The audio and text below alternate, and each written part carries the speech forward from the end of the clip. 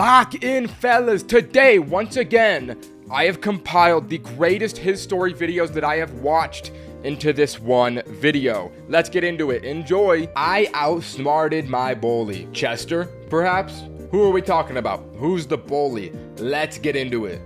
I've got lots of questions. If this is the return of Chester, I'm about to lose my mind. I hate that guy. All right, let's start. Griffin Cole shoved a freshman into a locker so hard the kid's binder exploded and papers scattered across the hallway. He laughed and kept walking. Two of his All right, I think we're setting up the three bullies, the main guy and his two henchmen right here.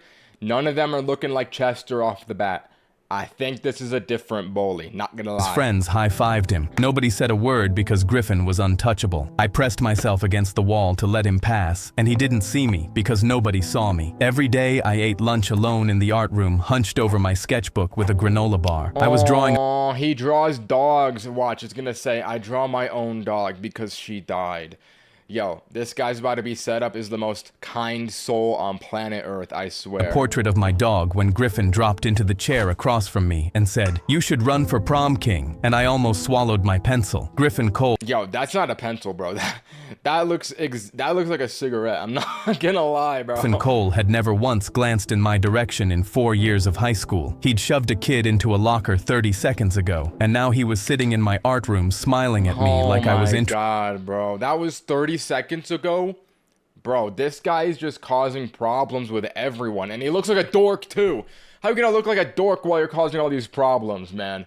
Yo, this guy's a villain, man. Interesting. I'm serious. He leaned back and put his feet on the table and grinned. Everyone loves an underdog. He pulled a stack of clothes from his backpack, jeans and a button down, and a jacket that still had the tag on it. Oh, he's trying to initiate the main character as one of his henchmen. This is an interesting plot twist. Wear these tomorrow. My hands tightened on the jacket. My art school application was due in 6 weeks. The portfolio section asked for evidence of community engagement. I had nothing to put in it. 4 years of drawing for nobody. The dread prickled up. Bro, that's so stupid. Why would they need engagement with like a community for an art thing? Like, bro, just let the art speak for itself. No. Schools are always trying to do these weird stipulations. Like, bro, that doesn't have to do with art at all. I'm not going to get on a side tangent complaining about school, though. Let's just continue the story. My arms, and I rubbed them because this felt wrong, but Griffin was smiling at me. The ache in my chest cracked open. I picked up the jacket and pressed the fabric against my face because Yo, why you sniffing it, bro? I wanted it to be real so badly my hands were shaking. Why me? Because you're different. People are tired of the same guys winning. He clapped me on the shoulder and your life is not a movie, bro. What are you talking about? Yeah, I don't even know what that sentence could possibly mean in the context of his life. Like, bro. walked out, and his cologne hung in the art room for 10 minutes. I pulled on the clothes the next. What do you mean about that? You have a crush on this guy, bro? Hey, yo. Do not fall in love with the evil man. He will ruin your life. Keep drawing dogs. Morning. Everything pulled and bunched in the wrong places. The jeans were too long. The jacket grabbed across my shoulders. When I checked the tag in the bathroom, the shirt was from a clearance rack. Wrong size entirely. Griffin hadn't even bothered to check. But when I shoved into first period, 3 people said hi to me who had never spoken to me before, and I flinched at every single one. Are these his goons?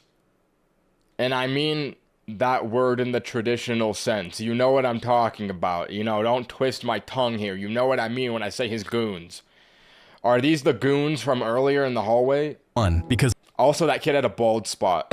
friendly voices aimed at me felt like a language I'd forgotten. A girl named Ren turned around in her seat. "You look nice." My voice cracked when I said thanks. She laughed, but it wasn't mean. Something cracked open in my chest that I'd been keeping He just puts on a jacket and everyone loves him? What's going on, bro? Is this a curse? sealed for 4 years. Griffin's crew yanked me into their lunch table. I squeezed in between 8 people. They talked about prom and the campaign. Not one person mentioned the art room. A kid named Dex nominated me for prom court during 6th period. No, this has got to be some expert level bullying right now. They gotta be planning some like atrocious bully right here.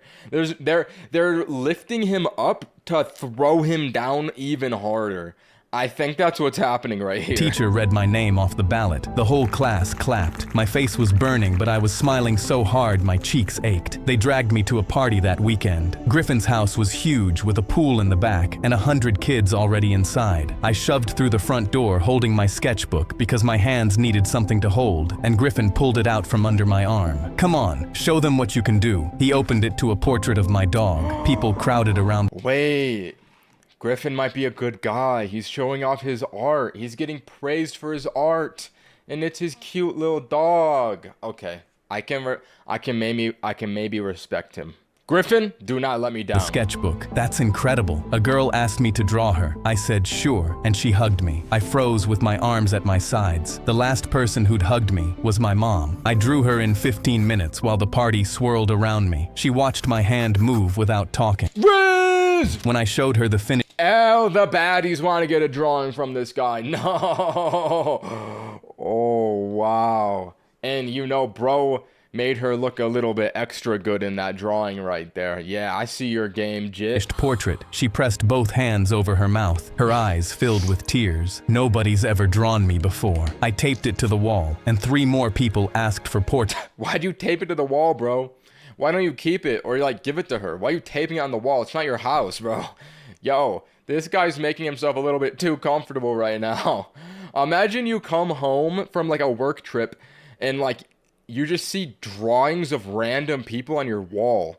Like, what do his parents think about this? And for one night, the sketchbook was the coolest thing in the room, instead of the thing I hid behind. Ren dropped onto the back porch next to me while I was drawing the pool. She hopped onto the railing and dangled her feet and watched me work for a full minute without talking. You're really good. Thanks. Like actually good. She pointed at the water in my sketch. The way you drew the reflection. I gripped my pencil tighter. I opened my mouth to say something, and Griffin appeared behind us. She notices even the most smallest of details.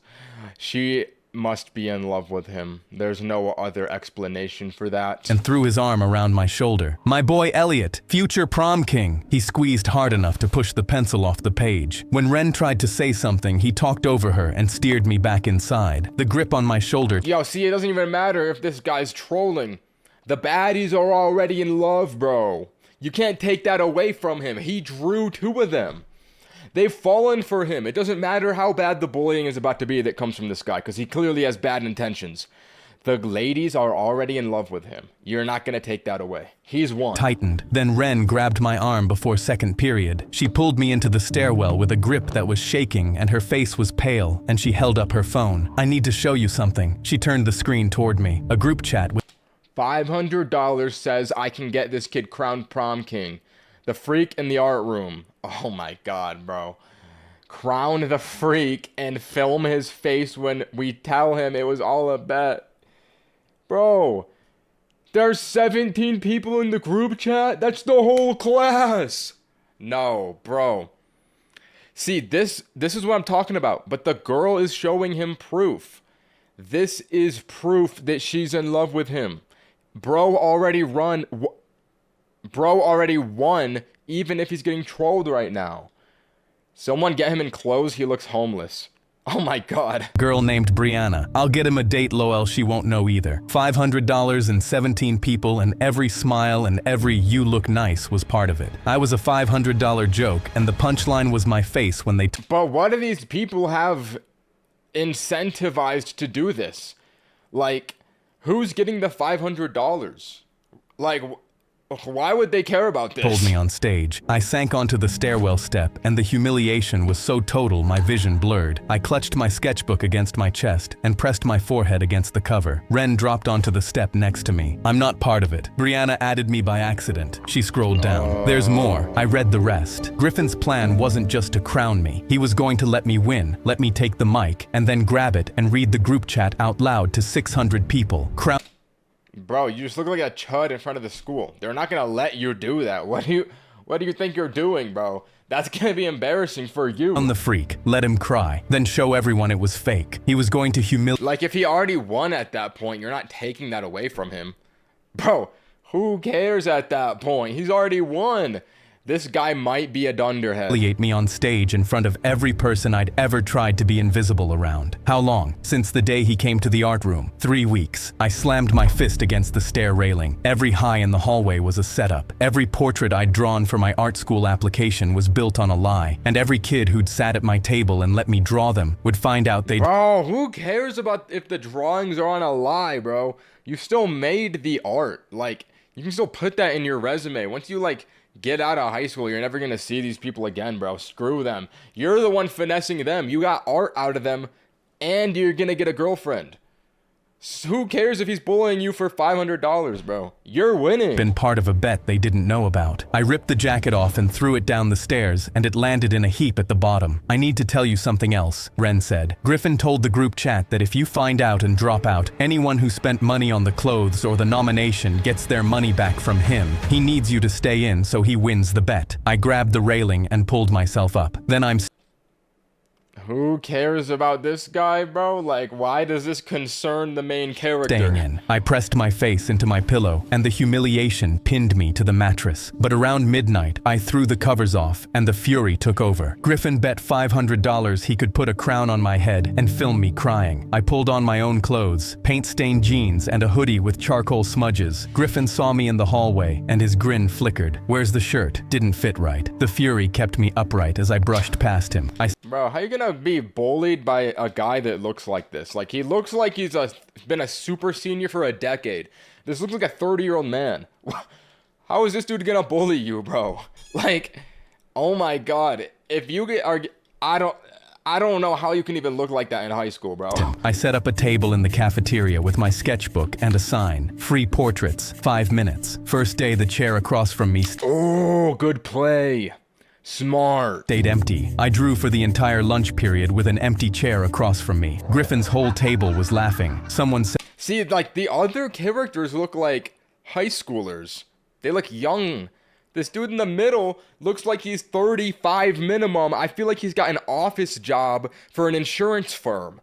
Like, bro, who invited him to the school? He's just sitting there, loud enough to carry. The desperation was choking me. I gripped my pencil so hard it snapped. I taped the broken halves together and kept drawing because quitting meant Griffin was right about me. Ren dropped into the chair at the end of the period. Draw me. She sat still. The Oh, you gotta marry her, bro. freckle under her left eye. The way her hair fell. When I showed her, she didn't gasp like I expected. She just stared at it. That's how you see me? That's how you look. She folded it carefully and put it in her jacket pocket and patted it twice. I'll be here tomorrow, and I'm bringing people with me. She did. 3 kids the next day, 9 the day after that, 20 portraits in 3 days, and my hand cramped by the end of each lunch period. Each one I signed and taped to the Bro, I forgot about that. I haven't used a pencil in so long. Like, when you would write with a pencil, your hand would cramp so much. Bro, I forgot about that. Yo, this is reminding me of how much of a bum I was when I was in school. Like, I would do the most random things because I did not want to do my work. And I had a method for the class because, like, I did not want to pay attention to the class. So I'd literally get a blank piece of paper and a pencil, and I would draw a tiny circle, the smallest one I could. And then I would just draw more circles around it. And I would do this for like an hour and a half until I have a full page of tiny circles covered. Like, what in the unemployment was I doing? At that point, just pay attention to the class. Like, I don't know. I filled so many papers like that. Is that like a sign of like neurodivergency? I don't know why I did that. wall outside the cafeteria, and people started stopping between classes to find their face. Ren printed flyers. Vote Elliot. He actually sees you. She plastered them on every wall. Griffin noticed fast and fought back harder. Yo, this kid looks like he is like his head doesn't fit his body. Ripped a button off a freshman's shirt and He's flicked so it down the little. hall. You're voting for the art room, freak? He spray-painted joke across my campaign. Oh, wait, he's trying to win on his own terms and not on Elliot's terms. Oh. Did not put that together at the beginning.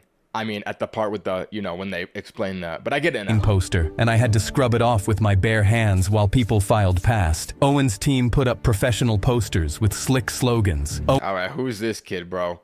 We're introducing Owen 7 minutes in. Like, Bro, who is Owen's this? campaign had money, clout, and a lacrosse team behind it. The hallway poll showed Owen ahead by 30 points. Wow, a lacrosse team, bro. You got some real firepower, Owen. Holy. The whiteboard showed the gap was so wide it felt like a canyon. Dex shoved me against the lockers. You know this is a joke, right? Watch me. Griffin's gonna be pissed. Good. Dex lowered his voice. You don't know what he's like when he loses. His dad pulled him out of a basketball game in 8th grade for missing a free throw, dragged him out by the arm in front of the whole gym. I closed my sketchbook. He slipped a stolen... What is that supposed to prove? Just how mean his dad is? Like, bro, it's not his dad. Who cares? An answer key into my locker and reported me for academic dishonesty. I got hauled into the principal's office. For 2 hours, I thought my campaign was over. They checked the hallway cameras. The footage showed Griffin opening my locker. The principal called him in. Griffin went red in the... This stupid red chud. Bro didn't know there was cameras in the school. Yo, were you born yesterday, bro? face. The principal said, I This think we're guy's done here. actually Griffin dumb. stormed out and kicked a trash can so hard it dented the wall. The humiliation hit like a truck. The cheating accusation spread faster than the retraction. Kids who'd been wearing my buttons stopped making eye contact in the hallway. I heard he cheats. I heard he got expelled from his last school. The portrait wall was thinning. Griffin's crew walked the halls telling people the portraits were embarrassing. And one by one, the faces came down. 20 portraits became 14, became 9. Each Bro, empty how are they gonna get the ones on the top? They're not tall enough. I think we're good. spot on the wall was a person who'd been scared into pretending they'd never sat at my table. Ren found me staring at the empty spots on the wall. They're scared of him, I know. Are you? My hand grabbed a fresh portrait and taped it over an empty spot. Yes. She squeezed my arm. Good. Scared people fight harder than anyone. Griffin started making a list. Ooh, cold. Every kid who'd sat at my portrait table. Every kid wearing a button. He told his crew to remember the names because when this is over, He's making a hit list because of the freaking like student prom king vote.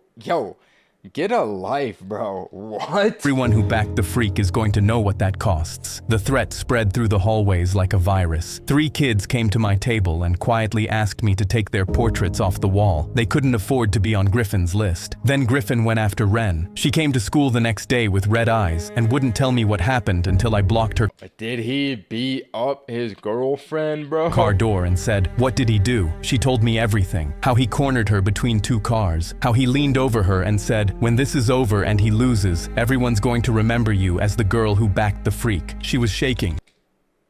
Bro, aren't they gonna be graduated? Isn't this their prom? Like, once you're out of high school, it doesn't matter what the people in the high school think. You're not gonna see them for the rest of your life, bro. Like, does he not realize this? And the fury hit me so hard, my vision tunneled, and my foot connected with her tire so hard, it throbbed. Maybe bro's planning to be a super senior. He's trying to go for new game plus 11. We know, because we know he's run a few super senior years through already, judging by the way he looks. Not gonna lie. He doesn't get to touch the people who helped me. She wiped her eyes. I'm not quitting. Neither am I. The night before the pep rally, I spread every remaining Okay, this looks like a demonic summoning circle, bro. What are you planning to do here? This looks unhealthy. portrait across my bedroom floor and looked at the faces and counted them. 23 people who'd risked Griffin's wrath to sit at my table. 23 people who looked me in the eye while I drew them. If I lost, every one of them would be a target. The pep rally was my last shot. Owen got a microphone and a podium and a highlight reel on the gym screens. The administration told me I could speak from the floor. No microphone and no screen. My feet planted on the gym floor in front of 600 kids. My name is Elliot. I eat lunch in the art room because nobody ever asked me to sit anywhere else. 3 weeks ago, someone did. Why are you just saying this right now, bro? Why don't you go to the podium, bro? What? It wasn't real, but the way I felt was, the gym went quiet. I'm not running because I think I deserve a crown. I'm running because every kid who eats alone deserves... All right, I'm literally, if we use keen eyes on this scene real quick, I think I'm seeing about 6 Elliots literally sitting in, or no, Owens. There's 6 Owens sitting in the crowd right now, bro. Are they duplicating, bro? What is happening? to know somebody sees them. The sketchbook went up above my head. I drew 42 of your faces. I saw you. No microphone. The gym was silent. For 3 horrible seconds, no... Yeah, bro, like, look at, okay, I know I'm, like, disregarding a heartfelt moment right here, but, like, I can't look past the fact that we got 1, 2, 3, 4, 5, 6, 7 and behind my face cam 8, 9, 10 of the same guy in this scene right here. They gotta get more character models. But he moved, and I thought I'd miscalculated everything. Then a girl in the back row stood up. Just one person. Then the kid next to her. Then a whole section. The clapping started slow and built. By the front row, it was a wall of sound. 600 kids on their 600 kids? I'm seeing about 3 different ones right here, bro. feet. Griffin was slumped in the third row with his face like stone. After the speech, the portrait wall filled back up overnight. Not just the originals. New people taping their own photos next to my drawings. The hallway poll flipped. Owen still led, but the gap had collapsed from 30 points to single digits. If I lost, Griffin would read the chat on stage anyway. Every kid who'd supported me would be named as someone who fell for it. And my art school portfolio would be 40 portraits built on a prank. Kids who'd pulled their portraits down came back and asked me to draw them again. I drew every single one. Wow, they really want to run it back? Yo, he's painting a mural on the school? This is kinda aura. Snuck into school the night before prom and painted a mural on the wall outside the cafeteria. 100 faces. The janitor who always said good morning next to the quiet girl from AP Bio next to Ren with the freckle under her left eye. Every face the same size. Nobody bigger than anyone else. I painted until 3 a.m. and it was the best thing I'd ever made. Griffin showed up before first period with a bucket Oh yeah, it's over, bro. of white paint. 30 kids were already taking photos. I mean, just be lucky he's not like throwing you in a locker and stabbing you. Like, this is better than him assaulting you physically, which he'll probably do otherwise. And Snapchatting it with my name tagged. He put the bucket down. His hands were shaking. He stormed down the hallway and kicked a locker. The bang echoed through the whole wing. Ren sent me the final poll numbers that afternoon. Owen 52, Elliot 48. You gotta rig it, bro. Rig the vote, bro. 4 points behind with 12 hours to go. I dropped onto my bed and stared at the suit hanging on my door. The gap felt wider than 4 points. Every single undecided kid had to break my way. That was a bet I wasn't sure I could win. My phone buzzed. Ren, you're close. Closer than anyone thought possible. My thumbs typed, close isn't enough, and I deleted it and typed, see you tomorrow instead. She called me. Bro, why didn't you type the first one? Have a little bit of, what's the word called? What's the word? Conviction. Have a little bit of conviction, bro. You're gonna win this. That night. You don't have to go tomorrow. You already proved the point. If I don't go, he wins. If you go and it hurts you, he also wins. Then I'll make sure it doesn't hurt. Then I'm gonna hurt him. You gotta stab him with your pencil. Paint tie, obviously. I bought a black suit with portrait money, 40 portraits at $10 each. The tie had paint splatters that Ren found at a thrift store. All right, that's a little cheesy, I'm not gonna lie, bro. You're kind of giving off the, like, space cat leggings right now. If you know what I mean. That's kind of ball knowledge at this point, but it's a little bit corny, bro. It's kind of giving off anime graphic tee. I drew a crown on the inside cover of my sketchbook. Simple, crooked, mine. Griffin was in the parking lot when I pulled up. He stepped in front of my car door. You don't have to do this. Do what? Go to prom. You could drop out. I'll give you the 500 right now. He held up a wad of cash. I shoved the door open and he stepped back. Keep your money. You're going to embarrass yourself. I straightened my paint splatter tie. I've been embarrassing I straightened my paint splatter tie, bruh. I'm sticking with what I said. I think that's corny. Myself in front of people my whole life. At least tonight I get a crown for it. I strode past him. He grabbed my arm. I spun and pulled free, fury still pounding through me. Don't touch me. He let go. I straightened my tie and pushed through the doors. The gym was transformed. Streamers, lights, a DJ, 600 kids. The energy was so loud I could crazy. They even duplicated Blue Shirt with the same exact dance twice, in sync with himself. Feel it in my ribs. This Ren is a met ball. me at the door in a green dress with one of my portraits pinned to her corsage. Ready? No. Good. Let's go. They announced the court. 5 names. I was one.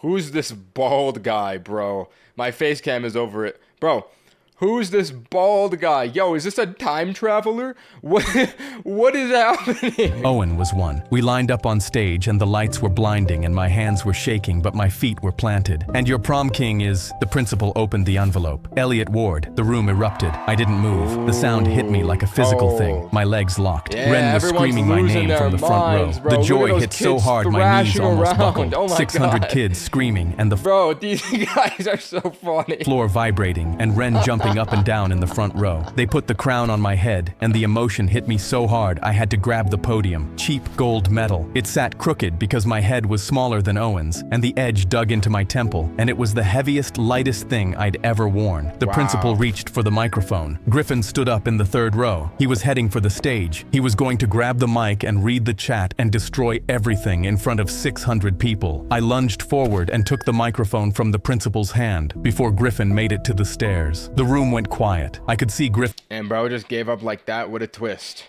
Wait, there's still 4 minutes.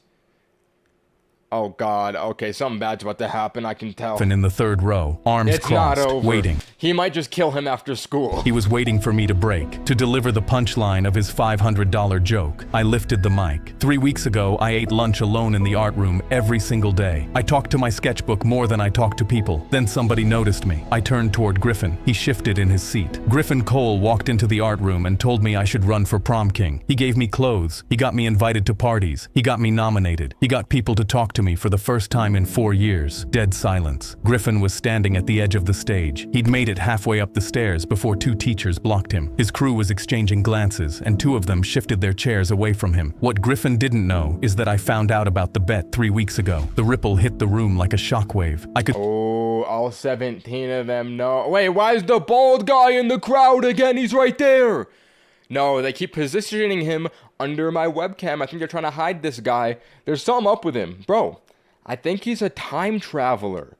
I think he's about to do something. See it travel row by row, heads turning, mouths opening. Griffin's face went white and his hands dropped from the armrests to his knees. $500, 17 people, crown the freak. Film his face. 600 heads turned toward Griffin. His arms uncrossed, his hands gripped the armrests. Are they gonna I could eat have him quit. alive? I almost did. I crouched on a stairwell and ripped the jacket off and threw it down the stairs. I almost never came back. My voice cracked and tears blurred my vision, and I let both happen because hiding was the old version of me. But here's what nobody planned on. When you treat someone like they matter, even as a joke, they start to believe it. Not because of you, because of what it wakes up in them. I gripped the podium. I started drawing portraits because Griffin's crew made me believe someone might actually want one. 42 people sat at my table. 42 people looked me in the eye. That was real. They were real, even if the reason I got there wasn't. I turned back to Griffin. His face was gray, and his hands were gripping his knees, and he wasn't moving. You bet $500 you could make me prom king. You won. I'm standing here with the crown. I tapped the cheap gold medal on my head. But I'm keeping it, because I earned it. Not because of your bet. Because of 42 portraits. A girl who believed in me. Every kid in this school who voted for someone they'd never noticed before, and decided he was worth noticing. I set the mic down on the podium, and the silence stretched for 3. Wow, what a heartwarming speech. But the 2 minutes left in this video are very inconspicuous to me. It makes me think it's not gonna be so simple of an ending. Full seconds, and I could hear my own heartbeat. Then the roar started. 600 kids on their feet. Ren grabbed me when I came off the stage. She hugged me so hard she lifted me off the ground. She was crying and laughing. My crown fell off. She caught it one-handed and put it back on my head and tilted it until it sat right. She pressed her forehead against mine. I could feel her tears on my face. You earned that. We earned that. None of this would have existed without the girl who sat at an empty table on day 1. The crowd was still on their feet. Someone started chanting, "Elliot." It spread through the gym until the streamers vibrated. Griffin stood up. The chanting died. The whole room was looking at him. He reached into his jacket with a shaking hand and pulled out $500 in cash. I thought he was gonna pull out a gun. Oh my God. He held it up so the whole room could see. He won fair. His voice was quiet. His jaw was tight. He set the money on the edge of the stage and walked back to his seat and put his head in his hands. The relief and pride were so tangled together I couldn't separate them. I picked up the cash and handed it to the DJ. Play something good. The kids on Griffin's list were safe. Ooh, gotta put on Gangnam Style, bro.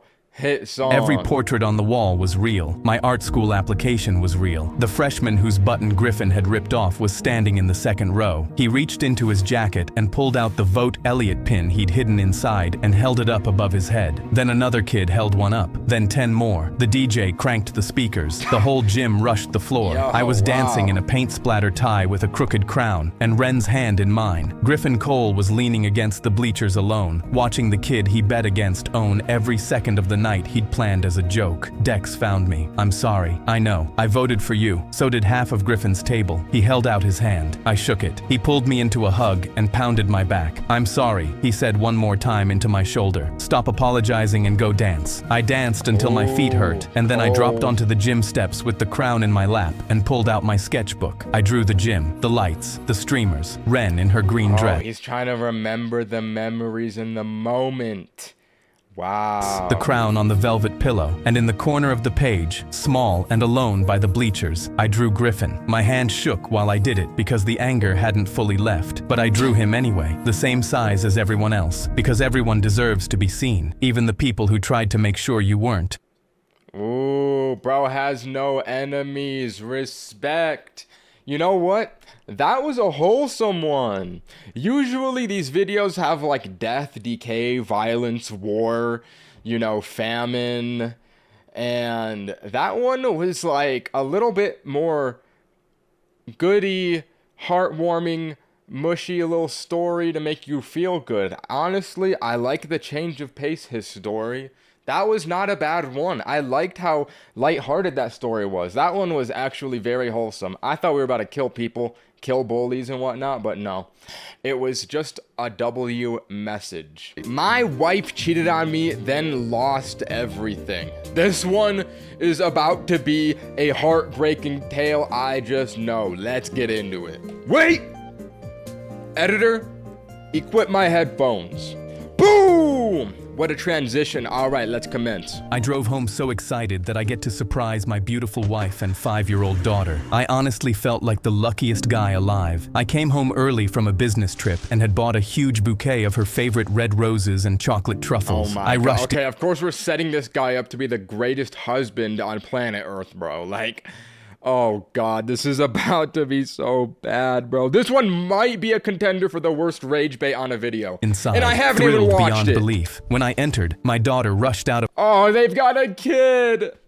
Yo, it's over, bro. Oh my God. her bedroom and hugged me in tears. I'm so happy you're back, Daddy. Hey, darling, what happened? Why are you crying? She just shook her head, not wanting to say. Well, look at what I got you. I pulled a brand new teddy bear out of my bag, and she hugged it tightly. Where's your mommy? Her eyes bulged in fear. She's in her room with her friend. I thought, That's so messed up to do. Wow, the daughter's home, bro. What are you doing? that's weird. I held her huge bouquet in my hands, entered the hallway, and approached the closed bedroom door and opened it. Surprise! I had to adjust my eyes when I saw Really? Bro's barefooted with jeans and a belt in the bed, bro. What are we doing? Yo, they got Chud.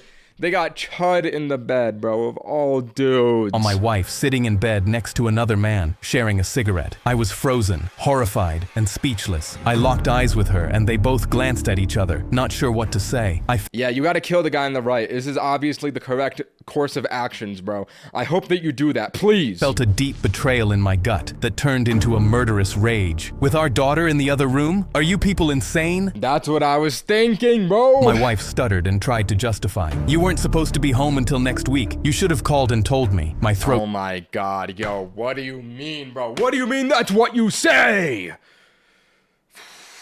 No. This is about to be the worst one I've ever seen. I already know this is about to be the worst one I've ever seen, bro. Oh my God. tightened in pain. As if this is somehow my fault? How could you do this? I thought you were happy. She stared at me as if I was a ghost. I glared at the man she was with and felt a murderous rage boiling inside me. Valid, bro. I think you gotta act on those instincts. Unfortunately, I knew this dick. Whitman, you piece of crap. Get the hell out of my house. I walked out, went into my daughter's room, and sat next to her. She looked up at me with her big, sad brown eyes. What were they doing in there, Daddy? Her big, sad brown eyes. Oh my God. What adjectives to use? Wow. I felt a sting in my heart and tried not to show her that I was in pain. But she What could do you even say to your daughter in a situation like this, bro? This is such a tough situation. tell. It doesn't matter, baby. All I can tell you is that no matter what happens, I will always be there for you. And I love you more than you can imagine. I love you too. I hugged her tightly. Pack up a few of your clothes, okay? We're gonna go to a hotel. I walked towards the front door with her, and my wife yelled, "Where the hell do you think you're going with my daughter? To a safe place where she isn't exposed to your madness." Whitman came out behind her. "You're a small, pathetic, weak..." Why did bro take off his shirt? Yo, are we so for real? He had a tank top on before. He took it off to put the button up on, and he didn't button it up. Maybe this is not the correct. Maybe this is a crazy thing to criticize over everything that's happening right now. But like, still, bro, what are you doing with your belly button out? "You're a small, pathetic, weak little man. I'm shocked that you're surprised to see your Oh no, you gotta kill him. You gotta kill him. You have to kill that man. wife with me. Clearly, I'm more of a man than you'll ever be. That's why she chose me, you little weasel." My fists clenched and I felt the veins popping out of my forehead. I wanted to kill him so badly. Then I noticed my daughter watching me with fear in her eyes. I couldn't do it in front of her. She had been through enough. "You're lucky my daughter's here, or I'd end you." We went to a hotel, and 2 days later, I was awoken to a loud knock at my door. I opened it and saw a dainty little man. "You've been served." I read the summons. "A custody No, hearing." okay, this is just collateral damage. Why did you call him a dainty little man? Like, this is... He doesn't have anything to do with your situation, bro. Holy collateral. What? I sat in court and watched Whitman's lawyer prance around and lie his face off. "Your Honor, this man is an unhinged drunk and a serious danger to the well-being of his daughter." I was horrified. I screamed out to the jury, "Everything he just said is a complete lie. Just ask my daughter." "We object, Your Honor." Sustained. I covered my face with my hands in horror. A week later, the judge spoke. "Will the defendant please rise? After hearing both sides clearly, I am giving full custody of your daughter to your wife." Yo, how, bro? How? They've said clear lies on his name. My man. Just let the daughter speak. Like, if the daughter had the choice, she would choose the man every time. Obviously, she likes him more. Why would they not, like, listen to her in this situation? This seems messed up. Heart sank. Bruh. Then I saw my poor, sweet little angel fall to her knees and weep. "Please, let me be with my daddy. Please, I want my daddy." Her weeping tore my heart in half. I tried to comfort her. "Stay strong, darling. Daddy will always be here for you. It'll be okay." A month after the trial, they moved into Whitman's big mansion on his private island, and I was left with nothing. But I was not about to go down easily Oh my, and lay yo, bro's got the board of revenge. Yo, he is planning to ruin his wife's life. Oh my god, yo, what are you planning, bro? You look psychotic like this. down and die for these jerks. I had to make a plan, so I sat across from my FBI agent friend, Argento. "Whitman's having a dinner party on his island tomorrow night. I'm going undercover so I can sneak on, kidnap my daughter back and take her to live in Italy." He looked What a plan. Honestly, I respect it. That's not a bad play, bro. Just go to Italy and take your daughter with you. I've heard about people doing that IRL. I think that's a real strat. Not people I know personally, but just like on the news, you know? I don't know people who have gone through a situation like this. at me like I was completely insane, which I was. "I'm only telling you because I know you hate Whitman as well." He nodded. "Yeah, I do believe he's an excessively corrupt individual. That's why I'm gonna do you a huge favor. I'm gonna break into his safe and take pictures of all of his transactions. You'll have everything you need to bring him down." He grinned, excited at the possibility. "What do you need from me?" "A speedboat." The next day, I Yo, okay, that's a big ask. Oh, and he just got it like that. All right, I guess bro's got connections. We're going on an undercover mission onto a rich dude's yacht to steal his daughter to escape to Italy.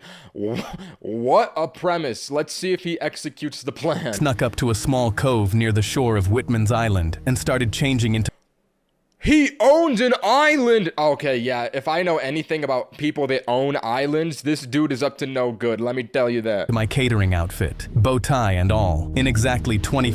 And he made his hair blonde. Genius. The eyes are kind of still a dead giveaway, not gonna lie. I don't know how many people have eyes that look like that, but you know what? I respect the disguise. 4 hours. Argento has arranged for a speedboat to pick me up at the shore. In my backpack, I had a marine GPS, a handheld radio, a flare gun, a prepaid cell phone, a small dive flashlight, a safe cracking mechanism, and a knife, just in case. I had also dyed my hair blonde and grew a goatee, just in case I served my ex-wife. Plus, I paid $600 for 2 Italian passports and 2 one-way tickets to Italy. I made sure everything was in my— How did he get that for only $600? That seems cheap. Yo, this character in this episode is well connected for some reason. Like, what does bro do? my bag, went to leave the cove, then saw a Latin man glaring at me. "What are you doing back here?" "Oh, sorry. I just wanted to change in privacy. I'm way early for the catering gig." He squinted his eyes and stared directly at me. "I don't remember seeing your picture Pull out the huntsman knife, bro. Take this guy out. on the catering You're on a remote island. You can get away with it right here. Just lock in, bro. You're going to Italy anyways. Remove this man. list. I was a last-minute addition. I replaced someone. Your boss didn't inform me of that. Sorry." He gets distracted. "You mean she?" My heart dropped. Terror creeped up in me. Was I seriously about to be busted this early? She, right. I've done so many of these gigs. I forget who I work for sometimes. Look, this is not the gig to be messing around. Whitman's security team are all trained killers, and I don't mean that as a metaphor. If they catch any of my staff out of line, it falls back on me, and they will bring down the harshest punishments. My gut. Yo, is this like the mafia they're working for? What do you mean his security are killers, bro? Nah, we might be getting in way over our heads here. I don't know about this. Churned. "I understand, sir. I'll be on my best behavior." "You better be. I'll see you over at the catering tent in 20 minutes. He walked away, and I could breathe again. I headed towards the mansion. I studied the premises and clocked how many exits there were and where each one led out to. I memorized how many security guards were standing at each exit and where they weren't. I'm no soldier. I'm just a desperate data analyst with a belly full of rage and a justified goal to save my daughter. There was a marble dock, a gravel road, and the main house was the size of a small hotel. There was a guest compound, a helicopter pad, and a service area where the— Oh no, he's getting away on the helicopter.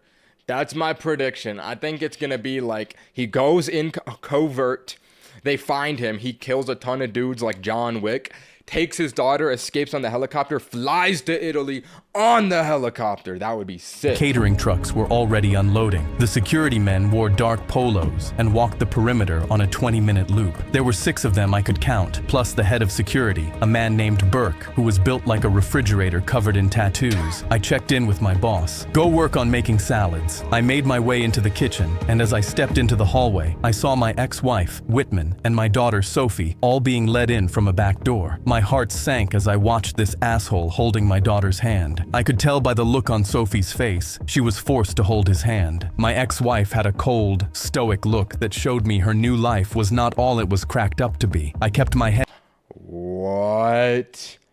The wife doesn't like it either? Okay, that complicates things. Is she just with him for the money then? Was she bribed? Is she forced to do this for some reason? Like, no, this is adding layers to the plot. down as I passed them, and they didn't even acknowledge I existed. I was the help, and Whitman acted like the powerful elitist. These types pretend the help doesn't exist. My anger grew after seeing this loser prancing around my daughter as if she owed him something. I felt the sadness coming from Sophie and wanted to just grab her in my arms and run away, but You gotta poison the salad, bro. I knew I had to be smart. I whispered to myself, "I'll get you out of here soon enough, darling." There were about 50 guests here for dinner, and I was assigned a table far away from where my daughter was at the main table. I waited for dessert, then slipped out of the kitchen with a tray of glassware, walked the long way around the back of the house, set the tray down behind a hedge, and went up the service stairs into the back of the West Wing. I snuck into Whitman's office, checked for any surveillance cameras, made sure the coast was clear, and went over to his safe. Yo, that's risky, because like you entered the room to check for cameras. If there is a camera, it's seeing you, bro. Break into this safe, lock in. Plugged in my safe cracking device and saw the numbers start turning, trying to locate the secret code. Each minute that went by— Bro, you're not guessing it, bro. You need to just break it open. Like, You ain't guessing that, bro. I felt like an eternity. The safecracker read 70% solved, then 80% solved, then 90% solved. The door handle to the office opened up and I ducked down behind Whitman's desk. I managed to hide the safe cracking device with a folded napkin, so whoever was inside wouldn't be able to see it. I peeked around the edge of the desk and my guts went into knots when I saw Whitman enter and approach his desk. I curled up, closed my eyes, and hid below his desk in a panic. I held my breath, terrified. I could do serious prison time if I got caught right now. From my POV, I could see his feet on the other side of the desk. He went to search for something, didn't find it, then made his way around to the front of his desk, a lot closer to where I was hiding. I curled up into the tiniest ball I could and stayed as still as possible. He was The paper towel is not covert, bro. What a throw. You could have just put it in your pocket or something. Like, why the paper towel? No, that's probably going to give him away. I'm not going to lie. 2 feet away from me, and if he actually sat down at his desk, he would see me for sure. He opened up a drawer, took something out, and then my heart pounded when the beeping sound of my safe cracking device went off. It had opened up the safe successfully. Whitman stiffened. He turned to try and see where the sound came from. Stab him. There's no security cameras in here, bro. Just stab him. And I shook my head in rage because there was no way he wouldn't catch me now, especially if he sees his safe has been opened. He was about to walk over to check on his safe when his head of security walked in. Sir, your wife wanted me to tell you that she needs you to make a Wife? Either that's someone else or he already married her, which is insane. What do you mean, wife? Toast. Ah, right. Okay. I got lucky as hell because he walked out. I waited a few seconds, then rushed over to his safe, opened it up, and took out a case file labeled Transactions. I took pictures of every name, number, receipt, and amount of money through 10 pages. I went to text every picture to Argento, then realized I had no reception at all. Yo, how are you not gonna think about that before going on the island, bro? No reception, huh? There's gotta be Wi-Fi. There's gotta be Wi-Fi. This island was too remote, and Whitman didn't want anyone being able to contact anyone on the outside. I climbed out of the window, and then saw I was 1 floor above the ground. There were some bushes below, and I awkwardly climbed out of the window, dangled as low as I could so the fall wouldn't be as hard, then dropped. I landed hard on the grass and turned my ankle a bit. Ah, crap! It wasn't a bad sprain, but it hurt. I stood up, turned the corner of the house, and bumped right into Burke, the head of security. What the hell are you doing here? Hello, sir. Sorry, I was looking for the bathroom and got totally lost. He glared at me. As I grew terrified, he'd know I was lying. I looked down at the ground, and he got closer to me. I smell bullshit. Why are you all nervous? I've just heard that you guys are seriously badass dudes that are not to be messed with, and I guess it scares me. It did. His hard exterior broke into a smile, and he smacked me hard on my shoulder. That's right, don't you forget it. Play into Big Unc's ego. That's how you get on his good side. Make him feel tough. Good method. And the bathroom's that way, idiot. He walked away, and I let out a sigh of relief. I made it back to the catering truck and... Oh, he got lucky that the bathroom's outside. I thought that was such a throw. Like, why would you be looking for the bathroom outside, bro? But I guess he got lucky. They got porta potties. Okay. Saw my boss. Where the hell have you been? I just called security. I was searching for the bathroom, sir. Stop lying. Our portables are right there. He pointed to the portable bathrooms, and then I saw Burke and 2 security guys approaching us. Burke saw me. Yeah, I already saw that dope. He's fine. My boss had it out for me. No, he's doing something weird because he knew the bathrooms were right there. Burke tensed up. Oh my god, the boss. Bro, aren't you on his side? Why are you throwing him under the bus here? Wow. Glared at me. His security guards also stared daggers at me. I didn't know what else to do but run. I took off in the opposite direction and made my way towards the back of the house. Burke and his 2 security guards chased me, but I was a lot quicker. All that muscle definitely slowed them down. I made it to a side window and hid behind an air conditioning generator. The security guys passed by me, and as they did, I heard Burke speak into his walkie. We got a code 9. We got a code 9. Don't alert the guests just yet, but be on the lookout for one of the wait staff. I waited for them to pass, then quickly snuck into a back window. I just needed to get my daughter, convince her to come with me, and then make it to the speedboat across the island. I rushed into the hallway and started searching through each bedroom door. I needed to change clothes quickly since they would be looking for a waiter. I found the master bedroom and rushed in and closed the door behind me. I can't believe I was about to steal a suit from the asshole that stole my wife, but desperate times call for desperate measures. I went into his closet, found a slick black suit, and quickly quickly put it on. What is the plan? Oh my god, that's his ex-wife. Oh, what a pause. Bro, what is the plan here? You're gonna take a suit and make them think that you're a guest now? But like, they know what you look like, bro. I don't know, it might work, but it seems a little bit like fishy. Stepped out of the closet and saw my ex-wife staring at me in shock. She instantly recognized me and dropped her champagne glass. My disguise did nothing for me being this close to her. What in the hell do you think you're doing? Flashes of everything she'd done put me into a state of murderous rage. I should ask you that, you traitor. Her eyes bulged because she knew I was speaking the truth about her. There were a few things I really wanted to know. Did you plan destroying me together? Don't be ridiculous. You methodically, strategically lied about me at a live trial, by the way, and committed perjury. And you're calling me ridiculous? Why do you have on my husband's suit, weirdo? Are you really that sick? You're trying to be like him now? No, I don't give a shit about his suits. I came here to finish some business, and I need to blend in. Do you really think Sophie doesn't know the truth about you and your sicko new husband? Sophie knows exactly who you really are, because you've been lying to her, poisoning her with so much bullshit. And yeah, tell her, chew her out. She deserves to hear this. Yay. Let out every single thought you have in your mind, bro. This is your moment right now.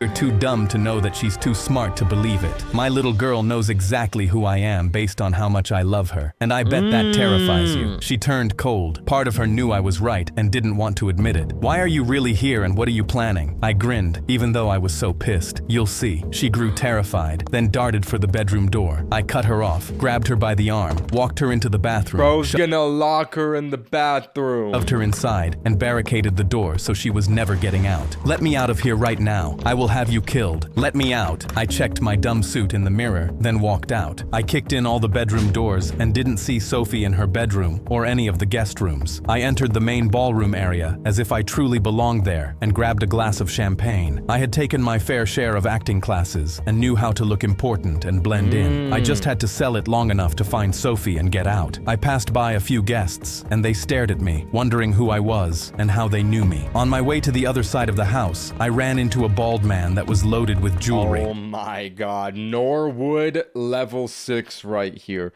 Look at that hairline. Oh my god. I tried to walk past him, but he gripped onto my arm. Where do I know you from? I put on a slight British accent. You don't. Whitman brought me here for reasons that I cannot explain. Excuse me. I walked away, leaving him dumbfounded. Then I saw Burke and both of his security. Oh yeah, it's over, bro. Burke is gonna recognize you. He's gonna see through that. There's no way that the suit gets through Burke. Guards. Burke saw Whitman and pulled him aside. He said something in Whitman's ear, and Whitman turned red with rage. He gestured and pointed at Burke to keep searching everywhere, and then Burke stood up on a podium and addressed his guest. What kind of podium is that, bro? Yo, what is that podium? That's tiny. Excuse me, everyone. Excuse me. I am so sorry to interrupt, but it has come to my attention that there's an intruder among us. There were gasps. Among us. All around. I even tapped the guy next to me as if he did something wrong. I'm only telling everyone because I hold all of you to be the most important people in my life, and you're only here because you were personally invited and loved by me and my wife. Where is my wife, by the way? He searched the crowd, and everyone looked everywhere. I pretended to look, then started to sneak away. If anyone here doesn't recognize someone, please bring it to my attention. The bald man immediately pointed. Oh no, this Norwood, bro. Oh, it's over. When he's got a hairline like that with chains, that's not a guy you want to mess with, bro. Directly at me and yelled, "Intruder, right there!" Two party guests grabbed both of my arms and snarled at me. I kicked one in the nuts, then headbutted the other across. All right, I guess we're not gonna be incognito anymore, bro. It's just gonna go on a rampage, killing everyone. Got it. The bridge of the nose and took off running across the living room. I slammed into a waiter that was carrying several champagne glasses, and his drinks crashed everywhere. Burke and his two security guys chased me. I shoved my way past a few more guests, sprinted across the entire house, and rushed into a play area where several children were playing. I spotted Sophie, rushed up to her, and she immediately recognized me. "Daddy!" She threw her little arms around my neck, and it took everything in me not to burst into tears right there. "Darling, I need you to listen to me, okay? She nodded with her sweet little angelic face. I'm here to take you away from these bad people so you can come live with me, but I need you to listen to everything I say, okay? Okay, Daddy. This is going to be a fun, exciting adventure. Great! I took her by the hand and rushed out. Really, it's gonna be fun and exciting. Bro, your life is at stake. Lock in, bro. What do you mean? Out of a side door. We ran as fast as her little legs would go. Like, I think you can be honest with your daughter about the situation, bro. And reached the shore to see the speedboat. For the first time all night, I thought that I actually had a chance at pulling this off. I smiled to myself. A tear spilled down my cheek as we approached the speedboat. Then my heart almost exploded out of my chest when I saw and heard the loudest explosion of my life. The speedboat burst into flames, and I had no idea how it happened. Sophie and I got What is this? How did they blow it up? sprung back off of our feet and landed in the sand. I was devastated. Wallahi, you gotta go to the helicopter, right? Like, that's the only way out at this point, right? I got so close. Sophie started crying out of sheer fright. I looked back behind me and saw Burke holding a remote-controlled Yo, what a troll, bro. He literally waited there for them. Yo, Burke. Burke is just trolling at this point. What are we doing, bro? Get a life, Burke. Detonator and grinning from ear to ear. He called out to me. I know it's a little early for fireworks, but I always loved a good show. Before they could reach us, I quickly whispered to Sophie, "Run and hide on the other side of the shore and wait. I swear to you, baby girl, I'll find you." She quickly took off running and was able to escape before Burke and his 2 security guards arrived. I quickly hid my burner phone that had all the photographic evidence underneath the sand and Why wouldn't you just keep it on you, bro? Why are you burying your phone? marked it off in my mind where it is, so I would be able to find it. It's about 3 feet away from a wooden post. Burke grabbed me, shoved my face into the sand, and zip-tied my hands behind my back. Got you, you little bitch. They dragged me behind the house and into a small shed that had So you're just gonna die right now, bro. Like, what is the plan? You got God. power tools all over the wall. They sat me down in a chair, and Burke didn't speak a word. I was trembling in horror, but did my best to cover it. He wrapped his hands in gauze and proceeded to start slamming punches across my face. Oh no, they're torture. Bro's gonna go through the Kaneki torture scene from freaking Tokyo Ghoul, bro. Like, this is about to be brutal. I've seen this before. And into my gut. All I could do was grit my teeth and hope my body held up long enough to survive this onslaught. Burke had a lot of fun beating on me. I thought I might as well try and get in his head. Maybe give myself a chance of escaping. I spit out some blood and smirked at him. I bet you think you're pretty tough beating up on a tied-up man, don't you? Tied up or not, I would own you. Start talking. Why are you here? I know why he's here. Whitman stepped out of the shadows. What I'd like to really know is that my suit? I laughed, flashing Oh, how do you not recognize this guy, bro? a set of bloodied teeth. It sure is, and I've been bleeding all over it. Whitman got right in my face. I know you were in my safe. It has fingerprint detection and tracked someone else. Why were you in there? Wasn't me. Whitman nodded at Burke. That prompted him to grab a drill and put a hole through my hand. Oh, Bro. you could at least take me out to dinner before tickling me like that. They both stared at me, shocked. I will give you one chance to speak before my man ends you and buries you next to where the others are. That terrified me beyond belief. They had done this many times before. If I was going to escape, I would have to find a way to do it while they were taking me to the graveyard. Where's his cell phone? Burke shook his head. He didn't have one on him. Whitman started sweating. He must have. Did you check everywhere? Yes. Fine. You actually made this more convenient for me. You'll happen to go missing, and no one will ever find you. Even if you did take pictures. Yo, back up, bro. I just know this guy has got the most musty breath ever. Like, this is grotesque.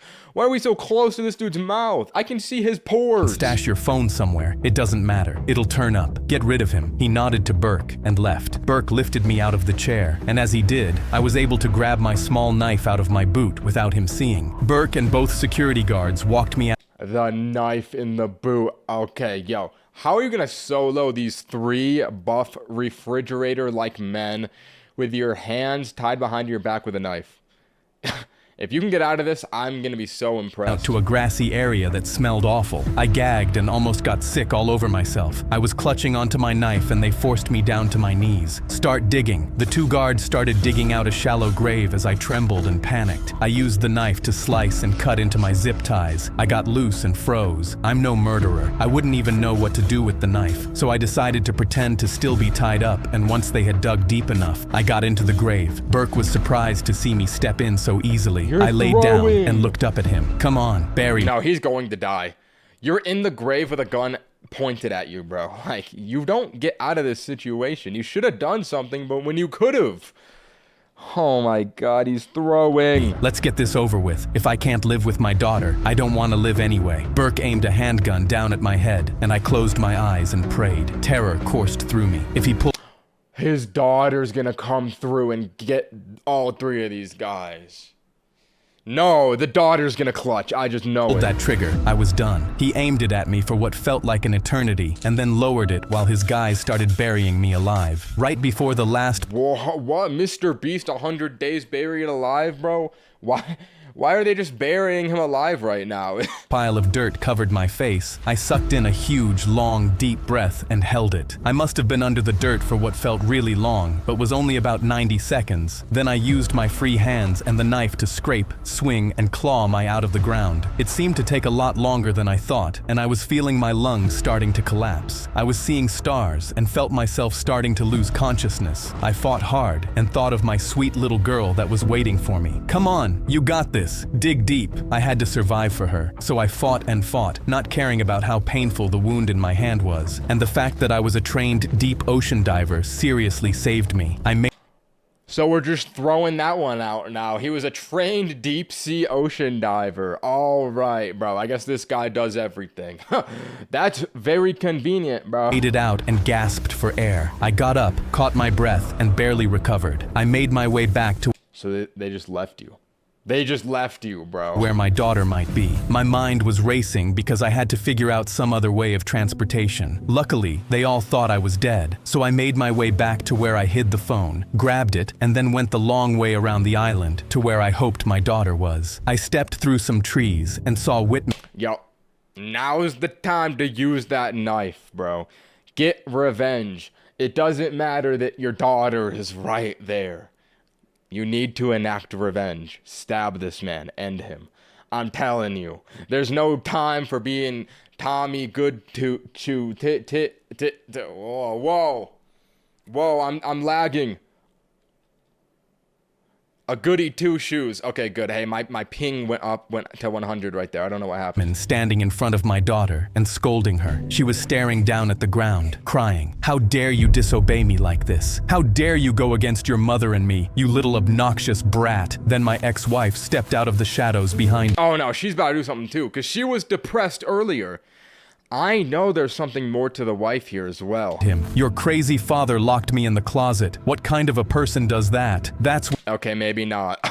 I don't know why she seemed depressed when they introduced her on the island. Where you belong, Mom. Hidden in a closet where you can't say any more lies that hurt Daddy. I smiled to myself after hearing that. I loved it. I want to be with Daddy. I want to go home. Instead of getting sad, she turned to Whitman, took a step towards him, and kicked him as hard as she could right in the nuts. Whitman keeled over to his knees in agony. Then my daughter tried to run, but he tripped her. He raised his hand like he was going to hit her, and I lost it. I saw red, clutched onto the knife and charged at him. Bro. Yo, mother effer. He was shocked and horrified when he saw me. So was my dumb wife. I held my knife high, gritted my teeth, and right in the heart. Brought it down upon him. No one lays a hand on my daughter, God. you piece of shit. I plunged it into his chest, and he dropped. I stared down at him. My hands were shaking. I turned to my daughter and pulled her in close. My ex-wife gasped and covered her mouth in shock. My daughter ran to me and tightly hugged me around my waist. It's okay, darling. We're leaving here. My ex-wife looked at our daughter, then at me. She had a betrayed look in her eyes. Don't even act like you're the victim here, you stupid. You might as well go for two, bro. She's right there. Stupid bitch. You did this to yourself. You ruined our family, but I won't let you ruin our daughter. She kneeled down to Whitman. I looked at both of them and realized how pathetic and small they both seemed. He was bleeding and crying like a baby. Who's the weasel now, you dumb prick? I took my daughter's hand, walked with her to the other side of the island, and then shot my flare gun up into the air. Within a few minutes, I saw a speedboat approaching the shore. The flare gun, I forgot.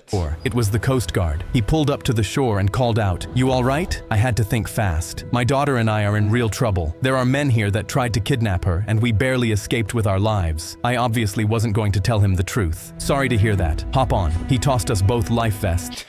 Imagine someone tells you that and you just go, sorry to hear that. Hop on. Like, What a response. Are you not like, oh my god, we need to get out of here immediately? And we swam out and climbed up onto his boat. He wrapped my daughter in a towel and gave her some hot chocolate. He drove us back to the mainland. We docked and he approached us. Just wait here. I'll notify the police. He went inside his cabin, which gave me the chance to take Sophie's hand, jump off the boat, and take off running. An hour later, we were on the first plane to Italy. About 3 weeks later, I heard that Whitman survived, but after I sent all the photo evidence to Argento, he had every single person on that list arrested by the FBI. Whitman got life in prison, and it turns out that he was into way worse criminal activities than anyone ever imagined. My ex-wife became the laughing stock of her hometown because the word got out about what she did to me. She can't even go to the grocery store without someone pointing and laughing at her. The whole town knew that she and Whitman had made up all the lies. I stood in court in front of the same judge that gave my ex-wife custody. I am so sorry, sir. Words cannot describe the guilt I feel for not believing you. I'll regret it for the rest of my life. I nodded, vindicated. I was cleared by the Revenge well served. Holy redemption.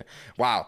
This is a heartwarming FBI, tale. but chose to raise Sophie in Italy anyway. We like to sit out on our front porch, sip on lemonade, and watch the sunset together. She still holds the teddy bear I got her and sleeps with it every night. Wow. That one was cinema, bro. Holy, that's definitely top 2. What is this video in my recommended? Oh my god, this is like demonic. Bro, that story was definitely top 2, if not the best one. That was insane. Oh my god, this one should have more views than it has. That was a crazy story. Wow. No, the scale of that one, like the job getting to the island, eliminating the enemy.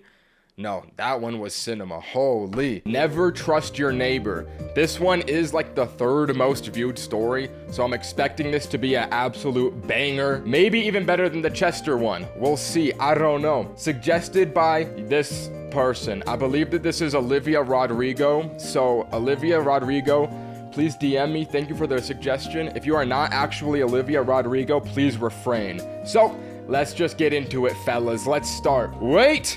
Editor, equip my headphones. Bang! All right, let's start. I shot out of bed when I heard my mute daughter Ren screaming her lungs out like someone was killing her. Bro, what? All right. That was fast. Ran out of my room and saw my oldest daughter Callie running down the hallway looking just as terrified as me. When I opened Ren's room, she was sitting up in bed, pale-faced with tears streaming down her cheeks and her whole body trembling. We rushed to her, and I pulled her into my chest while Callie rubbed her back. So, if your daughter is mute, how does she know how to scream? Like, doesn't mute mean you can't hear? So how do you know what a scream sounds like? I don't think that the daughter's actually mute. Hear me out. It's an inside job from the daughter. She's in, wait, I thought I was gonna say the mafia. That is not the enemy combatant in this video. Whatever the conflict is, she's behind it. What happened? Ren's hands were shaking so badly she could barely sign, but I understood it. I don't trust this 5-year-old girl. She saw a man standing in her doorway. I got goosebumps all over my body, and I asked, wait, if she's mute, how did she see it? This is suspicious. Her, Ren, is he still in the house? She nodded fast, and Callie let out a small cry. I stood up. Callie, stay with your sister. I'm going to check the house. Lock the door. Callie nodded fast and stood up to lock the door behind me. Be careful, Dad. I ran to the hallway. Wait, if she's mute, how did she even say that in the first place? Bro, I have so many questions about this daughter. I'm sussing out the daughter right now, bro. I don't know about her. Closet and grabbed the baseball bat from the top shelf. Tung? Sorry, my mind went somewhere it shouldn't have. My fault. And gripped it tightly, prepared to kill the man in my house. I checked Callie's room, then the bathroom, the closet, the basement, and the garage, but found no one.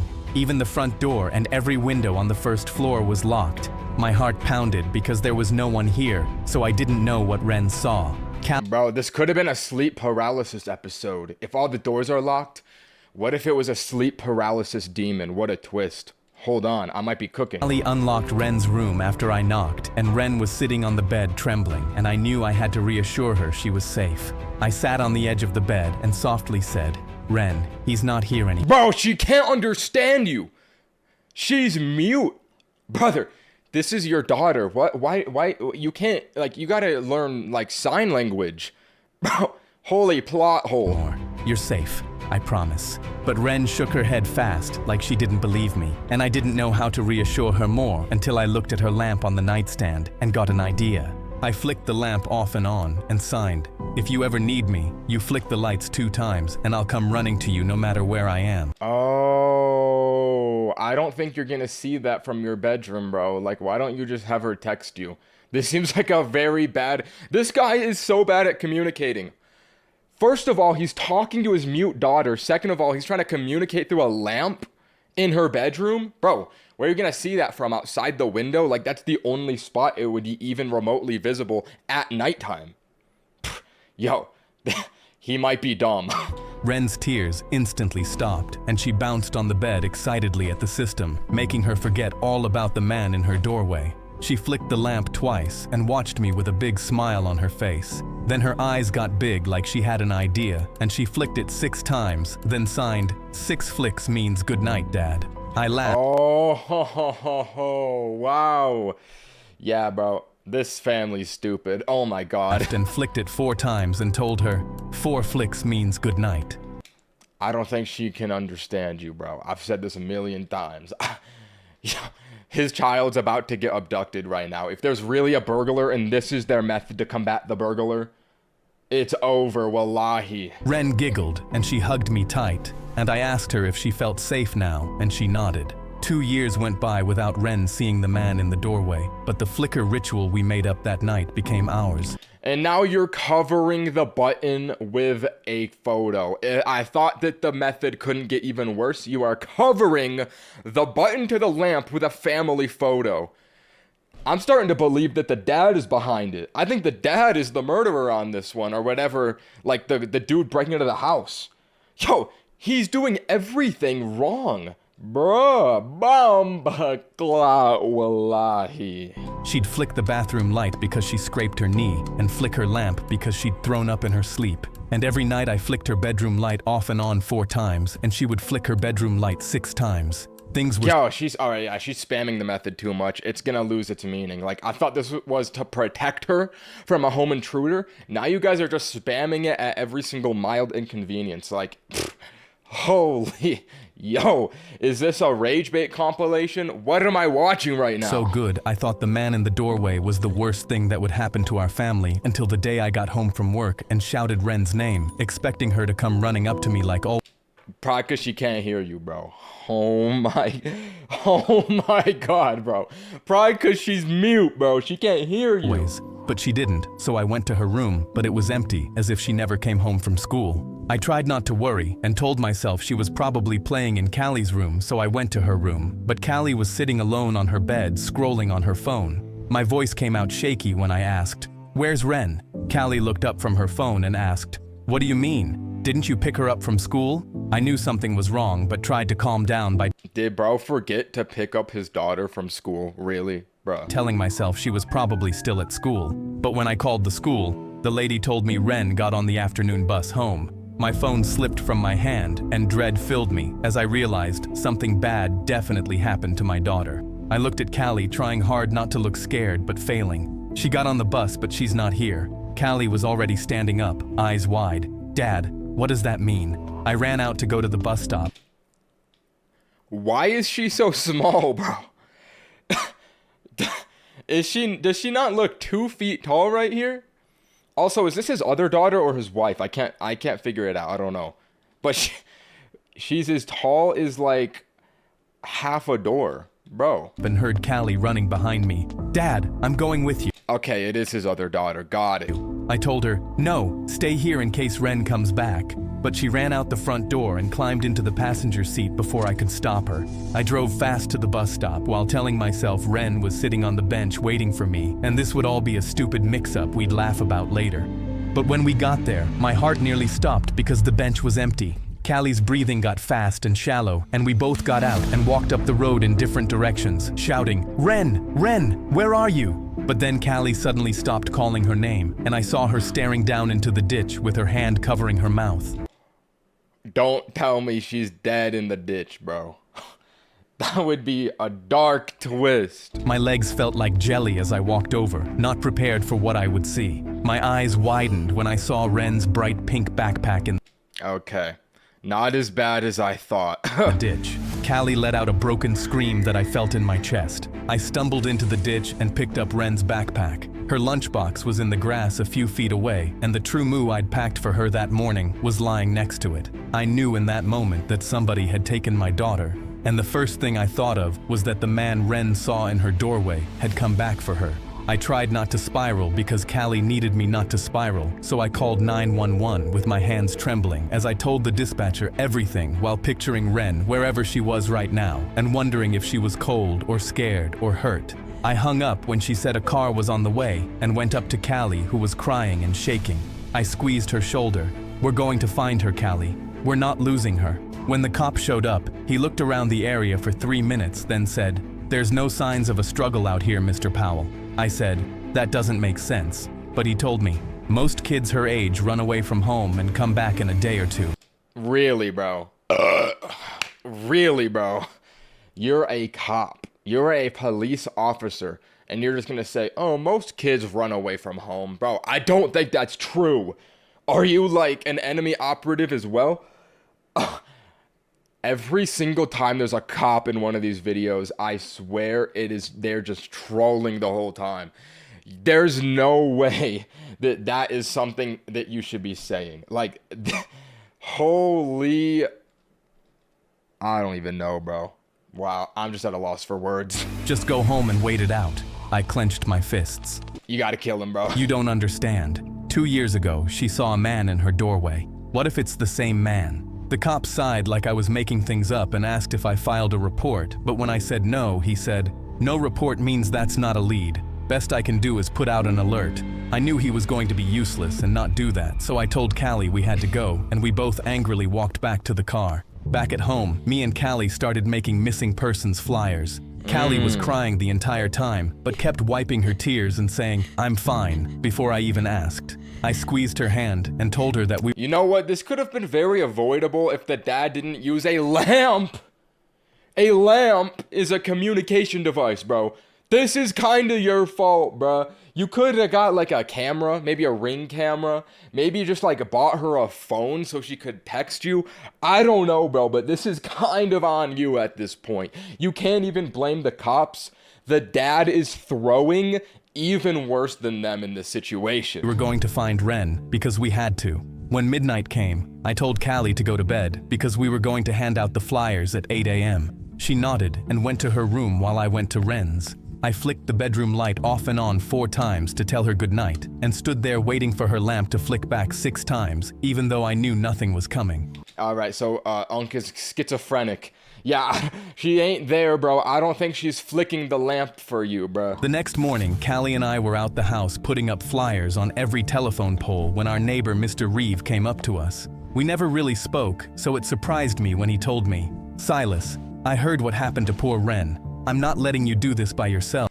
Is that the name of the character in his story? Silas? I did not know that, unless his name changes. All right, hey, lore. "Tell me what you need." I stood there amazed because he was offering more help than the cop had. I handed him half the stack of flyers and he looked at Callie and his voice cracked when he said, "Callie, sweetheart, we're going to find Ren." Callie just nodded, and then Mr. Reeve walked off in the opposite direction, and I felt more hopeful than I had all night. We worked until we ran out of flyers, and Mr. Reeve told us, "I got every porch and every telephone pole between here and the school." I also told the guy at the gas station to look at his cameras for yesterday afternoon. I think that this old geezer's the dude that broke into the house. Hear me out. He's doing too much. I think he's covering his tracks right now. Like, I don't know. I just get the gut feeling he's behind it. I pulled him into a hug before I even knew I was doing it. "Thank you for your help." He patted my back. "Silas, I don't have kids of my own, but I'd want somebody to help me if I were in your shoes." He took his phone out and told me to save his number so I could call him whenever I needed something. I saved it with shaking hands, and my voice cracked when I said I didn't know how to thank him. He rubbed his neck and asked, "Could I see Ren's room for a minute? I know that probably sounds strange, but I want to pray over it." It did sound strange, but Yeah, this dude did it 100%, bro. On my life, if this guy didn't do it, it's over for me. That's how much I'm confident in this decision. He spent the whole morning helping, so I nodded. Callie whipped her head at me and through gritted teeth said, "Dad, what are you doing?" I shook her off and said he was being polite. I walked past her and led him upstairs. He looked at the bed and the lamp on the nightstand and the stuffed rabbit on the pillow and the pink walls. Then he closed his eyes and whispered a prayer, and when he was done, he told me again that we were going to find Ren. I thanked him and walked him out. Callie was in the living room now with her arms crossed tight and face pale. Dad, that was so creepy. I couldn't believe what she was saying. That is creepy. That is creepy. Cal, he was just praying. She scrunched up. Like, he can pray from anywhere. He doesn't have to be in the bedroom, bro. I think that... I don't even know. It's just creepy. I don't know what I'm thinking. Her face. I don't care. I don't want him in our house again. I reminded her that he was the only one helping us, and she stormed off angrily and slammed her door. I went back up to Ren's room and flicked the bedroom light off and on 4 times and still stayed there waiting for her lamp to flick back. But that's when I noticed I could see into Reeves' living room, and his overhead bulb was flickering on and off. My throat closed up because it felt like Ren was talking to me, but I knew it wasn't her. The next morning, Mr. Reeve knocked on my door. What could that mean? Did he think, is this a miscommunication? Did he think that the flickering light in the daughter's bedroom was her communicating with him when it was actually her communicating with her dad? And maybe this guy thinks that, like, he was saving her from, like, a bad household. Maybe. That's a long shot, but maybe. Door holding a foil tray. I made you guys breakfast burritos. Food is probably the last thing on your mind. I let him in, and he set the tray on the counter, and that's when Callie came down the stairs. She froze when she saw him, but Mr. Reeve happily handed her a plate with a burrito. She took it without a word and yeah, that's poisoned, bro. Do not eat that. Sat at the kitchen table but didn't touch the food. Reeve sat across from me, and his eyes were as tired as mine. Silas, there's something I have to tell you. I gestured for him to continue. Do you know the man that lives in the brown house with the chain link fence? When I nodded, Reeve said, I don't want to point fingers, Silas, but he has a history with kids. No, bro, no. This is a cover-up story. This is a classic Among Us situation. He's putting the blame on someone else when he's the self-reporter. Could be a suspect. Callie was already standing up, and I was grabbing my keys off the counter, and we all ran outside. Callie and me got in the car while Reeve watched us from our driveway. When we got to the brown house, I saw a white van in the driveway, and the blinds were closed. I got an unsettling feeling in my stomach, and it made me think this was the man Ren saw in her doorway 2 years ago, and he'd come back to finish what he started. I unbuckled my seatbelt, and Callie unbuckled hers, but I grabbed her wrist. Stay in the truck. She tried to pull her arm back. No, Dad. What if he took her? That's why you need to stay in the car. I got out the car and... That's fair. If he's abducting children, do not let your other child into the house, bro. She better not leave the car once you leave. Like, I don't know. Walked up the porch, hearing my own pulse in my ears. When I knocked a man in his 50s opened the door, and he looked annoyed at being interrupted. Bro, it's always this guy. Every single story of his story I ever watch, it's always this character model being the chud villain or something. Like, you never see this dude doing any good, I swear, bro. No, I'm changing everything I said in the past. This guy definitely did it just off of the past record of this character model. I don't even care. I don't even care about the other neighbor. No, it was him. Yeah? He said, really annoyed, and that pissed me off. My voice came out cold. Where is she? He looked confused. Where is who? My daughter, 9 years old, mute, missing. I know you took her. He stood up straight, menacingly towering over me. I don't have your daughter. Now get off my property. But I wasn't intimidated and looked past him into his house, and that's when I saw a... Nah, it's over. Wait, wasn't that in a ditch? How did he get that? Bright pink backpack that looked just like Ren's. My vision blurred, and I grabbed him by the shirt and slammed him into the doorframe. Where is she? He struggled out. I don't know. I didn't believe him and punched him in the face, and he dropped to the floor, but I continued hitting him. My knuckles were splitting open on his face, but I didn't care. Where is she? Where is my daughter? All right, this would be very awkward if this guy was not the one that did it. If he has his own daughter and it just happens to be the same backpack, imagine. Bro's about to catch a charge. That's when I heard sirens, and a cop quickly pulled me off him and slammed me against the porch railing. "Sir, you need to calm down right now," I screamed. "He has my daughter. Check the house. I saw her backpack on his counter." The other cop was helping the man up, and he was spitting blood and shaking his head and talking fast. The cop let go of me while his partner walked over. "Sir, he's got an alibi. He was at work the day your daughter went missing. He's lying. Call his manager." The cop sighed and told the man to call his manager, and he put her on speakerphone. The cop explained everything to her, and my face crumbled when the manager said, "I can confirm he was here on that day." All right, so now we're going to prison, bro. So now we're going to prison for assaulting a random old man. Yeah, I guess we shouldn't have jumped to conclusions based on that character's past history, not gonna lie.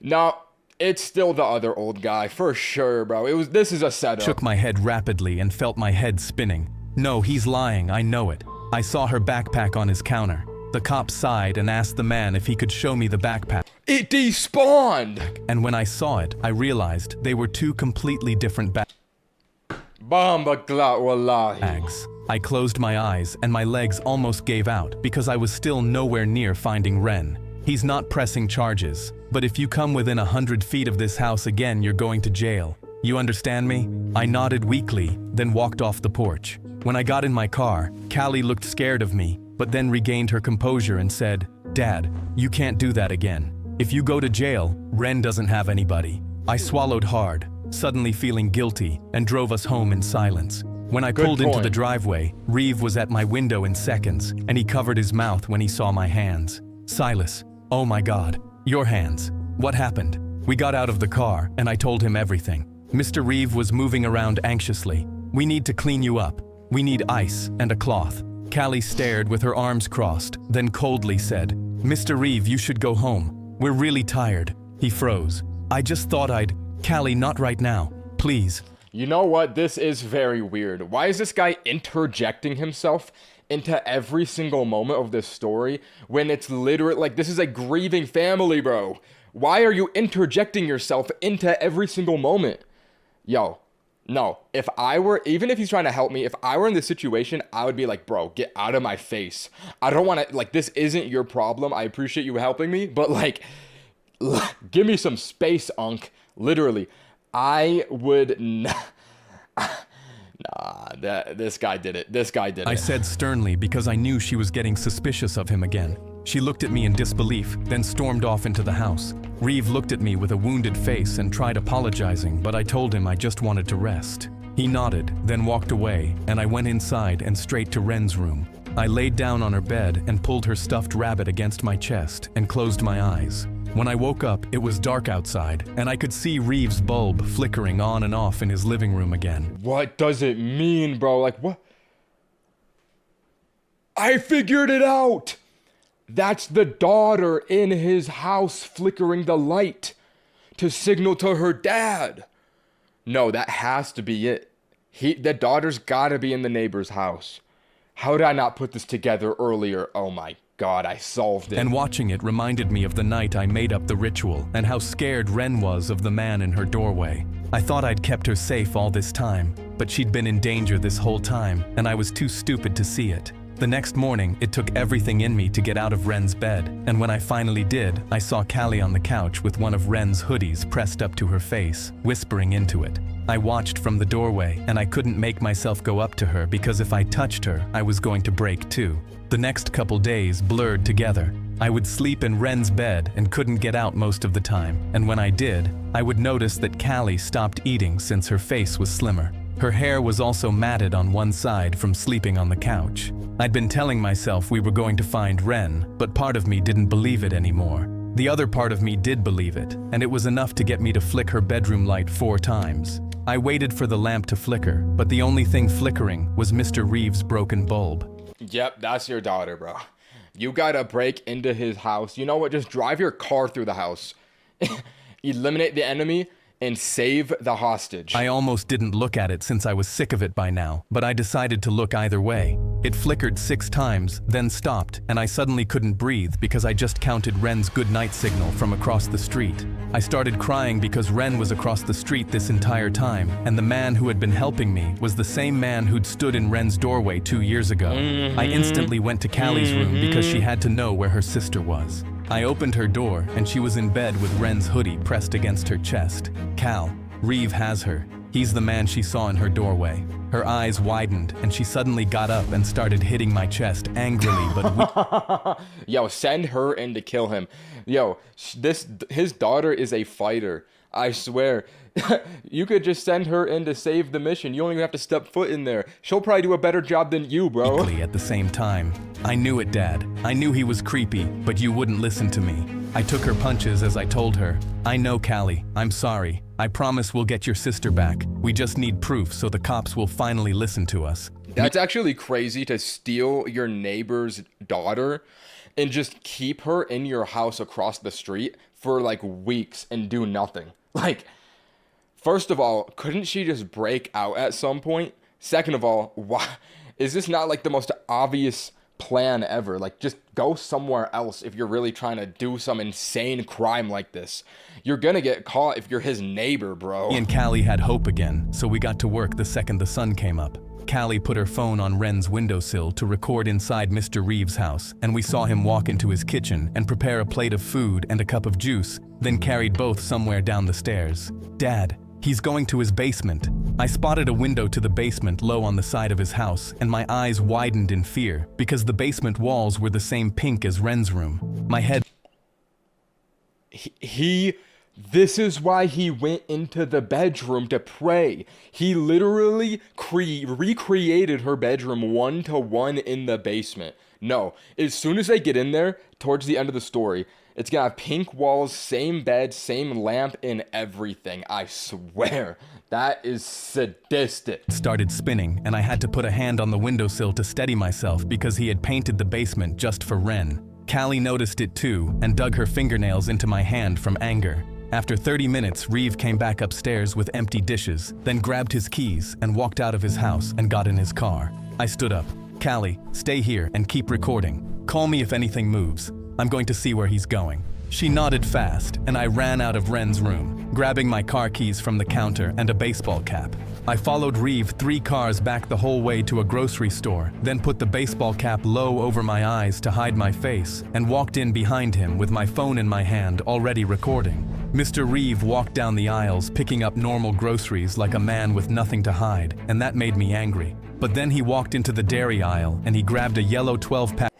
The true moo, just like at the crime scene. No. Yo, is this guy like trying to become her new father? What if they break into the house and she's like, I don't want to live with you, Daddy. You're freaky. Why did you like cover the, like, why are you trying to talk to me when I'm mute? What if she got Stockholm syndrome? She's loving her life with this old man. She's getting true moo every day. They recreated her bedroom. What if life is better with this guy?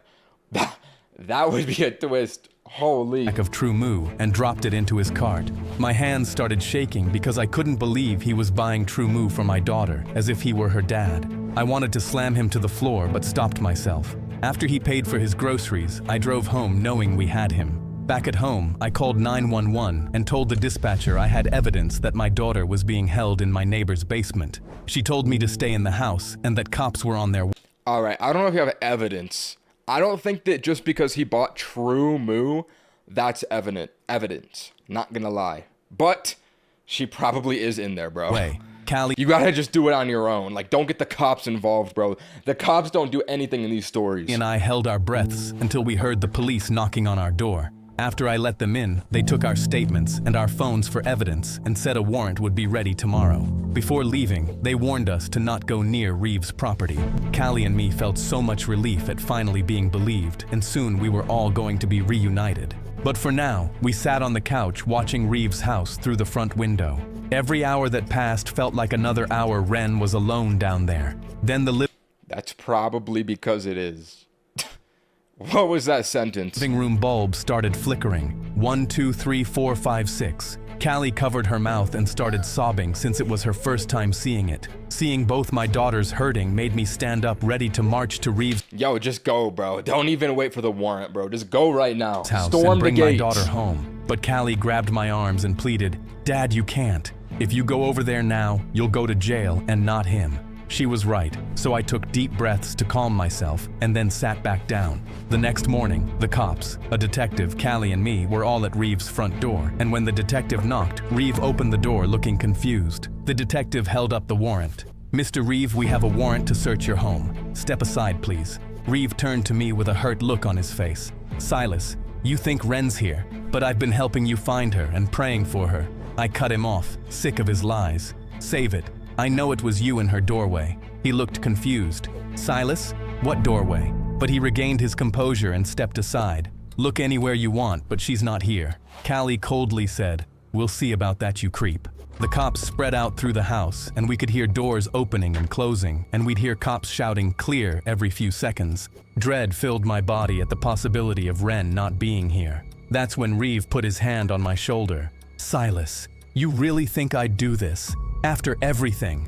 Bro, he doesn't know you. You are a random neighbor he met a few days ago. He doesn't know you, bro. I grabbed his hand and tightened my grip until he was in pain. "You really thought we wouldn't catch you? I wish I had killed you 2 years ago." He tried to free himself. Yeah, that's a crazy thing to say, bro. "Silas, I care about Wren just as much as you." Callie screamed, "Shut up! Don't say her name!" Reeve flinched, and I finally let go. Then me and Callie followed the detective down to the basement, and I knew this was the only place left Wren could be in. Seeing the pink walls in person made me sick, but seeing an empty room made me sicker. I think that she's in the attic, bro. If we run it back real quick, last time that she was flickering the lights from the window, it came from the attic. Look. Callie covered her mouth and started sobbing since it was her Wait, it happened 5 seconds before this. 1, 2, See?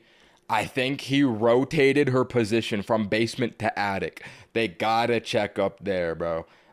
Lock in, fellas. person made me sick, but seeing an empty room made me sicker. The detective turned to me with her face softening. "Mr. Powell, she's not here." I shook my head fast. No, that's not possible. She's here. I know it." Callie cried. "She's supposed to be here." Reeve appeared in the basement, and he had tears in his eyes, and he suddenly looked like the kind neighbor who had been helping us, and I started to doubt myself. Don't fall for it, bro. Don't fall for it, bro. "Mr. Reeve, I'm so sorry. I really thought you were the man Wren. I'm so sorry." Mr. Reeve put his hand on my shoulder and squeezed gently. "Silas, it's okay, I'm not angry. You're just trying to bring your little girl home, and don't worry, I'll still help you look for her." My eyes filled with tears, and I went to hug him because he was still willing to help me after all this. But that's when we heard fast and frantic pounding somewhere behind the back wall, and I Behind the wall, bro. Yo, why did she wait to speak up, bro? And what do you mean behind the wall? I froze. Reeve looked scared now, and he talked faster. "That's the pipes. I've been meaning to call somebody about it." The detective put her hand on her holster. "Mr. Reeve, get on the ground now." But he bolted for the stairs while the detective yelled for someone upstairs to stop him. Callie gripped my shirt in fear, and my whole body locked up because we both thought he was going to make it out. But Reeve was tackled to the floor the second he got upstairs. He screamed, "No, wait! You got it all wrong!" The cop put his hands behind his back and cuffed him while Reeve thrashed, but me and Callie relaxed a bit. Then the pounding behind the back wall got louder, so the detective slammed her boot against the drywall. How do you just kick open a wall, bro? Oh my god. It caved in a little, so me and Callie started pulling at the edges while the detective kicked it one more time, and then the fake wall came down. My eyes widened, and Callie let out a cry because Wren was standing on the other side. Her hair was matted and tangled, and her Yo, if she has been behind the wall, first of all, why would he make it pink? The same color as her bedroom. Second of all, how is he feeding her? Does he have to break down and rebuild the wall every single time she eats? I have a lot of questions. Fists were raw and bleeding, and her eyes were red from crying. I ran to her, and she collapsed in my arms, and my legs gave out right there. Callie dropped down and wrapped her arms around Wren and pressed her face into her hair, sobbing. You're here. You're here. Ren grabbed 2 fistfuls of my shirt and she was shaking so hard her teeth were chattering. I whispered, "Let's get you out of here." I carried Ren up the stairs while Callie followed behind me. When we got upstairs, Reeve was being walked to the front door and he looked angry now. The wounded friend act was gone. When he saw me holding my daughter, he smiled creepily. Her scream that night was the prettiest sound I ever heard. I almost put Ren down to go beat him up, but I held on to her tight. You gotta kill him, bro. You gotta put a bullet between his eyes for that. Like, what? Because she was finally back in my arms, and nothing was worth letting go. So Callie stepped in front of me. "I hope you rot in jail, you creep." Reeve scoffed, and the cops shoved him out the front door. Then I took Ren to the hospital where the nurses cleaned the dried blood off her hands and wrapped fresh bandages on her knuckles. I wondered what she went through in Reeve's house, but shook the thoughts away because they scared me more than anything. After the nurses left, Ren grabbed a notepad and pen off the bedside table and wrote slowly and turned it around for us to see. "Did you see me flashing?" My eyes filled with tears and my voice cracked when I told her, "Yes, baby, I was flashing too." She started crying for the first time since we'd pulled her out of that wall, so Callie and me climbed onto the bed and hugged her. I held them both as tight as I could and thanked the heavens I'd looked at that bulb one more time. Oh my god, bro. That last one was a dark story, bro. Oh my god, what a sad one. Holy. Bro, I'm not gonna lie, the storytelling was peak, but that was like an intense one compared to usual. Actually, maybe not. Usually people are like dying left and right, but like, I'm gonna say third best story so far. Third best long form. Chester's still number 1. Number 2 is when he joined the like mafia gang and that killed his girlfriend. That one is number 3. That one was cinema. Olivia Rodrigo, thank you for suggesting that one. I was forced to play the world's deadliest game. Squid Game, perhaps? Maybe a reference. Let's get it. Editor, equip my headphones. Boom! What a transition. All right, let's start. Wake when I heard a speaker crackle and an excited voice came through. "Rise and shine, sleepyheads, my favorite game is about to begin." I was terrified because I had no idea where I was or who was speaking, and when I tried to sit up, the whole room spun so hard, but I didn't know why. And when my vision got steady, I saw a room with gray walls and cameras in every corner, no windows, and 5 strangers. There was a man in Yo, are we so... Bro. Okay. We got like... What's that dude? Dr. Mike from YouTube? We got a pregnant lady. Bro. A pregnant lady. A little child and this dude with like titanium shoulders. Bro, looks like a bodybuilder. Wow. We got the dream team here, bro. Really, this is the best they could do for the Squid Game. Or whatever this is gonna be. Interesting bunch.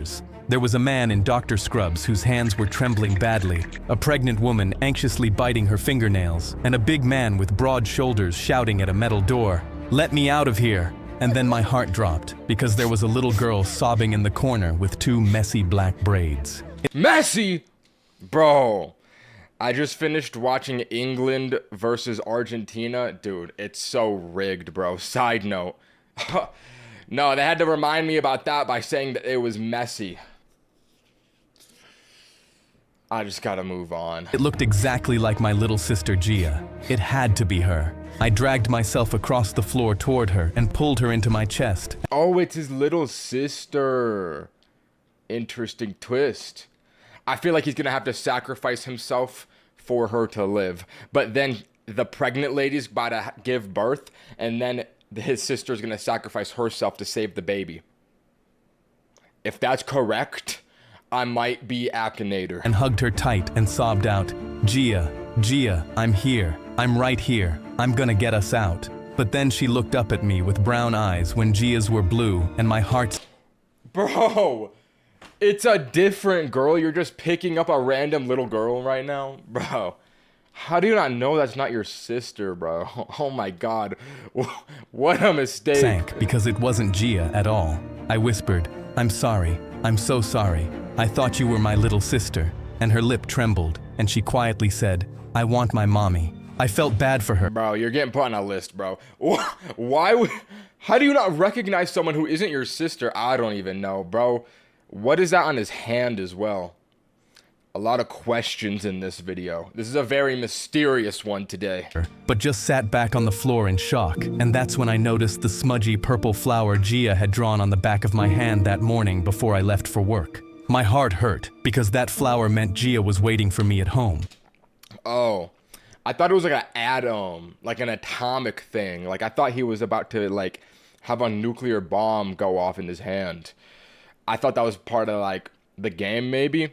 It's just a flower. All right, bro. So I decided right there that I was getting back to her no matter what. That's when a red countdown screen appeared high on the wall. 25 minutes. So here's the bad news. You've all been poisoned in that clock you're staring at. That's how long you've got before it kills you. I gasped and started panicking for my life.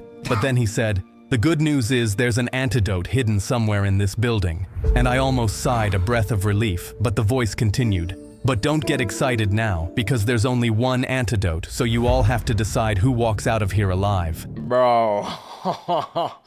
So we're just dropping everyone. Like, in game 1, we're killing everyone, because we know the main character can't die. So we're killing a pregnant lady, her kid, we're killing a little girl, a doctor, and a buff dude. Really.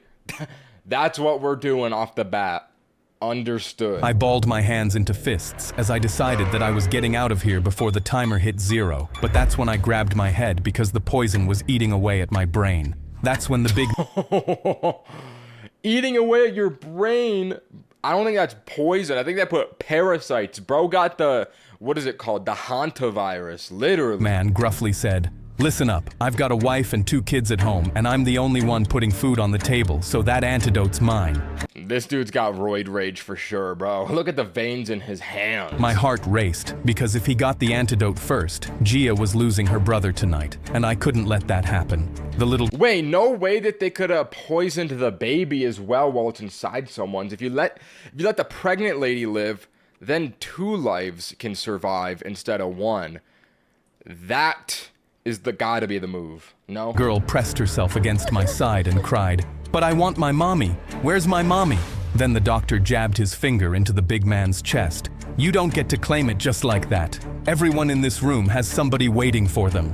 The big man shoved his hand off his chest. Oh, valid argument. If you save the doctor, through his occupation, he'll probably be saving thousands of lives in the future.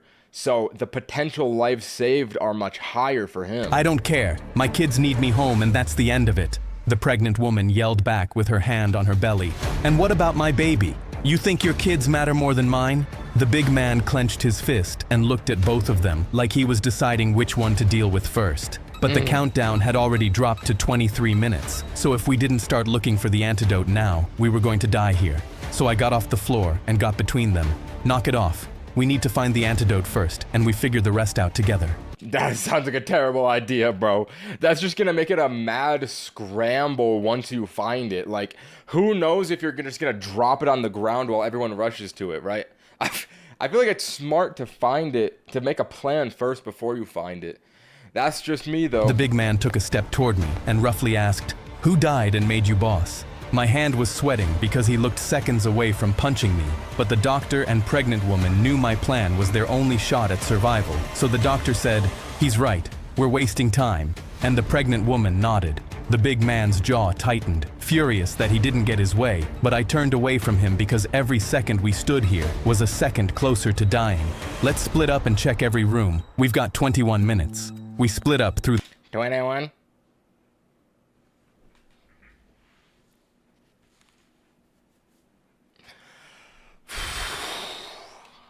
Let's continue. the 4 doorways leading off the main room, and I ended up checking the storage closet with the doctor and the little girl. The doctor said, "Whoever did this wouldn't make this easy. Start tearing things open." But then he looked terrified as he struggled to open a jammed drawer because his hands were trembling badly. I walked over and opened it for him, and he muttered, "Thanks." We quietly searched next to each other, but my heart was pounding hard because every empty drawer was a minute of searching we'd never get back. So I talked to him to ease my nerves a bit. "Who do you have waiting for you at home?" He gripped the edge of the counter, and his I ain't got no one and nobody.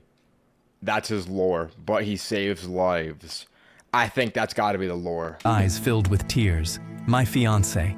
Never mind. We're supposed to get married in 2 weeks. I told him I was Of sorry course. and asked him what she was like, and he let out a small laugh. She's the love of my life. If I don't make it out of here, she's going to think I abandoned her at the altar and she's going to be crushed. A tear ran down his face. I can't do that to her. I felt so bad for them that for a second I wanted him to make it out so they could get married. And then he went back to searching with more urgency. That's why I'm going to find the antidote. For her. That's when I felt a small tug on my shirt and looked down to see the little girl pointing up at the top shelves with tears in her eyes. I can't reach those. Can you help me? Her braids fell over her shoulders. He's about to find it. Why is this little girl so chopped, bro? I don't think there's any little girls with that many wrinkles. I don't think that's possible. Yo, lock in on the animation, bro. And for a second, I saw Gia standing in front of me, asking me to grab cereal off the top shelf. So I told her, "Of course, come here."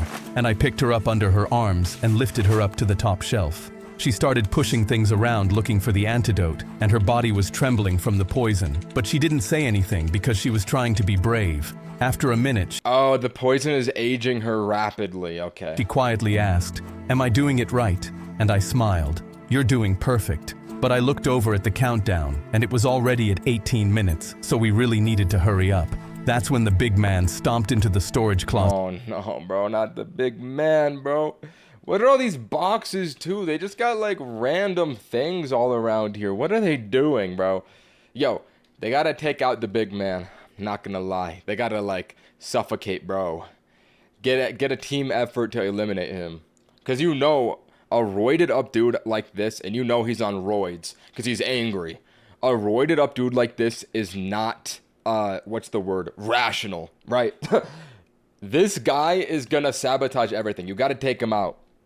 And started yanking drawers open with sweat running down his face, muttering, Oh my God. Saturday, Saturday," and I didn't get why. Then the little girl gasped and clung to me. "He's scary. I don't like him." I quickly pulled her into my chest so she couldn't see him and quietly said, "You're okay. I'm not gonna let him hurt you." The big man looked at us and said, "Only one of us is walking out of here. Remember that."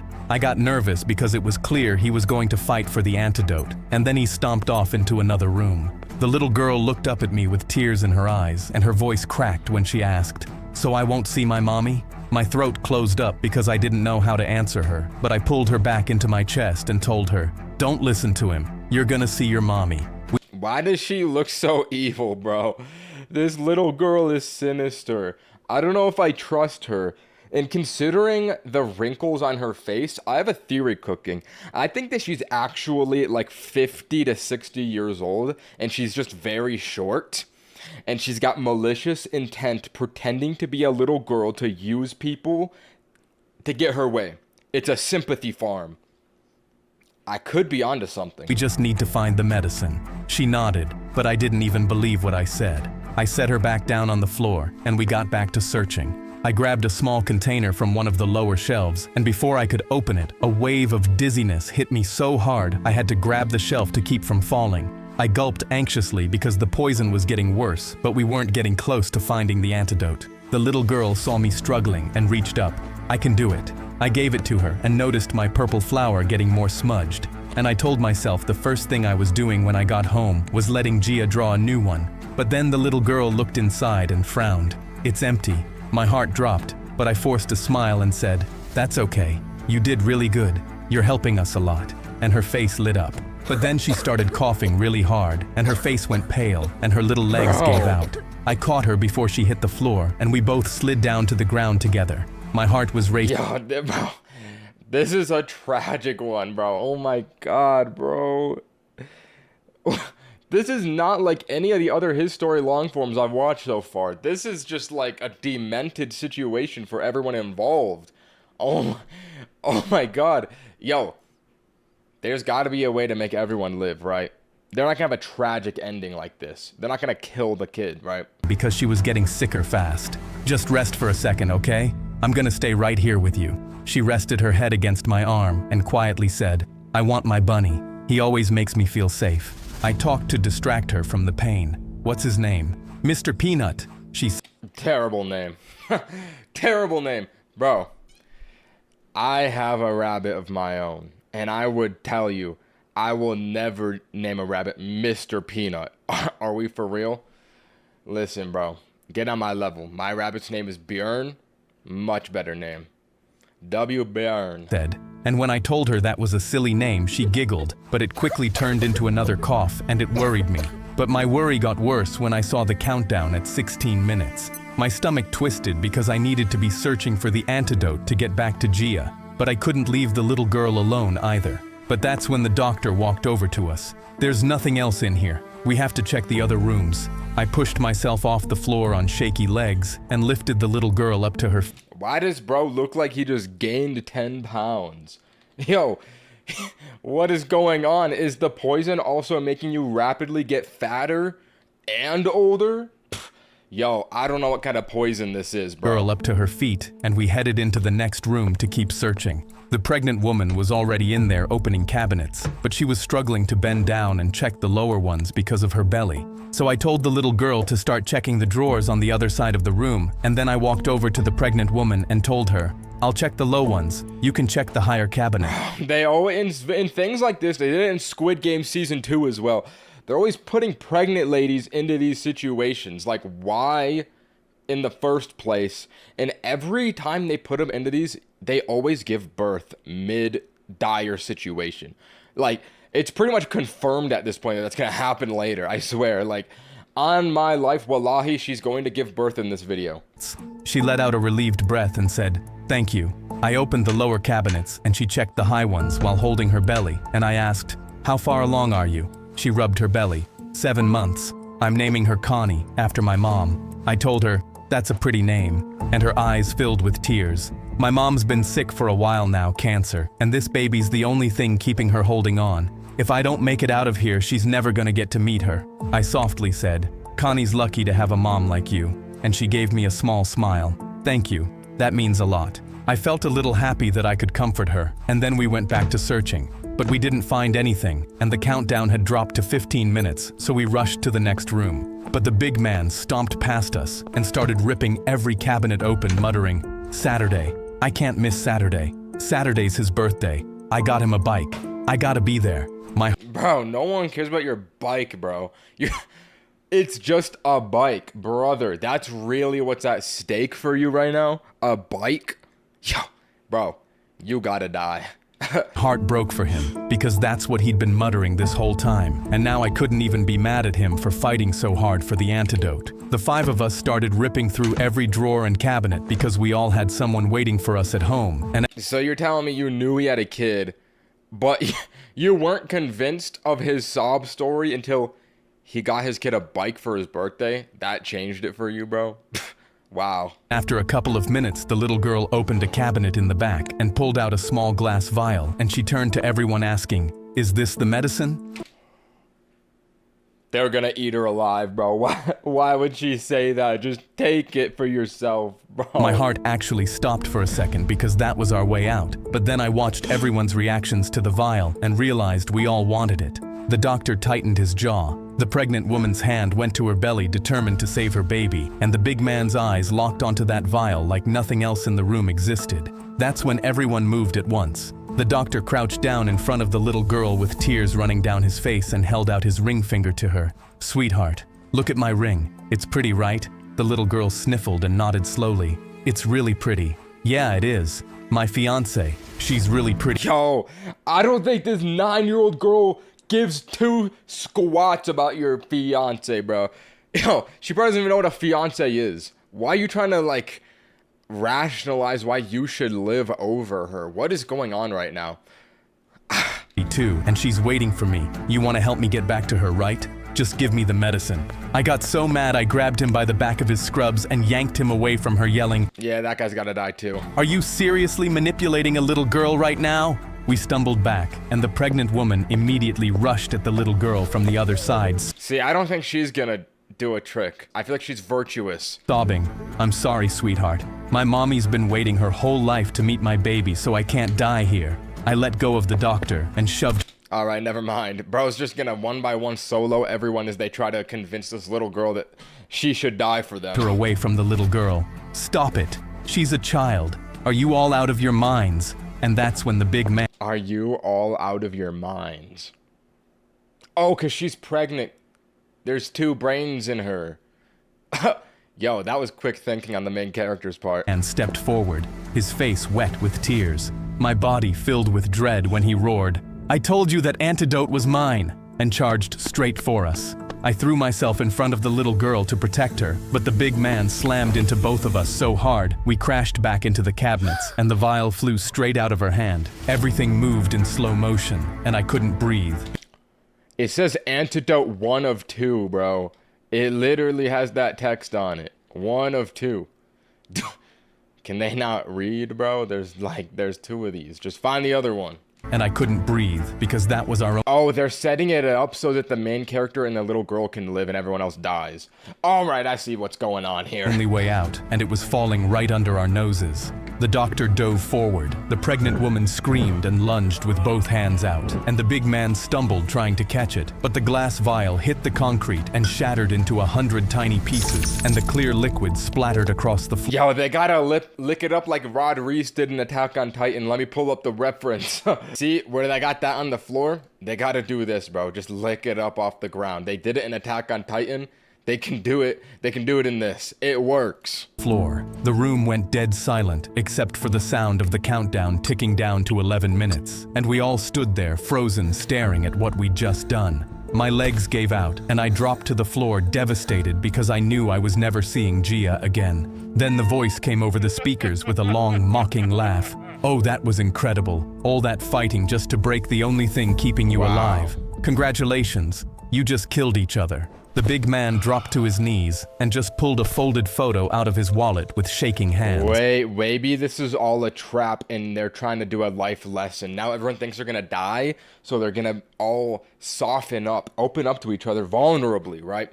They're all gonna connect with each other, and then once it's time to die, they're not gonna die. And the guy said, I'm trying to teach you guys a lesson in humanity. See how you all became barbarians, and then once there's no chance to live, you became good people? Carry that lesson throughout your life, and then they all live happily, except for the big man. They kill him.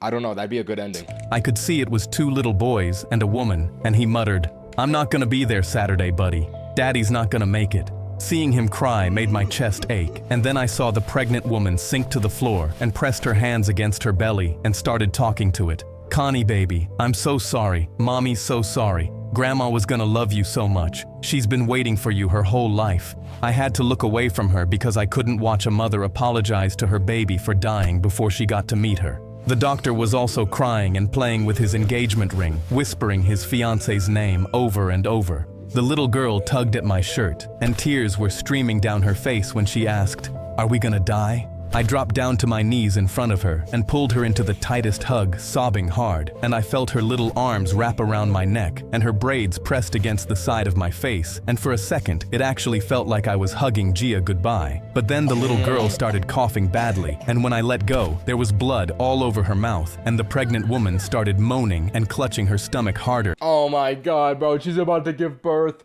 Hear me out. I feel like the serum was dosed for an adult human. The little girl can still lick it off the ground and be saved at a smaller dose because she's got a littler body. While the doctor collapsed onto his side, gasping for air. Oh no, I think they're just being poisoned. I don't think she's in labor right now. False read. I clutched my heart because it felt like it was being squeezed, but I ignored the pain and crawled over to the puddle and stared at it because we were so close. I whispered, I'm sorry, Gia. I'm so sorry. Because in 9 minutes I would be dead and she wouldn't even know. But then I saw the vial's label and my... Bro. You didn't see that earlier? Brother. Heart happily skipped a beat because it said antidote 1 of 2 in black ink. I got up and held up the wet piece of label. Everyone get up. There's another antidote in here. Look, the doctor's voice came out hoarse. That's just a label. It doesn't mean anything. Just give up. But the big man wiped... Bro, I'm starting to think the doctor's the worst character in this situation. Bro is so pessimistic, he's already giving up. And he tried to trick the girl earlier. Like, the doctor is low-key worse than this guy. Blood off his lip and dragged himself upright, using the wall for support. I'm not dying in here. My son's birthday is on Saturday. If there's a chance there's another way out, I'm taking it. The pregnant woman looked at him with a hint of courage she didn't have a second ago, and she pushed herself off the floor too. The doctor exhaled hard through his nose and also got up muttering, "Fine, but if this is a wild goose chase, I swear to God." And he stumbled toward one of the 4 doorways without finishing the sentence. I helped the little girl up to her feet and she asked, "So I will go home to my mommy?" I nodded slowly and said yes, even though I didn't know if it was true, but I didn't want to break my promise to her. We all split up again to search rooms we hadn't searched yet. Really, it's not to... The reason you said that was to not break your promise to her, not to just, like, make her feel better in her final moments. Holy narcissism. But my lungs felt like they were filling with something thick, and I had to stop every few steps to catch my breath. And then I checked the countdown again, and it was at 7 minutes, and I knew if we didn't find that second vial soon, we were all dying in here. But I continued to drag myself down the long, narrow hallway because Gia was waiting for me. At the end of the hallway was a small storage room with a glass vial and syringe sitting on a table in the back. My heart jumped in my chest. They didn't check the one room down a hallway? Like, that's the most obvious room as possible, bro. You did all the left, right ones, not the, like, center door with the antidote right there with a syringe.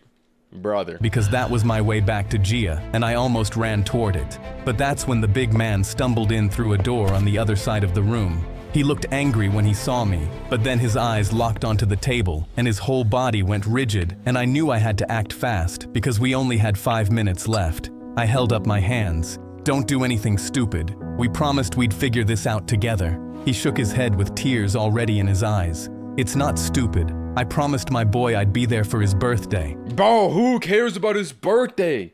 Isn't it more important that, like, you're there throughout his whole life? Why his birthday? Why is the birthday the thing that is, like, motivating you right now? Who cares about your little squirt's birthday, bro? His shoulders dropped forward an inch, and I watched him so closely my eyes started to burn because I had no way of knowing when he was going to make a run for it. But a few seconds later, he lunged towards the table, and I ran after him. I tackled him, and we both dropped to the concrete floor. But bro, you don't win this. I'm gonna keep it a buck. You do not win this. Even with the poison killing us both, he was still stronger, so he pushed me off and got up. He stumbled toward the table and grabbed the vial and the syringe, and I was going to get up, but that's when another wave of poison hit me, and my whole body went heavy, and I couldn't move. Tears were streaming down my face as I watched him push the needle into the vial, and with shaking hands, fill the syringe with the antidote. Every part of me was begging my body to move because Gia couldn't lose me, but my body stayed still, so I shouted, "Please, I have a sister. She's only 7. She needs me." But he was already lifting the syringe over his thigh, sobbing, "I'm sorry, my boy needs his dad." I dug my nails into the concrete and forced myself off the floor screaming because I wasn't letting Gia lose her brother. I grabbed his leg and yanked as hard as I could. He crashed down, and I jumped on top of him to get the syringe from him. Yo, why is he oiled up? Look at his skin. Hold up, bro. We got tangled up, and he was holding the syringe in I guess he's just sweaty, actually. He's poisoned. his fist, trying to push it down into his own thigh, but I grabbed his wrist with both hands and tried to pull it back up. He was crying so hard he could barely get the words out. "Please, please, just let me go home, please." I shouted back through my own tears. "I have a sister, I have a sister." But then he plunged the syringe straight down between us, but we both stared at each other horrified, because when we looked down at our thighs, the needle was in my thigh and the antidote was in me. I don't think that's how the needles work. I don't think they just, like, go into you. Like, you gotta push it in. And that just went right into his leg, bro. Hey, at the end of the day, you could not push it in. You could just pull that out. You have a choice. Use it wisely, bro. Got off him and took the syringe out of my thigh, feeling relieved because he chose the good, virtuous route. Good boy. Because Gia wasn't losing me tonight. But when I looked at the big man, his eyes were filled with tears, and I instantly felt guilty. He slammed his fist into the concrete next to him hard enough to split his knuckles open, and then his voice came out broken. "Tell my boy I tried. Tell him his dad got him a bike for his birthday, and I tried to be there on Saturday." I told him I would because that was all I had left to give him, and then I pulled myself up using the table and stumbled toward the door. I entered the main room, and everyone was already there, sitting against the walls with blood on their mouths and gray skin. The countdown said we had 1 minute, but it didn't even matter anymore. The doctor rasped out, "Did you find it? Did you find another one?" And Wait, what are these people even doing? Bro, you don't know that they found the antidote. They've just been sitting here giving up. Okay, bro. Oh my God. Like, I get it if you're pregnant and you're a little girl, but the doctor could at least push through it, bro. Like, your life is on the line. pregnant woman stood up looking hopeful. The little girl looked at me with trusting eyes, and I had to look away from all of them, feeling ashamed, but I forced myself to look them in the eyes and said, "The big man accidentally injected me. The antidote's already inside me." Bro, wait. I thought he pulled it out. He didn't squirt the stuff inside of him. Right? Or I'm confused. "I'm so sorry." Is he telling the truth right now or no? The doctor's eyes widened in fear, and he let out a broken chuckle. "I'm not gonna make it to the wedding." The pregnant woman started talking to her baby again. "I'm sorry, Connie. I'm so sorry." The little girl walked up to me on shaky legs and grabbed my hand and looked up at me and quietly said, "It's okay. Gia needs you." I started sobbing because I didn't deserve her being okay with this, and then the big man stumbled in, dragging himself along the wall for support. Oh wait, no, he definitely squirted it into his leg, because he's not blue like the rest of them. Okay, that answers that question. Bro, why would you do that? Like, give it to the little girl. And that's when the voice came back laughing hard. "Oh, that was the best one yet. You couldn't have written it better if you tried. Congratulations to our winner." My chest felt heavy because I didn't feel like a winner. But then 4 red sniper dots appeared on 4 foreheads. They're already poisoned, bro. They're gonna shoot them too. No, that's a little bit overkill. Not gonna lie, bro. 1 on the doctor's forehead, the pregnant woman's, the big man's, and the little girl's. My breath got caught in my throat from the realization that the little girl was going to die, and then everything My brother, you just now realized you've had like 25 minutes to figure that out. Bro. around me slowed down. I felt my legs push off the concrete before my brain caught up, and the air around me went thick like I was running through water. I could hear my own voice screaming from somewhere far away. "No, no, she's a kid, she's just a kid." But my body was moving too slow. The dot stayed on her forehead, and her little eyes were still looking up at me like she was waiting for an answer.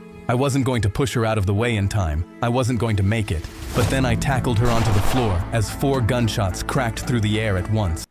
Bro, they're already poisoned. I do not understand why they shot them as well. The doctor, the pregnant woman, and the big man's bodies dropped to the concrete floor, but I could hear the little girl breathing. I felt the air rush back into my lungs and I sobbed, "You're okay. Oh my God, you're okay. You're okay." But then she coughed again, and blood landed on me, and my face went pale because I forgot about the poison. Her little body started going limp in my arms, and I quickly sat down on the floor and cradled her in my lap. "Hey, hey, stay with me, okay? You're okay. Just stay with me." She looked up at me with her tired eyes and quietly said, "Can you tell me a bedtime story? My Bro. mommy tells me one whenever I'm scared."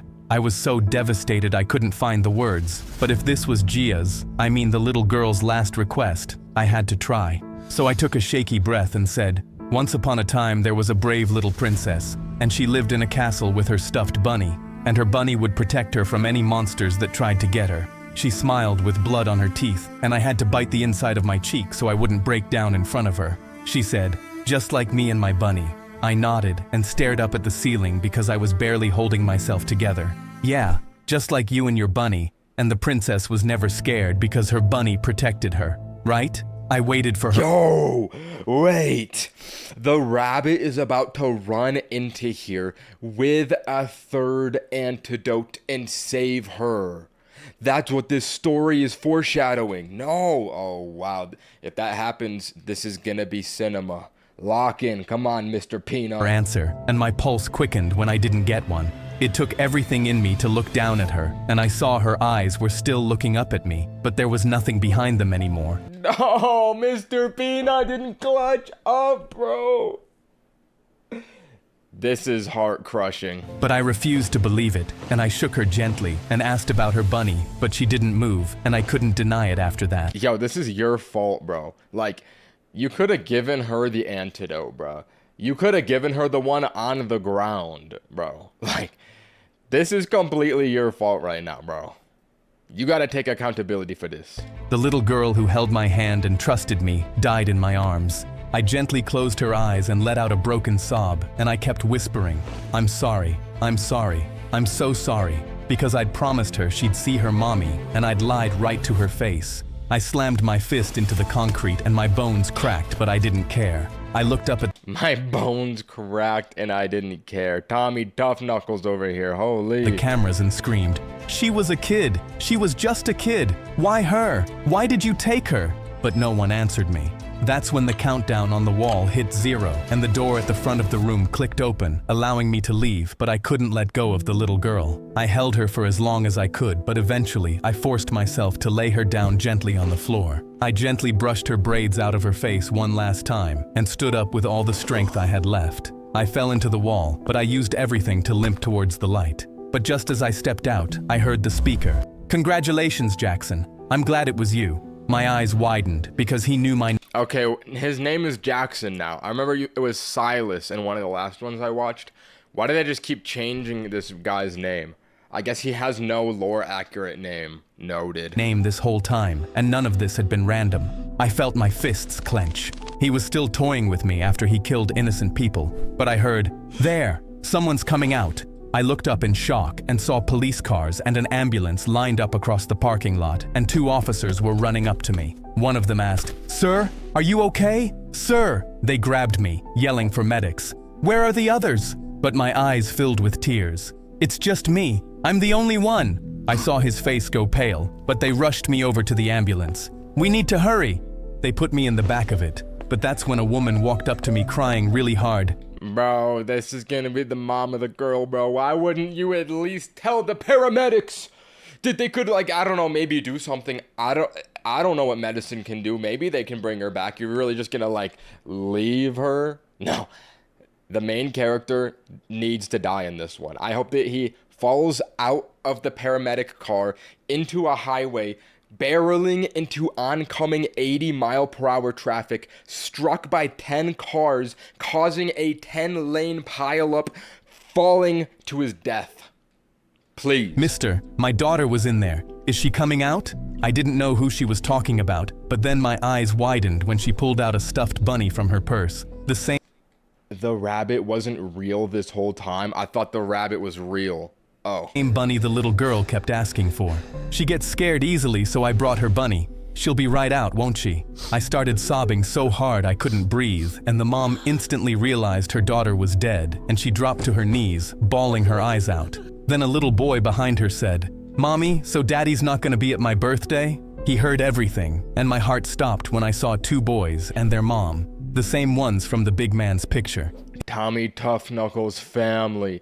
We're really gonna one by one go through the family of everyone that died here. Like, how did they all just end up in this parking lot at the exact same time? His mom covered her mouth and started crying, and I forced my legs to walk over, but the medic yelled, Sir, we need to get you to the hospital. But I kept walking because I had a promise to keep to the big man. I knelt down to them. Your daddy wanted me to tell you something. They looked at me with curious eyes. What did Daddy say? He got you guys a bike for your birthday on Saturday. He tried really hard to bring it home to you. He loved you 2 so much. They started crying, and their mom dropped down and pulled both of them into her chest, sobbing. Sir, we have to go now. I stood back up with the guilt eating me alive, and that's when I heard it. Jackson! I turned around and my heart actually stopped. Gia was running to me, braids. Is this not the little girl? This is supposed to be his daughter? Bro, it's literally the same character, bro. Bouncing and tears on her face. I fell to my knees and held my arms open. She crashed into me and wrapped her little arms so tight around my neck I could barely breathe. But when I saw the smudged purple flower on my hand, I sobbed harder because I'd made it home and she was going to draw me a new one tomorrow. Bro, who cares about your stupid flower, bro? It's a drawing. Grow up. That was really your motivation to kill everyone else. Okay.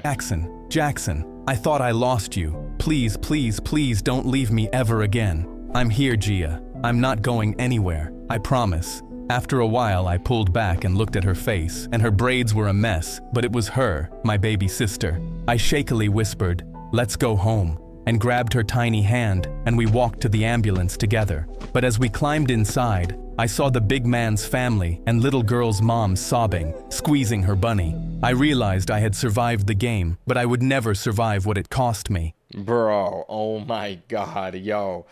He was a villain in this one. He did not deserve to live. Oh my god, what a story. No, that one, despite the criticisms I've given it, that one was kind of peak. That's the first time it was like set in a kind of like a made up situation that isn't like, you know, like that was an interesting plot. Not gonna lie, just off of entertainment factor alone, it could be a contender to be better than the Chester one. That's a hot take, but I think it might be true. Holy cinema. I kidnapped a government official. Hopefully he doesn't change the title and thumbnail on this one, because that would be awkward. Editor, equip my headphones. Boom!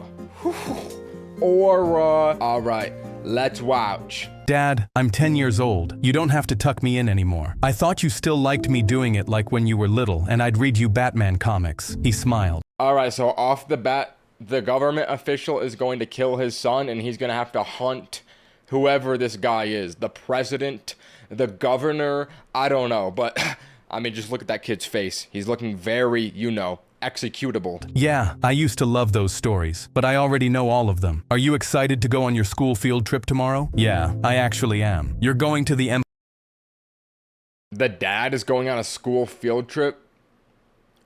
Is this, like, is bro a super senior? Empire What's State the Building, deal? right? I held up his school pamphlet showing the Empire State Building. Yeah, they're taking us on a tour, and we're supposed to listen to Senator Greenway give a speech. I flipped the page. Senator Greenway, bro, that is literally Gavin Newsom. This is who we're taking out in this video. Yo, I think his story's got to get put on an FBI watch list after this one. I don't know if this is legal, bro. That is literally California Governor Gavin Newsom. Yo, this is gonna be a crazy video, bro. And saw Senator Greenway's big smile. That should be fun. It's not gonna be as cool as this weekend, though. We shared a smile. Yeah, buddy, it'll be your first time seeing Niagara Falls. I can't wait. Can we go on the ferry that goes underneath it and get sprayed by all the mist? Absolutely. Yeah, he's gonna go. Whenever they give kids hopes and dreams before minute 1 in the video, they're gonna go. I love you, son. Sweet dreams. Love you too, Dad. The next morning, I was making myself breakfast when I saw that I had 5 missed calls from Eddie. 5 missed calls from Eddie. Shouldn't have slept till 10:24, bro. Old partner from the CIA. I grew nervous. I haven't spoken to him since I quit 5 years ago. He would only call me if something was really wrong. I called him back immediately. Eddie, what's up, man? You okay? His voice was strained. Meet me at our spot, ASAP, code red. He hung up, and I knew when Eddie gave me an order, I better follow it. We met at our normal spot in Central Park and started walking. I'm sorry to have to tell you this, man, but tell me your son didn't go to school today. He did. Why? What's wrong? A stranger walked by and Eddie quickly lowered his gaze. Ah, man. Well, I'm still working Black Ops for our old handler, and I've been investigating this terrorist cell out of Russia that's been embedded in New York for the last 3 years. Okay, the scale of this story might be bigger than I thought we were getting into. What did he just say, bro? What does it have to do with his son going to school? Holy, this might be above my pay grade to understand. They've been planning a highly coordinated chemical attack, and I'm afraid to tell you that it might involve your son's school. My gut churned. What are the odds? Why would they just go after a random school, bro? With terror. What? How? They're targeting well-known buildings in Manhattan, and I came across a list of elementary schools that are all going on field trips to visit different landmarks today, and that's when I saw your son's school on the list. My heart literally stopped. Oh crap. Do you know if he's already left for the field trip? Yeah, they were supposed to leave first thing in the morning. What's the CIA doing about this? Wait a minute, why would this CIA agent contact his personal friend about this before, like, I don't know, telling someone else to just stop the whole thing? Like, contact the school, the police, something, bro. Why this guy? Just to save his one kid? Like, I think there's more lives at stake right now. No? This might be an inside job. That's the problem. We have a leak, and we have to keep this on the down low. I'm also terrified that the Russians know about me. His eyes were darting around in a panic at every stranger we passed by. How can I help, Eddie? I need you to help me figure out the who's involved and the actual root of this one. Of course, just tell me what to do. We turned a corner, and then it was like a lightning bolt went off and struck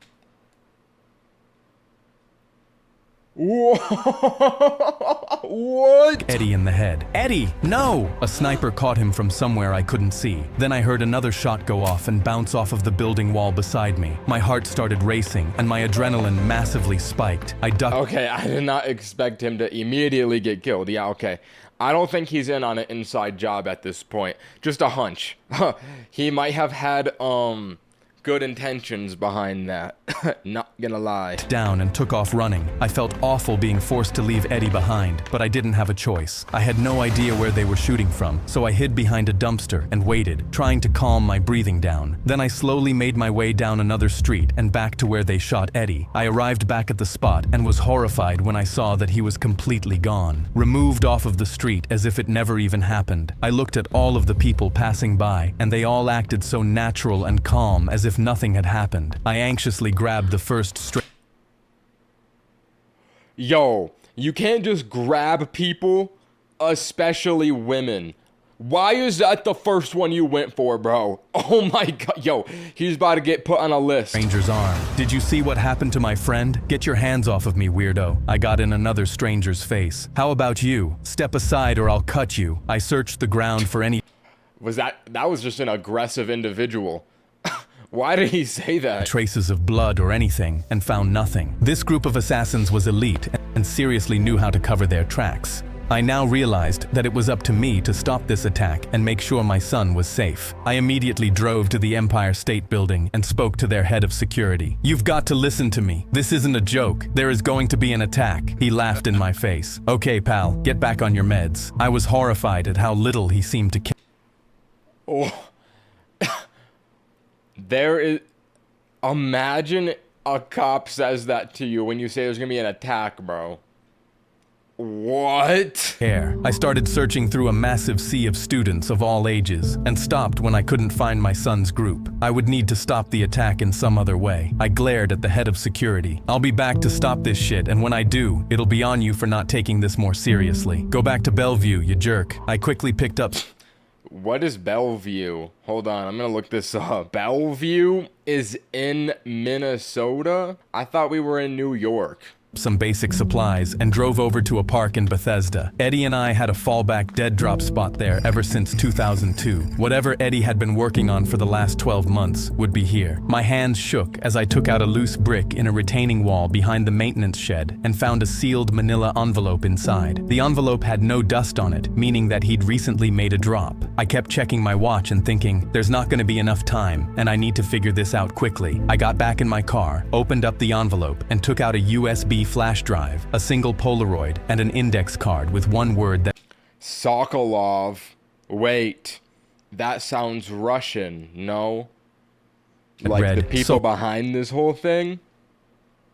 Maybe. Sokolov. Where do I know that name? I plugged the USB drive into my laptop and... Yeah, bro, you're getting hacked, bro. You don't put random flash drives into your laptop. They will steal, like, your data or something. I don't know. I heard that from somewhere. Saw 340 files pop up on the screen. The titles read, surveillance photos, financial records, immigration manifests, intercepted SMS logs. I shook my head in disbelief. There was nowhere near enough time to read everything here. Eddie had been working on this case alone for years. I read more. Viktor Sokolov, Russian-born, naturalized American, who acts like a real estate mogul, but is actually a human trafficker. Then my heart sank when I saw a picture of Sokolov shaking hands with Senator Howard Greenway. Holy crap, this corruption goes all the way up the chain of command. Eddie had written down an address for Sokolov. He was my first target. I thought of my son and panicked, then sped down the freeway in a panic, made it up to New York. I panicked, then fled down the freeway in a panic. Holy writing, bro. And parked out front of Sokolov's building. I waited for a few seconds. Then I saw Sokolov walk out and get into a black... Alright, you gotta eliminate him. Bro, I don't know how you're gonna do this. I don't know what plan you have. You have no weapons. You just have a car and, like, no proof or intel. How are you going to execute this enemy? I don't know, bro. Maybe he'll just hit him with a car. I would be very surprised if that's what happened, but you know what? It would work. SUV. This might be my only chance. Ding. A text from my ex-wife. Call me. We're worried about you. Ex-wife? Yo, now is not the time, bro. What are the odds the ex-wife does a call at this point, bro?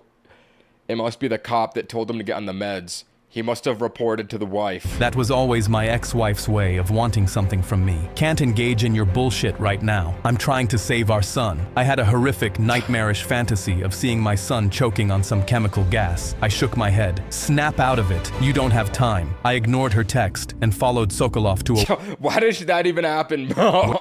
warehouse in Long Island. I sat in my car across the street and waited. Then I finally saw Sokolov leave, and I decided to get a better look at what they were doing inside. So I snuck into a side window and saw a bunch of large wooden crates. I looked inside one of them and saw thousands of vials. What in the hell? What's that red liquid? Yo, that's Red 40, bro. I know this stuff. You gotta take it, bro. They put it in Doritos to make it taste good. No label. My heart sank. Eddie was right. This had to be the illegal chemical. I started taking pictures, and then Oh, this is how they're killing people. my heart stopped cold when I heard a thick Russian accent. What the hell do you think you're doing? I turned around and saw Sokolov. My hands trembled and I started sweating. I quickly shoved him away and took off running down a row of crates. He chased me, aimed his gun, and my fear grew. Yo, every time there's a chase sequence in these videos, the dude with the gun just runs and points it out and never shoots it. Like, yo, are these paid actors, bro? Unless he'll prove me wrong and shoot the gun right here. I don't know. It could be different nowadays. I rushed down a hallway and hid inside one of the offices. Breathe, breathe. I don't know if he saw me enter. I quickly tried to open the window, but it was completely locked. Crap, I'm trapped. I hid in the closet and waited. Several seconds later, I could see through the closet door Sokolov's shadow walking past the office. He went by me and I Oh, no way. Not the closet, bro. This is the third time this has happened. That a character goes in a closet while in a pursuit against a guy with a gun. In two of the situations, they randomly shoot the closet for no reason and hit the guy inside of it. Can we go 3 for 3? The closets are cursed in this universe. breathed a sigh of relief. Then I freaked out again when he doubled back and swung open the office door. He walked into the room, his gun still in his hand. I held my breath and stayed as still as possible. Then he walked right in front of the closet door, faced me, raised his gun directly at my face, and smiled. I can smell your fear. I had to act fast Yo, what? Okay, that's not what I thought would happen. because he was about to blow my head off. He fired a shot, and at the last split second, I ducked down, missing the bullet by less than an inch, launched myself out of the closet, tackled him backwards, and we crashed through the wooden desk. My adrenaline to survive took over. His gun flew out of his hand when we landed, and I reached for it. Before I could grab it, he bit my ear and drew blood. Ooh, is he a vampire? Yo, is this Mike Tyson? Why did he bite your ear off, bro? Why is that what he goes to first? No, he's gotta be a Russian vampire. Never thought that twist would happen, not gonna lie. Then he whacked me with an elbow so hard that I saw stars. I quickly recovered, moved out from underneath him, kicked him across the face, and took off. I made it out of a back door, jumped into my car, and sped away. You think he swallowed the ear? Or do you think he spat it out? I don't know. I don't really want to know the answer, actually. Kept checking my rear view to see if I was being chased, but no one was there. Calm yourself down. You're still alive. Focus. You have to save your son. I looked closer at my reflection through the rear view mirror and saw that my ear wasn't bleeding anymore. Man, I heal fast. Maybe he's a vampire now because he bit him and it gave him like the regenerative powers a vampire gets. Why else would he heal fast, right? No, some sinister is happening right here. I think it's vampires. Call me crazy, but like, why would he bite his ear? Weird. I pulled over at a rest stop, got on my laptop and researched those red vials. Nothing came up. I dug into Eddie's notes again and found a page that had a drawing of the shape of the red vial at the top and a list of locations. The addresses were apartments and houses. I drove to check on the first home address and got another text from my wife. "Call me, please. Have you spoken with your doctor?" I ignored her again. She's always worried about everything. And if Nah, wait, the wife might be onto something. You gotta get a vampire test by the doctor, maybe. I don't know. The ex-wife is definitely gonna come into play at some point in the story, right? Why else would she be texting constantly and be, like, inputted into this? But for what reason? Let me think.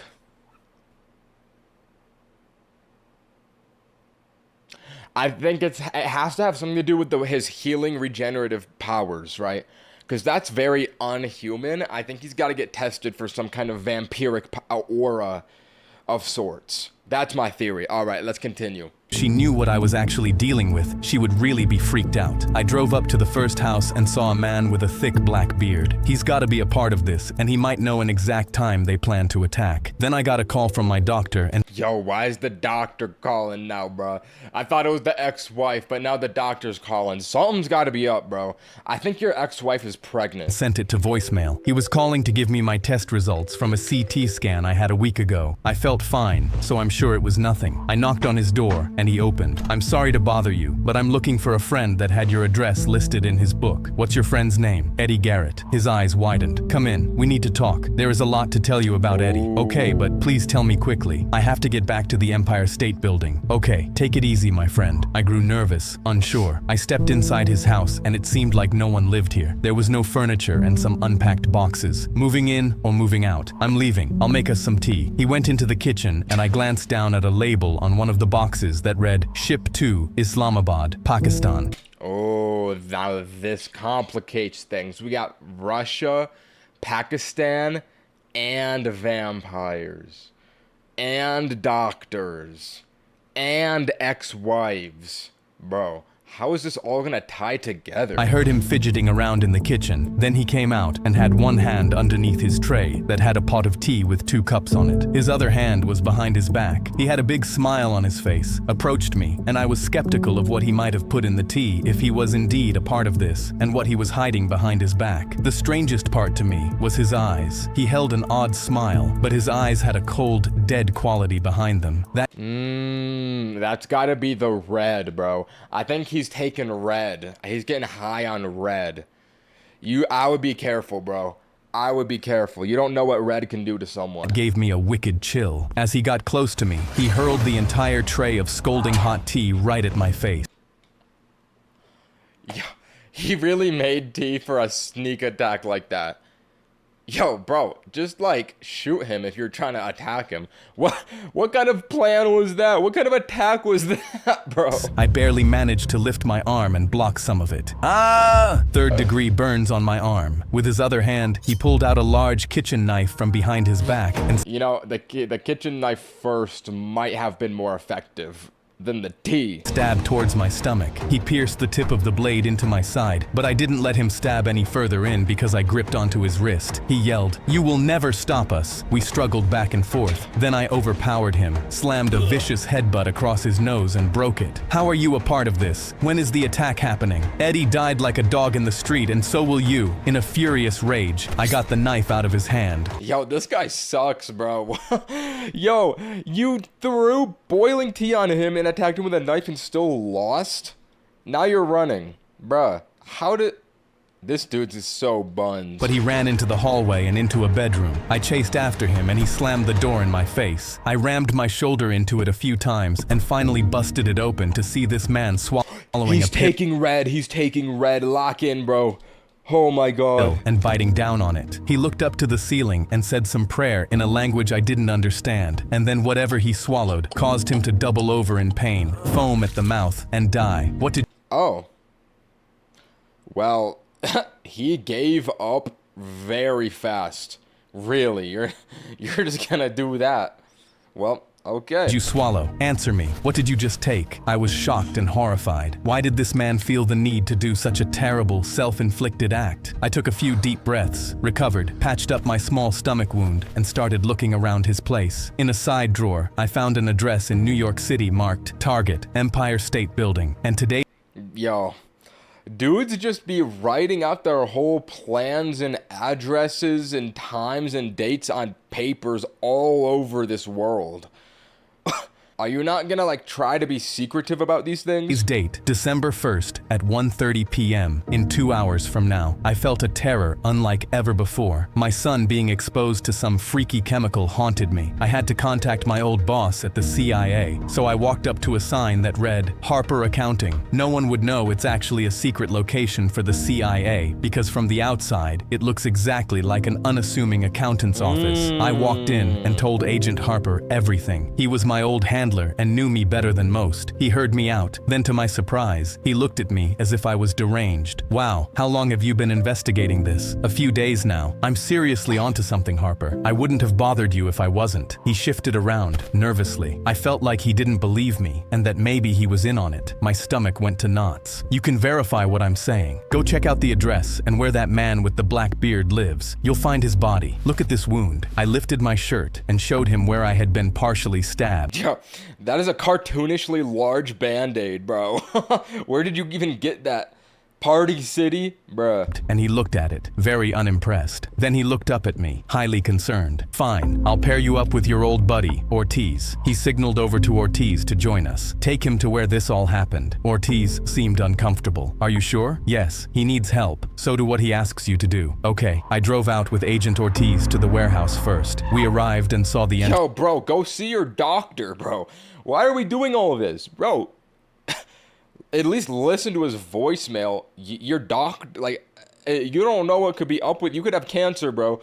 Who knows? We got out, and I braced myself. Just a heads up, we do not want to have another run-in with Sokolov. That dude's a nightmare. Agent Ortiz smirked as if I was making a joke, which pissed me off. There's nothing funny about it. The dude's a killer. Right, a killer. I'll be sure to stay on the lookout. I don't see why you think any of this is funny. My son and many other kids are in serious danger. I took him in through the same side entrance I went into, walked in and saw nothing. Not a trace of any red vials or wooden crates. He glanced over at me, very concerned. I swear it was right here. They obviously moved them once they knew I was here and thought that I might be onto them. Yeah, I'm sure that was it. You don't believe me, do you? Nah, I believe you. He seemed like he was lying. Look at this dust. I kneeled down and showed him some dust. They just moved the crates. Ortiz kneeled down and touched the floor. It looks like nothing's been in this warehouse for years. Sorry, man. I clenched my fists in frustration. I'm telling you, they just moved it. It was here. I know what I saw. Fine, let me take you to where the body is. That'll prove I'm not lying, okay? He was hesitant and even seemed scared, which was surprising to me for a CIA agent. It was almost as if he was just a regular guy. We drove across town. Do you think that the Russians replaced the CIA with random civilians? Maybe, I don't know. Parked in front of the same house, entered and saw the man's body had been completely cleaned up and removed. There wasn't a trace of anything in the apartment that seemed like it was moved. No teapot, no kitchen knife, no traces of blood. Everything was put in its perfect place. I was shocked. Damn, these guys are really good at cleaning up their mess. True, and how did they even get furniture in there too? Like, they really moved furniture in, bro. This place was empty before. What is the point of doing that? Unless they have the super strength of vampires to lift the beds with ease. This is crazy. It's just like they did with Eddie. Ortiz giggled. Yeah, crazy. He searched every room and I didn't even say anything. I shook my head, felt horrible. On his way out, is there somewhere I can take you? Maybe the hospital or... No, I don't need a hospital. Yo, wait. Is the twist that he actually is crazy and he actually hasn't taken his meds like the cop said, and this is why his doctor is trying to tell him to like go in for a check-in, because he actually is a crazy person not taking his medication. That if that is true, that would be such a crazy plot twist I would have not seen coming. Oh my god, I think I'm onto something though. I'm fine. I'm the only one that knows what happened, and I guess I'll just have to stop this attack on my own, since no one's going to believe me. I walked out. I knew that time was of the essence, so I rushed over to the Empire State Building and notified their head of security again. Look, I have reason to believe that within the hour, there is a serious threat to your building and all these people. I believe terrorists are planning to release a red vial that has some kind of chemical substance that will cause harm. It's what my friend Eddie was killed over. I know you think I'm crazy, but please just take this threat seriously. The security guy smirked. Yeah, I think you're actually onto something, pal. I had a moment of deep relief. Finally, someone believed He's trolling you, bro. He's trolling me. Because we got a tip that Santa Claus just partnered up with Rudolph and the red-nosed reindeers, and they plan to drop a bomb. See, I'm on everyone else's side too. I think he is crazy. I actually do think he's crazy in this episode. I'm not gonna lie. Partner choked up his coffee from laughing so hard. I was enraged. Then I saw a news headline from a newsstand that read, Senator Greenway to give his speech to elementary school kids. I need to get to the senator. I waited for the speech to start and saw Greenway surrounded by 4 police officers. That was my way in. Kidnap Greenway and force a confession out of him. I couldn't see any other way. I waited in the stall in the nearby restrooms for one of his security guards to use it. I was nervous as hell because I hated when I had to hurt an innocent person. As soon one stepped in, I locked the door behind me, snuck up behind him as he was peeing, and knocked him out. No, bro, you're going way too far here. No, he's definitely crazy right now.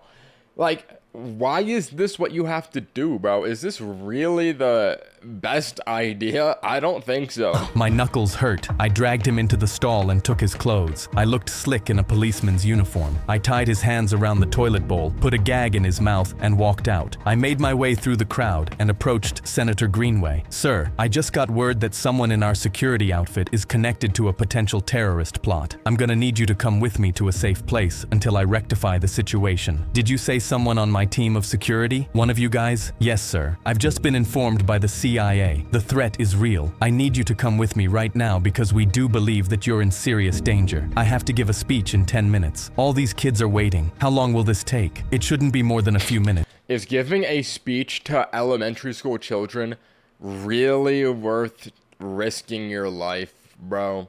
I don't think that this is like top priority right now. If there is a life-threatening risk, you should probably not do that. I'm not gonna lie, bro. Greenway wasn't happy, but he followed me into a nearby empty office. I knew I only had one chance to stop him. I pulled out a knife and put it against his... Ooh, no, he's crazy. He's actually crazy. Why is he... You don't have to do this, bro. Throat. I know what you've done with Sokolov and what you did to Eddie and what you're planning to do, you traitor. I'm gonna give you one chance to call off the attack or I will end your life right now. What are you talking about? You know exactly what I'm talking about. Call off the chemical attack right now. I handed him a phone. Are you off your meds? Jesus. Shut. They keep saying that. I'm starting to... No, with every passing moment, my theory of his insanity gets a little bit stronger. Like, why do they keep saying that to him? Obviously, this is like his insanity, bro. Shut up. You need to make whatever call you need to make and stop this right now. I'll give you 3 seconds or I will end you. Too many lives are at stake. 3, 2, 1. He stared at me with a strange, bewildered look, and his entire body trembled in fear. Okay, just take it easy. I'll make a call. Do it. He spoke into his phone. Hey, it's me. Mission abort. Yes, I'm serious. The chemical attack can't happen. Mission abort. I grabbed his phone and saw a blank screen. Liar. You weren't calling anyone. I'm sorry. I honestly don't know who you want me to call. 2 security guards rushed in, guns drawn. So you're just jumping out the window now, bro.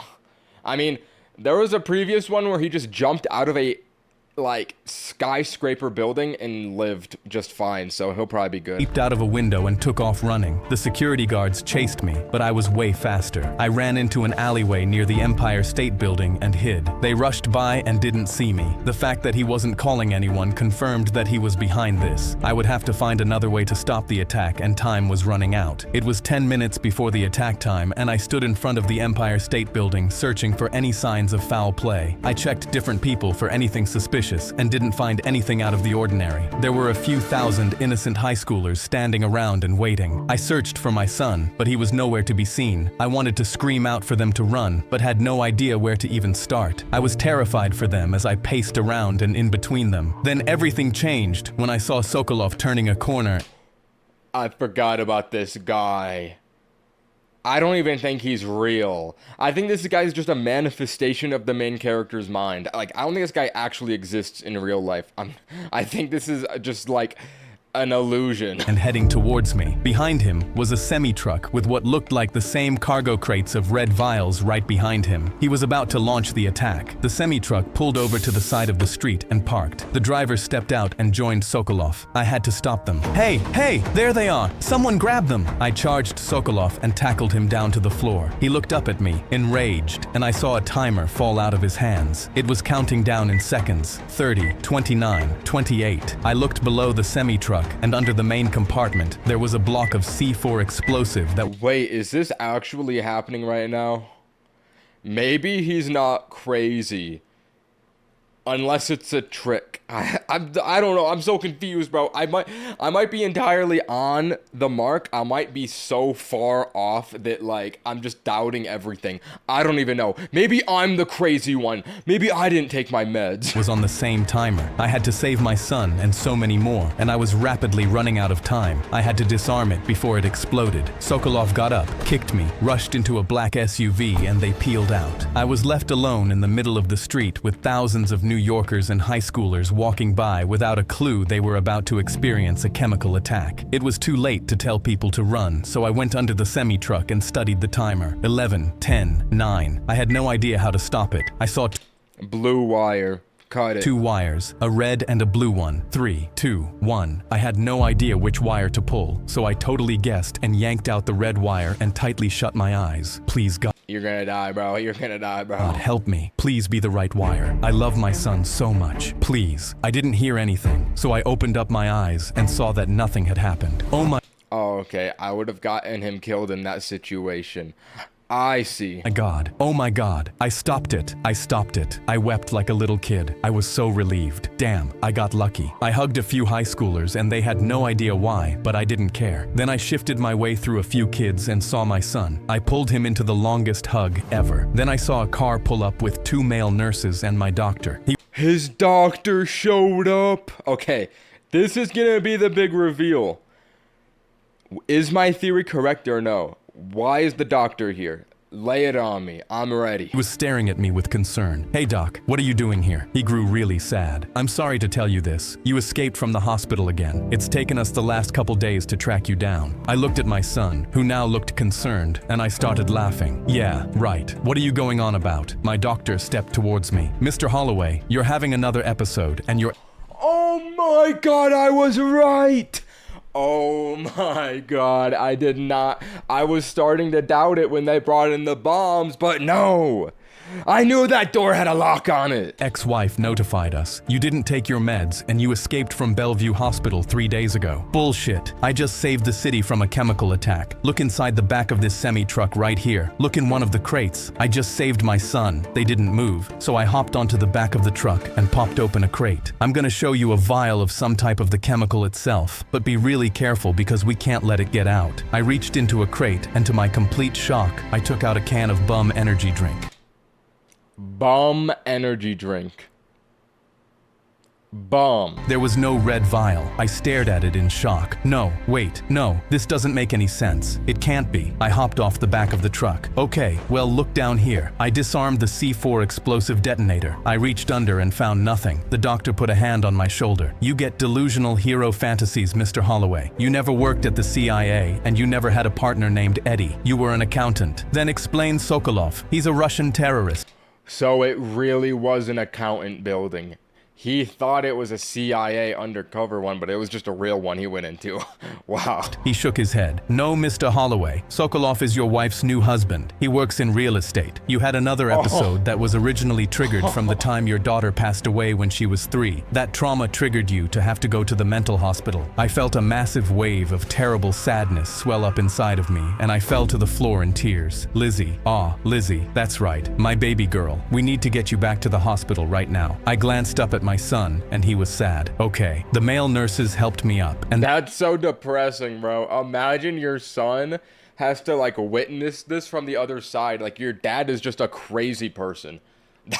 That would be so depressing. then 3 police vehicles pulled up, and the cops got out, guns drawn. Freeze. That man is wanted for attacking a senator. Oh, so that was real. Okay, so that part of the story was actually real. That's insane. My doctor approached them and said something to them that I couldn't hear. They still had to handcuff me and take me downtown. I watched my son's face through the back of the police car window as they drove me away. I just wanted to make him proud of me, that's all. My doctor followed us, and a day later, they let me go back to Bellevue. Wow. What a twist on that one. I gotta read a comment. Biggest plot twist of my life. Yeah, literally, bro. That one was kind of cinema, not gonna lie. That one is definitely top 3 material. I'm gonna say it. Top 3 material on that one. That one was fire. My best friend stole my life. Let's watch this kid get thrown through a window. Drew threw a kid through a plate glass window at a house party. The glass exploded across the front lawn, and the kid landed on his back in the bushes with blood pouring down his face. Yo, okay, these kids look like they're like 12 years old. How old are these kids? This kid's gotta be on anabolic steroids. I don't know how he's that strong. Drew was that strong. Standing over him with his fists still clenched, screaming at him. People were running. Someone was calling 911. I grabbed Drew by the arm and dragged him around the side of the house. Wait, Drew is your boy? Oh, we might be on the enemy side on this story. Huh, I thought he was the villain, but we are too. So hard he stumbled. Someone had already called the cops. I could hear sirens and blue light pulsed through the trees at the end of the block. And as soon as he realized what he had just done, it all hit him at once. Drew grabbed me by both shoulders. He's gonna frame his... Look at this. He's got snot coming down his nose with tears dribbling out of his eyes. Oh my God. Yo, lock in, bro. You're the one who threw a kid through a window. No. His story is about to get framed for this crime, I swear. And shook me so hard my teeth rattled, tears and snot running down his face. If this goes on my record, I lose my scholarship. You don't have any... Oh, wallahi, bro. What does he mean you don't have anything? No, this kid's gotta go. You gotta go, kid. What even is your hairline? Thing to lose. I have everything on the line. You owe me this. I shoved him off me, and my heart was pounding with panic. I have a scholarship too. I know, and I'll protect it. I swear. I'll go to coach the second year out, and I'll help you prove it wasn't you. Why don't you just do that, bro? No. This is a...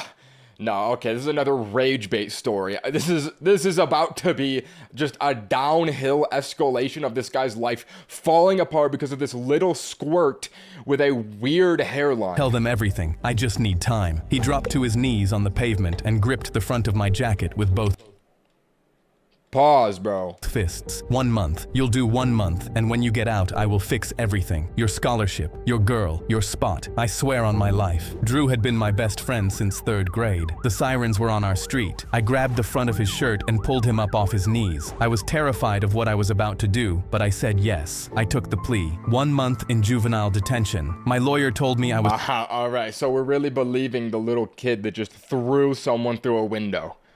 You think that he's a reputable source of information. You're staking your future on this. Throwing my future away, and I signed the paper anyway. My mom was in the front row, and when the judge read the sentence, she let out a sob so loud, the whole courtroom turned, and the guilt hit me so hard I couldn't breathe. Drew was in the back row with his eyes on the floor, and he wouldn't look at me. My girlfriend... Of course, bro, is. Andy's got a girlfriend. He's about to lose his girlfriend too, bro. Somehow that's gonna end up happening. Mark my words. Bro. Oh my God. Friend grabbed both my hands in the hallway. She pressed her forehead against mine. 1 month is nothing. I'll wait. Oh, okay. He's got a good girlfriend. W girlfriend here. Why she got 3 rings on? She squeezed my hands so hard her rings dug into my fingers. Write me every day. Every day. She kissed me, and I held on, and the grief of leaving her was so sharp it tasted like metal. Drew was waiting at the bottom of the courthouse steps. He pulled me into a hug and gripped the back of my head. 1 month. I'll be here every single week. You won't even notice you're gone. He grabbed the front of my jacket and shook it gently. Your spot at the table. Your seat in the locker room. room. I'll keep it all warm. He tapped the team logo. He's about to take his life.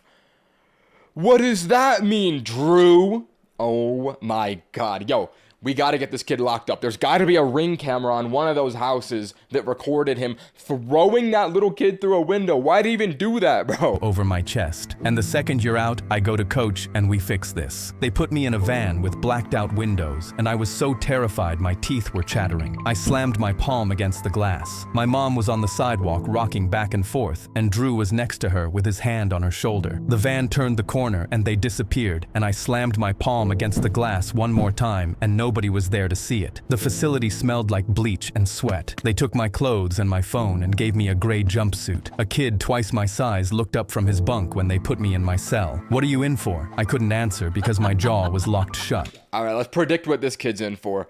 I think that this kid with the long hair killed somebody. Not gonna lie, I think he's a murderer. He laughed. You'll talk eventually. I lay on the mattress. What's that fruity little way he's laying down? What do you mean by that, bro? Yo, what is this lying down posture with the hand on the hip? I'm sus of this inmate. I lay on the mattress and pulled the blanket over my head, and I was so scared I shook until the lights went out. Someone was crying 3 cells down. A guard's boots echoed in the hallway. I kept shaking in the dark and told myself Drew would fix this. Drew promised. The lights came on at 6 and went off at 10, and every hour between was the same gray walls and the same gray food. Visiting day was Saturday. I showered and combed my hair and sat at a table in the visiting room, and every time the door opened, I jerked upright. Other kids' moms and girlfriends and brothers. He's not even gonna show up every week, bro. Once a week? Nah, wallahi, it's finished. Filed in and hugged them. An hour passed. The door stopped opening. The room emptied. A guard tapped my shoulder. Nobody's coming, kid. Back to your unit. The humiliation burned so hot my face went red. I shoved back from the table so hard the chair flipped, and I stormed back to my bunk and punched my pillow until the seam split. One letter from Drew. 3 sentences. Holding it down for you, bro. Everyone says hi. Miss you. I pinned it to the wall and read it so many times the paper went soft. I called Drew from the facility.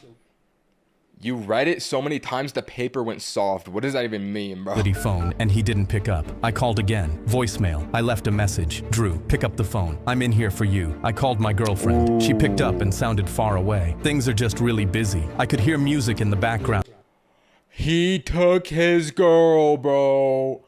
How does this even happen? Whoa. Once he's out of prison, he's gonna pull up. Drew is gonna have a wig on, contacts, everything, the whole makeup. He's gonna see a complete double of himself. Bro has stolen his life and identity. Hear me out. I think that's gonna happen once he gets out, bro. And a laugh that sounded like Drew's, and she said she had to go, and the line went dead. And I was so sick with dread, I slammed the phone into the receiver so hard the cradle cracked. My mom visited. She sat across from me, and she looked like she'd aged 5 years. She reached across and held my hands and wouldn't look at me. What? She pulled out her phone and slid it across the table. A video. I pressed play, and my hands started. It's beginning, the transformation. He literally has stolen his jacket. Next, it's gonna be the hair, the eyes, and then it's over at that point. Oh my God, I think I was right. Started shaking so hard, I dropped the phone on the table. Drew at a house party, my jacket on his back, my girlfriend under his arm, my teammates around him. He was standing on a table doing an impression of someone, and everyone was laughing, and the camera panned to my girlfriend, and she was leaning into his chest, wiping tears. How does this even happen, bro? It's been a week. Oh my God. Yo, this guy's gotta go. Drew is not your man.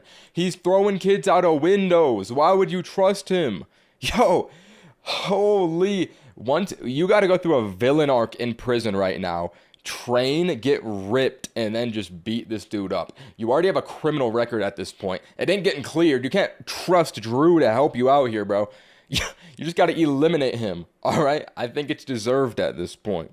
or get a hitman or something. I don't know, any way to kill him. From laughing, and he leaned down and kissed the top of her head, and the room cheered. He was doing my celebration, the one I did after every touchdown. Arms out, spin, point at the crowd. He'd stolen that too. I shoved the phone across the table so hard it almost went off the edge. When was this? 2 weeks after your hearing. She pressed her hands flat on the table. A parent sent it to me. He's been telling everyone you were violent, that you attacked someone at the party, and he was scared of you. I slammed my fist on the table and the guard flinched. He said he'd protect my scholarship. Baby, she squeezed my hands. He went to coach with your recommendation letters. He used them to apply for your spot. He has Has he taken his social security number too? Like, this is just identity theft at this point.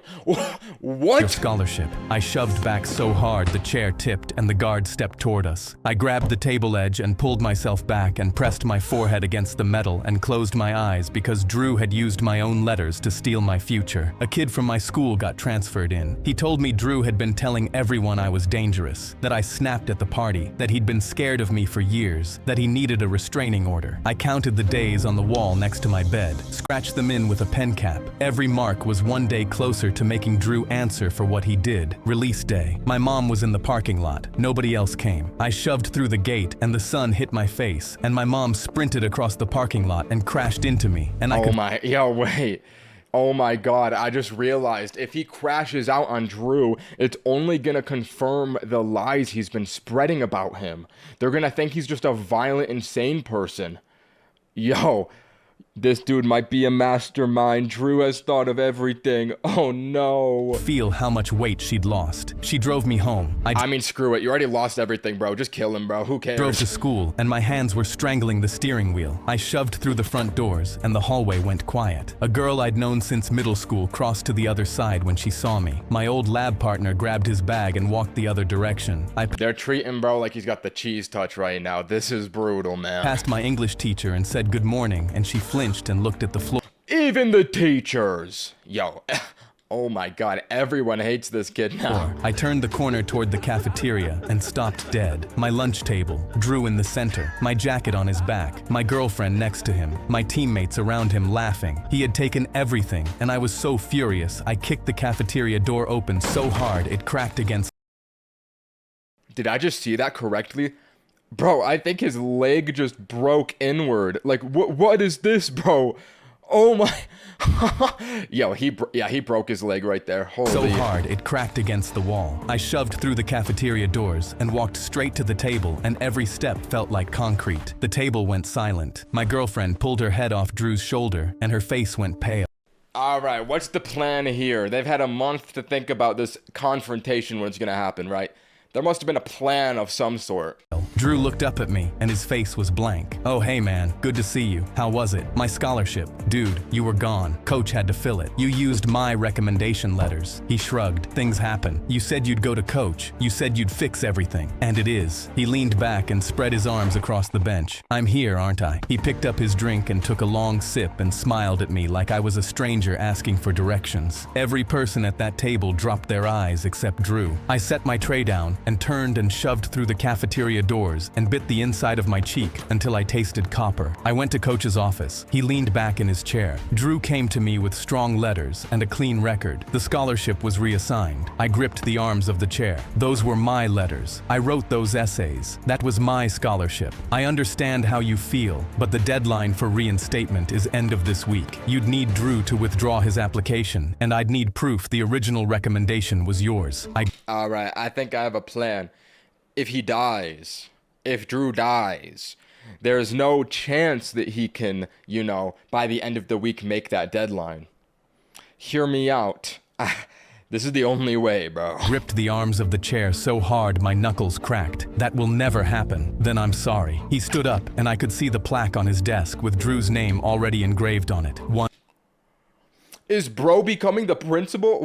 Why is there a plaque with his name on it at the desk? Bro, what does that even mean? 1 week. Drew's ceremony was Friday. The whole school would be there to watch him accept the scholarship he stole from me. And were there not other people at this party that watched him throw a kid through a window? Like, bro, There's literally witnesses. They did a police call. They probably said like, yo, this bald kid that looks like a little orangutan threw a kid out of a window, and then they can just profile him from that description. Bro, how do we not have evidence against this? I'm at a loss. I found my girlfriend at her locker. She slammed it shut when she saw me coming. Don't. Just listen to me for 30 seconds. Drew told me what you did. You attacked someone. You're dangerous. He lied. He threw that kid through the window and I took the blame because he begged me. She shook her head and backed away. That's not what he said. Of course it's not what... Okay, but why is she believing him now but not before? Did he like generate a Sora video of him like committing the crime? I'm confused. The girlfriend is switching up now. He said, he took my scholarship and my girlfriend and told everyone I'm a monster and you believed him. She turned and walked away, and I slammed my fist into the locker next to me so hard the metal caved in, and everyone in the hallway jumped. My old lab partner was at his locker. I walked up to him. You know me. You've known me for 3 years. Does any of this sound like me? He wouldn't look at me. Drew said you threatened him with a knife. I have never held a knife in my life. I don't know what to believe, man. Yo, is that Chester, bro? Ball knowledge for his story. I think that they gave Chester an upgrade. They made bro intelligent. Wow, good for you, Chester. Drew showed us screenshots. He showed us texts where you said you wanted to hurt people. He faked those. I don't know that. He closed his locker and walked away, and I kicked the locker next to his so... Bro, just to AI generate a video of this kid committing the crime. Like, screw it at this point, bro. So hard the metal dented, and everyone in the hallway flinched. I ate lunch alone at a table by the trash cans, and the loneliness was so sharp it pressed down on me like a physical weight. Drew's scholarship ceremony was Friday, 3 days away. The whole school would be there. Coach would hand him the plaque with my name scratched off and his written on. I ripped my phone off the nightstand and pulled up every screenshot from the night of the party. Drew's texts begging me, take the blame. I will owe you forever. I'll keep everything warm. I swear on my life. And then I remembered something. Bro messed up not deleting those texts, bro. This dude might be dumb as bricks. The party. Dozens of people with their phones out. Someone That's what I'm saying! Filming. I spent 2 days tracking down every person who was at that party. I called everyone in my contacts. Most wouldn't talk to me. 3 hung up the second they heard my name. I drove to the house where the party was and knocked on the door, and the kid who lived there opened it and said, Drew told me you'd come. I don't have anything for you, and shut it in my face. Wait, no, they gotta get the kid that literally got propelled through a window, bro. Where is he in this equation? One kid said he had a Snapchat video of the whole night, but he deleted it. Dead end. I threw my Oh, because the cops, I see. phone across the room so hard it bounced off the wall and the screen cracked. I didn't have the video. I threw myself backward on the bed and held the cracked phone above my face. 3 days until the ceremony. 3 days until he walked across a stage and accepted my future with my name scratched off the plaque. An idea hit me so hard I stood up. I didn't need the video. Drew just needed to think I had it. Is there 2 songs playing over each other in this video right now?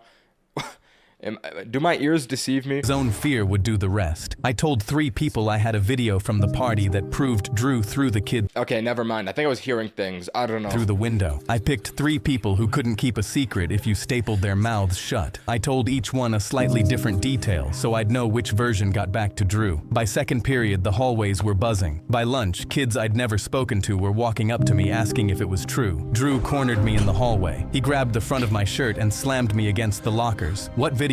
You'll see Friday. There is no video. Then why are you sweating? He shoved me harder. If you ruin this for me, you ruined everything for me. My scholarship, my girl, my friends, my reputation. You told people I was dangerous and they believed you. A teacher won't look at me because of what you said. He let go and stumbled backward, and I could see his hands shaking and the panic flooding his face. Friday, Drew. The whole school's going to be there for your ceremony, and they're going to see exactly what happened. He's gonna play the video at the ceremony. Holy aura move. I gotta respect it. Kid is tough. I'll give him that. Shoved me one more time and then stormed away and kicked a trash can so hard it bounced off the wall Where'd and that rolled come into the from? middle of the hallway. Kids scattered. I could see him pulling his phone out with shaking hands as he turned the corner. I leaned against the lockers and my heart was hammering and I was grinning because his fear was already doing my job. I didn't have the video, but he didn't know that, and his fear was going to do my job for me. Oh my god, that's so smart. he's just gonna withdraw because he's so humiliated by the idea of the video that you get it and you don't even have a video to prove it. Holy Death Note. Bro just played an IQ play. Or, Friday. I barely slept. I got to the auditorium an hour early, and my hands were shaking as I climbed the stairs to the tech booth. I plugged my phone into the projector and tested it twice. The auditorium filled up, every seat taken. Coach stood at the podium with the scholarship plaque. Drew was in the front row in my jacket, looking like he owned the room. My mom was in the back row because I'd asked her to come. I was in the tech booth with my phone plugged into the projector and my hands shaking. Coach started his speech. This year's scholarship goes to an athlete who demonstrated exceptional character and dedication. I could see Drew straightening his jacket from the booth. My jacket. The dread and the determination were fighting in my chest. I pressed play. The screen behind the stage lit up. Not a video of the party, just the texts. Drew's blue bubbles 30 feet wide. Bro, please, I'm begging you. Drew's head snapped around. The room rustled. Take the blame. I will owe you forever. Drew jumped to his feet. His face went white. I'll keep everything warm. I swear on my life. Pure panic took over Drew's face. He charged the stage. He vaulted over the first row of chairs and knocked a girl's bag off her lap and sprinted up the aisle with his face wild. He tried to jump onto the stage and missed, and scrambled up on his hands and knees and ran toward the tech booth, screaming at the top of his lungs. Turn it off! That's not what happened. I was there, but I didn't. He froze. I was there. Savage triumph flooded through me. The silence was so thick I could— Caught in your own lies, bro. And I think this kid's too dumb to clutch up here, because, like, he could lie. He could find a method to get out of this situation, but, like, I don't think bro's got the IQ for that. I'm not gonna lie. Hear him breathing into the microphone he'd grabbed off the podium. A girl in the front row whispered, "Oh my God." A teacher stood up. Dead silence. I stepped out of the tech booth and walked to the front of the stage, and my heart was pounding with a grim, ferocious satisfaction, because every lie he'd told was unraveling, and he'd done it to himself. Drew was standing in the aisle with every eye in the room on him, and his own words hanging in the air like smoke. He tried to recover. I didn't mean I wasn't— There's no video of the party, Drew. I jumped off the stage and landed in the aisle 3 feet from him. I never had one. His face crumbled. You just told 400 people you were there. You just told them it wasn't what happened. You just told them you needed a video turned off because it could prove something. I held up my phone. All I had were your texts. The ones where you begged me to take the blame. The ones where you swore you'd protect my scholarship. The ones where you promised you'd fix everything. The screen cycled. His posts. Photos with my friends captioned— At people leaving? Why is that your handle? Let's read this. What did he caption this? These are the people who've been there through everything. The late nights, the stupid jokes, the good old days, and the bad old days. No matter what, we show up for each other. Wow. My favorite person, my peace, my home. Bro, you took her from another man 2 days ago. What are you talking about? You're literally saving my life right now. Sometimes people leave your life and you realize it was for the better. Yo, this dude's a snake. Oh my God. The crew. Photos with my girlfriend captioned, "My girl." A post that said, "Sometimes people leave your life and you realize it was for the better." I feel like the real villain of this story is the girlfriend. I'm not gonna lie. I mean, this dude's doing abhorrent things, but, like, why did she just switch up on her man because of his lies? Like, I feel she was the one thing he had going for him, his saving grace in this story, and she left him. Like, bruh, why are you believing the monkey dude? Oh my God. Side by side with, "You're literally saving my life right now." Drew looked around the room like a trapped animal. He's crazy. He went to juvie because he attacked someone. I had to get a restraining order. My teammate stood up in the 5th row. Nah, you told me the same thing, but those texts are from the night it happened, and I remember you calling me crying about it. Another teammate stood. He told me you threatened him with a knife. I believed him. I'm sorry. Half the auditorium was crying. My girlfriend stood up. Our eyes met, and her chin trembled, and she pressed her hand over her mouth and turned and walked out, and the door closed behind her, and I felt nothing because she had made her choice a month ago. Ooh, good decision, kid. Do not go back. Stepped to the microphone. His face was gray. Drew turned to him. Did you assault that student at the party? Drew's mouth opened and closed. Did this young man serve a month in detention for something you did? Drew looked around the room, and every face was turned toward him, and not one of them was on his side. Did you use his recommendation letters to take his scholarship? Drew grabbed my jacket off the back of his chair and shoved past the entire row, knocking a girl's bag off her lap. Yo, why does he keep going for the girls' bags? That's the second one. Like,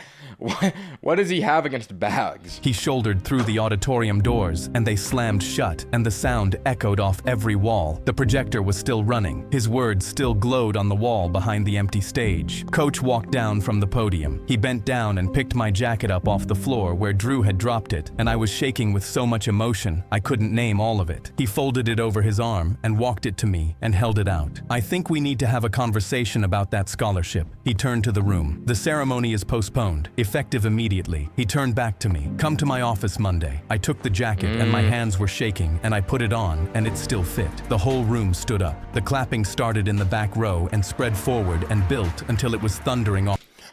Is that not him from the past? No, there's a time loop in this video. This guy right here, that's definitely him. I think there's more than meets the eye here.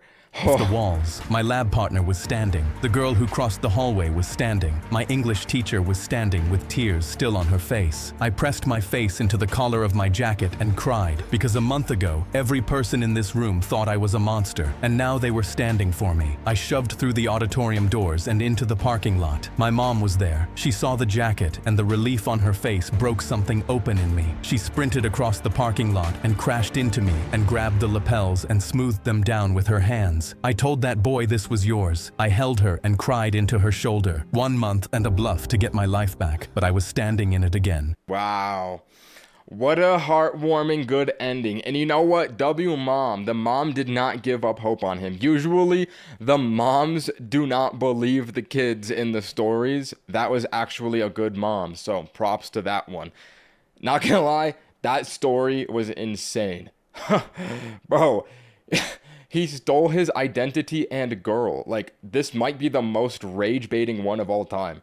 I'm not gonna lie. Alright. Hunted by the tribe that eats humans. He has never made a video like this before. We're going into uncharted territory. This is about to be a cinema plot. Let's commence. Wait. Editor. Equip my headphones. Boom! All right, let's start. It was the middle of the night as I was hacking through a thick area of heavy leaves and brush with my machete, and also attempting to swat away the rat-sized mosquitoes as my family Bro, rat-sized mosquitoes? No way that's real, bro. Let me fact check this real quick. No, mosquitoes cannot be the size of rats. All right, hey, his story, that's your first strike, bro. Misinformation check. Holy, if mosquitoes were that big, imagine how much they would be able to suck your blood. It'd probably kill you. Followed our guide through the Amazon jungle towards our archaeological dig site. Sweat soaked through my shirt, and my feet were killing me. I had just gotten over having food poisoning. So Yo, grow up, bro. If this kid can do it right here, this little chud, you can do it, bro. I was pretty weak. There were bats up in the trees and coiled up snakes dangling from tree branches. Yo, what is, bro is in the nether. This is like the most treacherous environment ever traversed by human. What? Mateo walked up ahead and had been eerily around every quiet for a corner while now. Mateo, is everything all right? He barely acknowledged my question. And oh yeah, Mateo's a cannibal. Mateo's one of the dudes that eat humans for sure, right? Like, if he's gonna be cold like this, Mateo might just eat him. Kept walking. My stomach dropped. Something wasn't right. A few minutes later, we reached the archaeological dig site. It was an incredible stone structure. Bro, wait, why are you digging here? Is this not like a historical monument? I feel like you would not be able to dig in a site like this if this was real, bro. Only ever seen that in would be pictures. like tampering with history. My wife Elena and my daughter Maya stared at it, both mesmerized. I started setting up camp, and Mateo stopped me. No, wait. He pointed at a low branch and showed me a piece of red cloth tied around it. What does it mean? His eyes grew narrow and he shook his head. We must leave this area, right now. But this is where we're... That must be the sign of the human eaters. Certainly. Supposed to be. This is why we came. They're about to sacrifice you to the blood gods. You gotta get out of here, bro. Lock in. You are supposed to listen to me and do what I say. We must leave and never return. You need to at least tell me why. Because they are watching us. Who's Oh, that's fair. Okay, maybe Mateo is to be trusted. watching us? Just do what I say. We leave now. But we had an agreement and we just hiked 17 miles to get here. I don't care. I will return your money. I thought. Wow, that's a stack of big Benjamins right there. Is he trying to pay him off so they don't have to leave? Like, bro, what do you... If he's... Oh my god, look at this pause. Whoa, that completely broke my train of thought. Thought they were all gone, but they are not. We walk back now. Who? Who are you talking about? Something terrified him deeply, and I had no idea what it was. Just tell me something so I understand. Is it the Hichi tribe? He was shocked that I heard of them. You know about them. I studied them when I was a young archaeologist. I know that they're religious people with wild beliefs, but I thought they had... Wow, he knows everything about it. This is an IQ mog. He should have just been the travel dude instead of Mateo. Like, he knows everything already. And he's buffer. This is more than an IQ mog. Look at the side by side. Yo, he's mogging him in all regards. Gone extinct, as did I, but we are both wrong. Okay, we will leave, but my wife is in a lot of pain from spraining her ankle and she needs to rest. We'll go back, but we've been hiking for over 10 hours. Bro, pick up your wife, bro. Do a piggyback. Come on. I saw your build. You're huge. You can do it. Can we at least just rest here for a bit and then go? Mateo didn't want to agree, but nodded. 1 hour, then we leave. He's really agreeing to 1 hour while surrounded by the man-eating tribalists. Yo, someone fire this dude. All laid down and tried to get some rest. I quickly dozed off, then woke up at dawn to an eerie silence. A few more hours must have passed by then, I thought. I saw my wife and daughter. Oh yeah, they ate Mateo. Mateo is gone, bro. That dude has been chopped up into burgers. Sleeping next to me, but Mateo was gone, vanished. The weirdest part was that his backpack, personal belongings, and his boots were still here. Because they don't eat backpacks, ropes, and boots. They eat humans, bro. Put it together.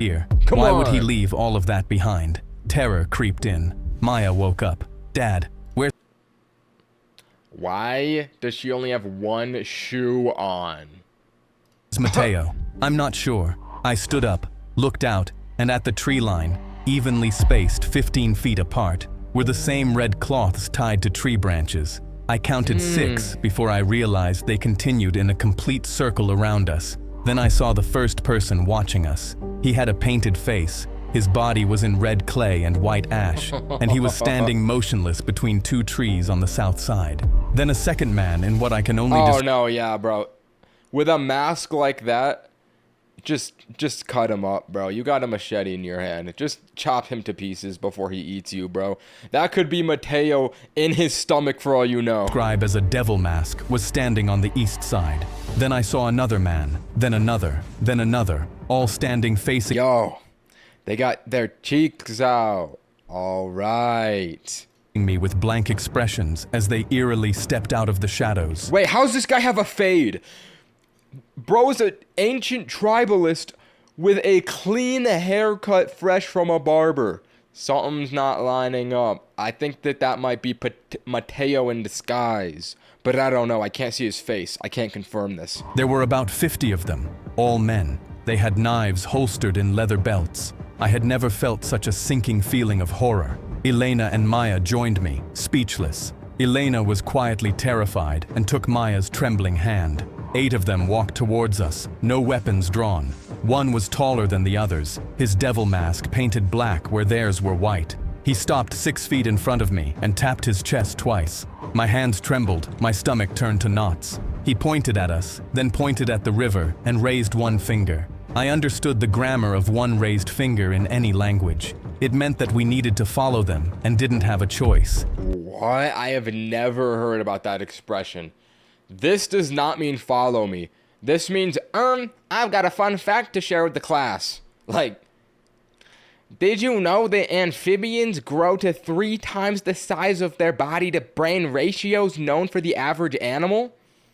There's a fun fact for you. Fear crept up my spine. The hike was long and silent. 3 hours upriver. Maya tried to whisper something to me, and a guard at her left tapped 2 fingers against his own lips, instructing her to stay quiet. I started watching the guard's hands. These people had an entire vocabulary through hand gestures that I couldn't understand. My wife had a light sprain on her ankle, but seemed to be managing it. It was probably only getting worse. Oh, that's we why her arrived at shoe their was village, off. and I saw that it was embedded into a cliff, which meant it would be impossible for any satellites to see it from above. Only one dirt pathway led to thick mud houses with children watching from doorways with curious eyes. I let out a quiet gasp of fear when we were taken past. All right, we found Mateo.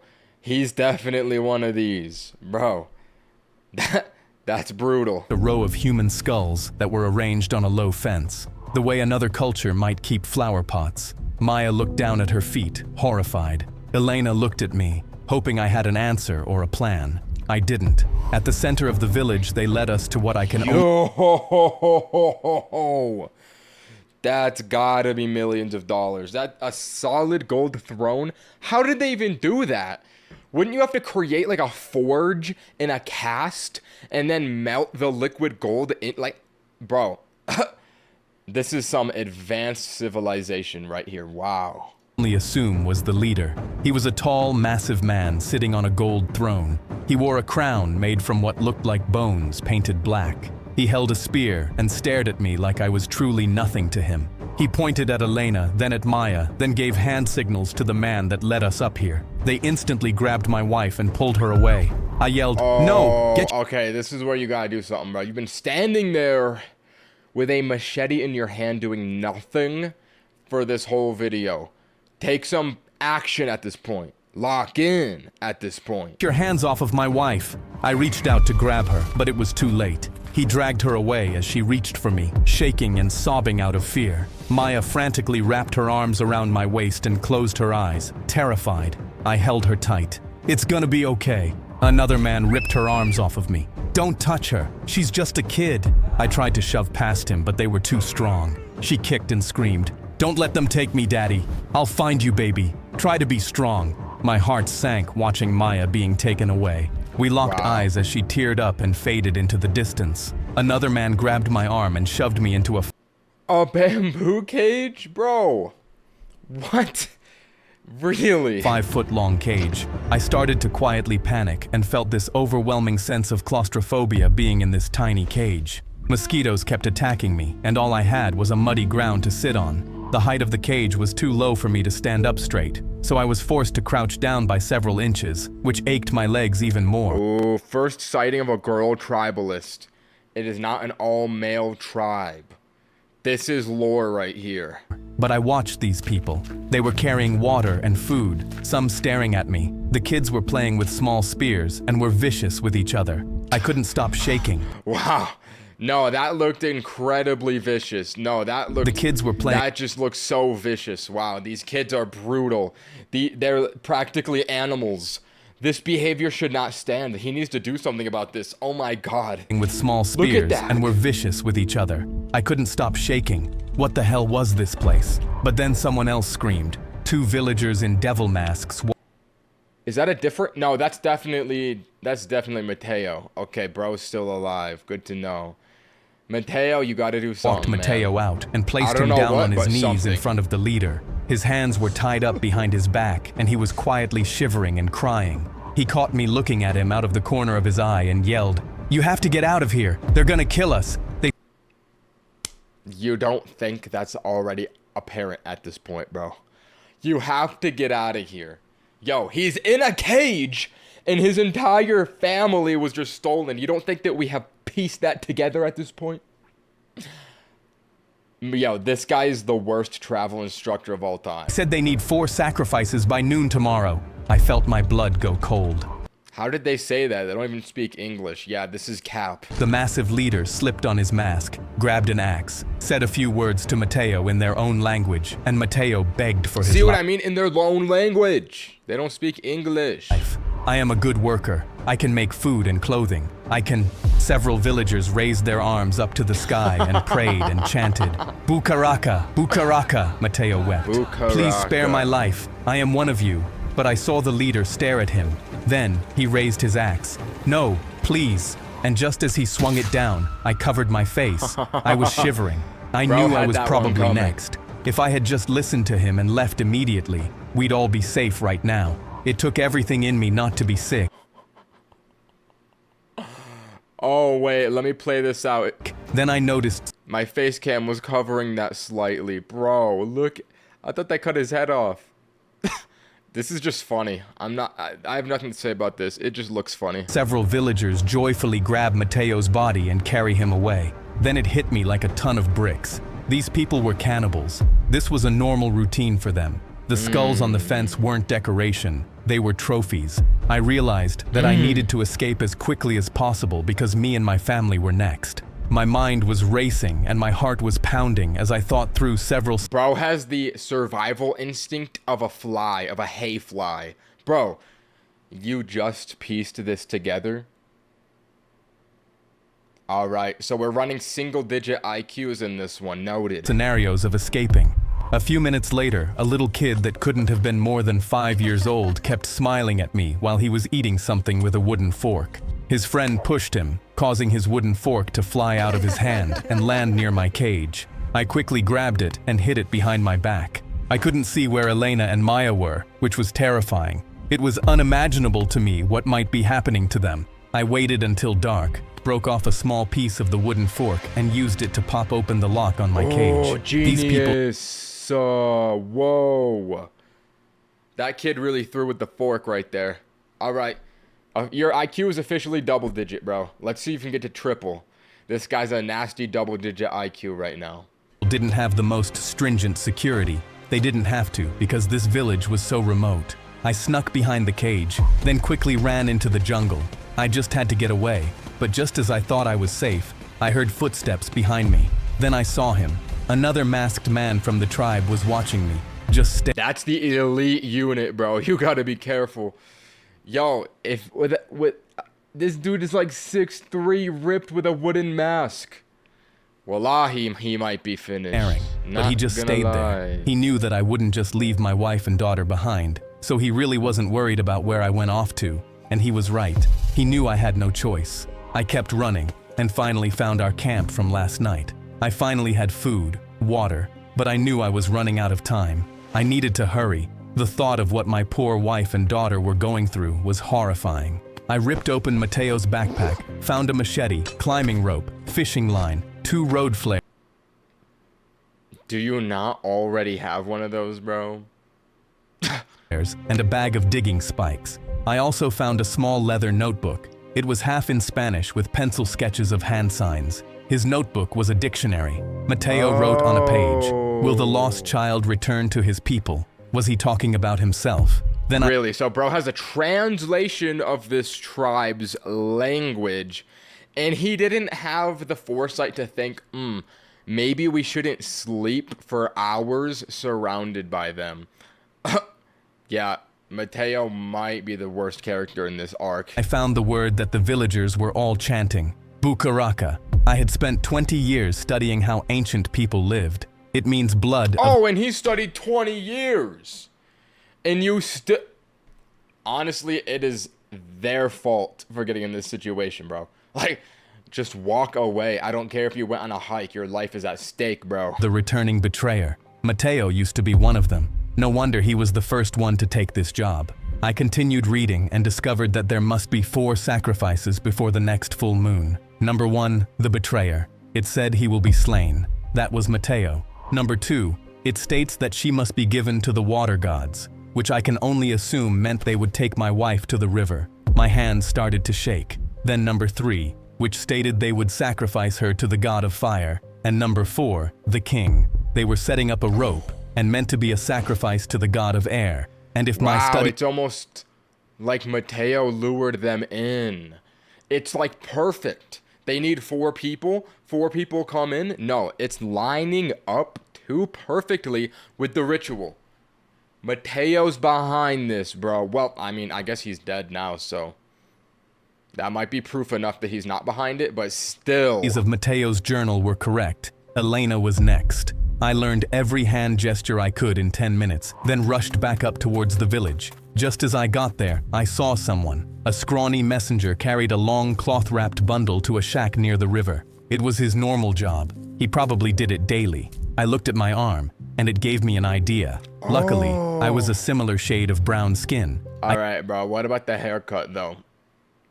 I don't know if you're gonna fit in unless you go bald. If we see him go bald right here, instantly 10 out of 10 video. I came up with a plan. I could go undercover and maybe blend in with the natives. I knew I had to, even if it had very little chance at working. I mixed clay and limestone and made the body paint, then made a mask from some tree bark. I put it all on, and I was in full-on disguise mode. This had to work. Yeah, bro. Right before dawn. That ain't working, bro. I'm gonna keep it so real with you. I'm gonna keep it a buck. That ain't working. And I don't know why you have this cape on as well. You ain't fooling anyone. I waited near the pathway that went up to the village. The messenger came up the path towards me with his package. He was heading back up to the village. I hid behind a tree and waited for him to get close. Then I tackled him to the ground, grabbed the back of his head, smacked him into... Oh! Yo! Did they upload this video to the wrong website? What am I watching right now? ...a rock and knocked him out. I took his bundle, headed up the pathway, and made it to the outskirts of the village. The first 3 villagers I passed touched their foreheads with... Yo, that guy's thick. Look at that lumbar, like, anterior pelvic tilt. Holy... Bro, how'd you get a BBL out in the forest, man? 2 fingers, signaling a greeting.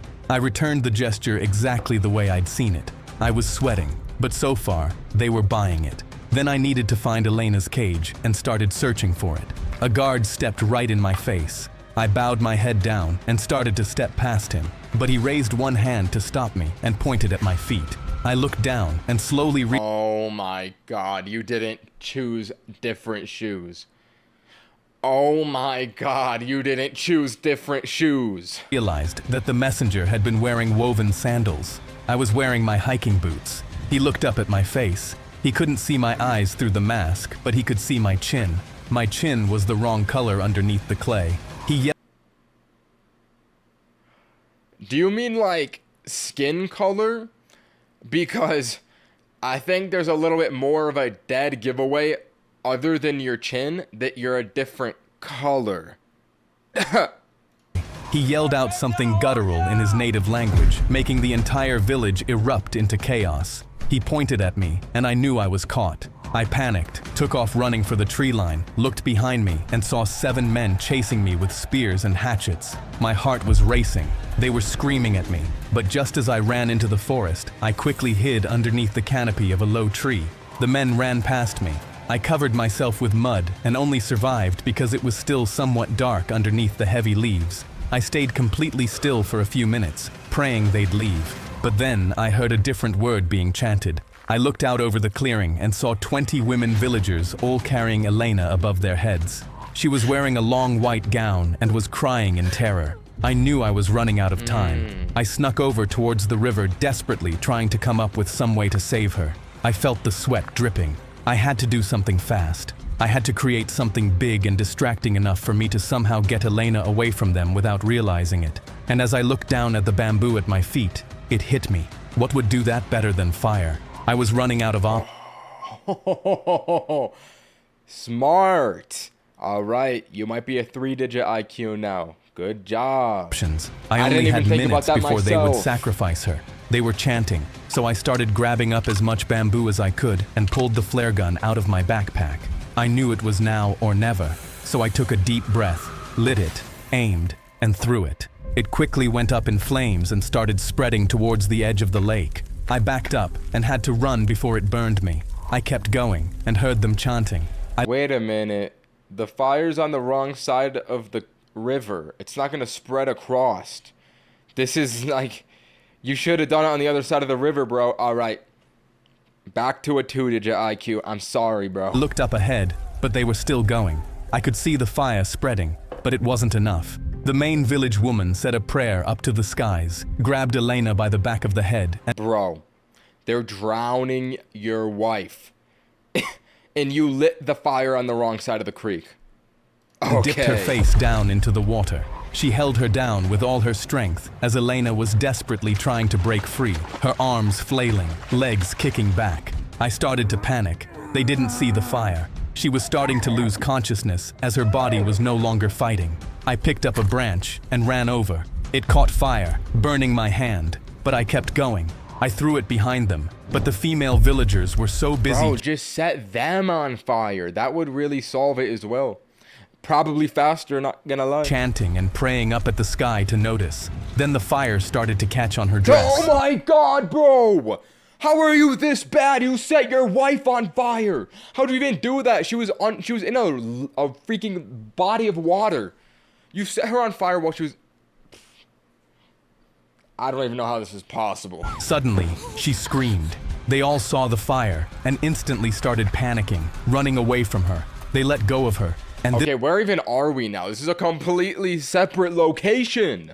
What is happening? This was my chance. I ran to Elena, but she wasn't moving. I pulled her out of the water.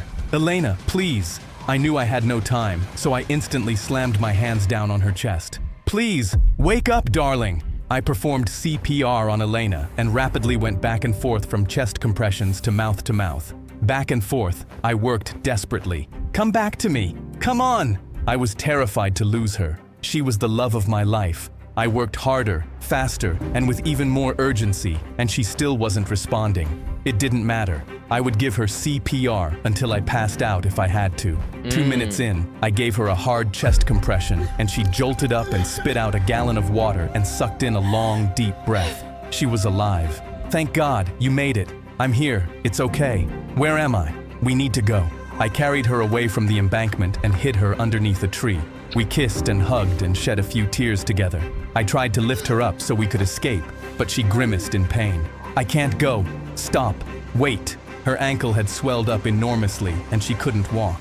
Elena held back tears. Have you seen Maya? I shook my head. We have to go. I can carry you. She stopped me. I can't go with you. I'll only slow you down. We held each other for a few moments. Stay hidden right here, darling. After I rescue Maya, I'll come back for you. You have my word. I kissed her one more time, made sure she was hidden underneath some mud and leaves and left. I made my way back. Whoa. You dug a hole for your wife, bro? Yo. Towards the outskirts of the village and had to try and locate where they had taken Maya. I knew I had to hurry. I hid behind a rock and saw the masked leader talking to more of them. I saw his hand gestures, each one. Oh, that guy's huge. I thought the leader was the old dude with the red face. Nah, this guy's like 7 feet tall. In Clash Royale terms, this is the giant. Lock in. Go, find, intruder, kill. They all raised their spears and split up. I had to act fast. I snuck around, went from behind a mud hut, then snuck over to another, but then I heard footsteps. Is he finally gonna use the machete, bro? After all this time, are you finally gonna use it? My heart stopped. You genuinely have a weapon with you in a life or death situation. You haven't used it this whole time? Now's the time. I looked around and saw a barrel to hide behind. He was right there, so I dove behind it. He walked right in front of me and stopped. Sweat dripped down my forehead and I held my breath. He got close, closer, closer. He was right beside me, on the other side of the wooden barrel. Then, a branch snapped several feet away from inside the forest. He instantly looked and ran towards it. I waited for the coast to be clear, then stole a mask from a table in front of a mud house. So we're running the same disguise they already discovered you from. I hope you changed your shoes this time, bro. And secretly made The cape is kind of a dead giveaway, though. my way through the village in search of Maya. I was in constant fear of getting caught as I looked everywhere and couldn't find her. I whispered to myself in a panic, "Please God, tell me she's okay." But just as I got to the middle of the village, I saw Why is she red? Is she angry? it. Maya was propped up in front of one of the mud huts, and 2 village women were in front of her, and she was wearing what looked like a fur bikini and was covered from head to toe in red clay paint. They were making her drink out of a gold cup, and she shook her head, not wanting her to. The village woman was... That kind of sounds nice. Why would you refuse that? A gold cup? How many times in your life do you get to drink out of a gold cup, bro? I personally would drink it. Mean as hell, which seriously pissed me off. No, don't make me drink it. They poured it into her mouth anyway. She coughed, and I felt my fists clench. They were getting ready. I needed to save her now before they started their sick chanting. I looked across the way and saw 3 villagers light a small fire around a wooden stake. I remembered Mateo's book. It said fire. This was where they were taking her. I needed to stop this now, but had no idea how. I thought about it. Fire must be done by the leader, or the ritual is cursed. Only he could do it, and I knew.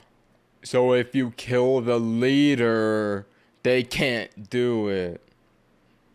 Okay. But will he actually do that? Probably not. I had to save her before he did. He hasn't even used his weapon this whole time. I have little faith in you, bro. You didn't even change your shoes.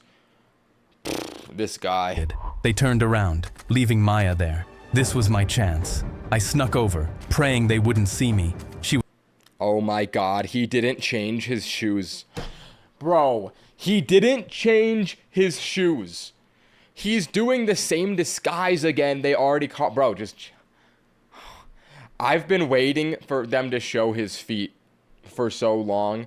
I cannot believe this. Was right there. I whispered, Maya, but she didn't look right. Maya, it's me. She looked over, and I saw her eyes. She was barely awake, and I knew something was in whatever she drank. I tried to get over to her. She was right there. I reached to cut the rope off of her. Bro, I just can't stop looking at those shoes, bro.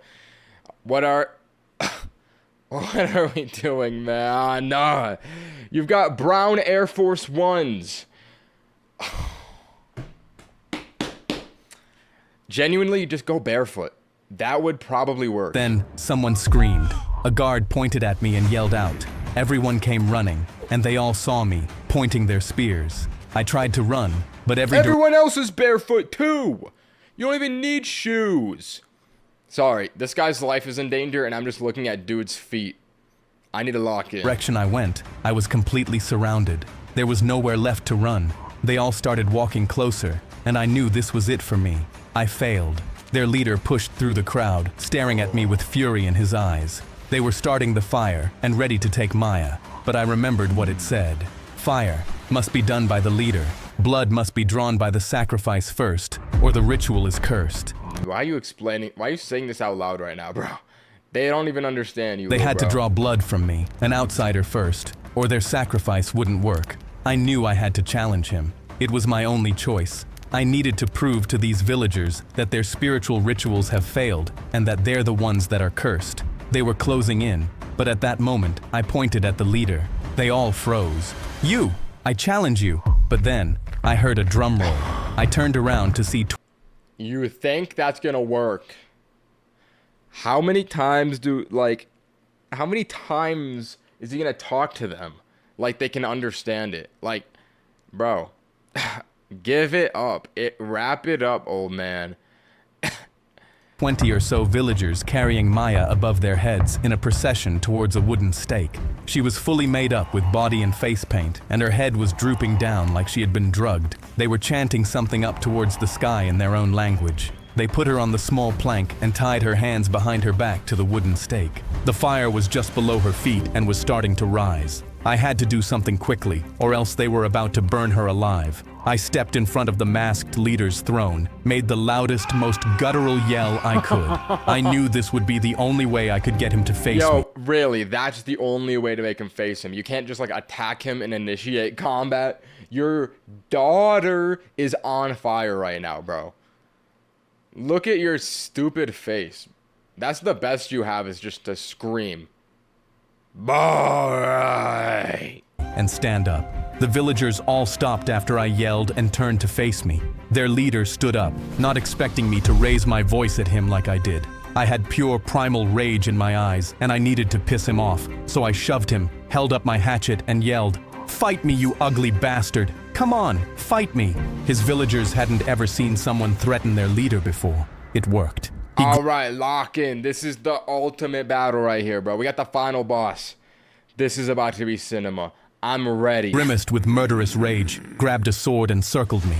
He said something to his people, which made all of them surround us. They wanted to see their leader murder me.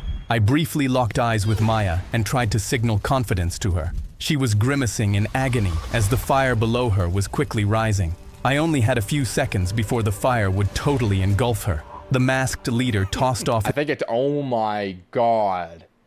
This dude looks like a real estate agent.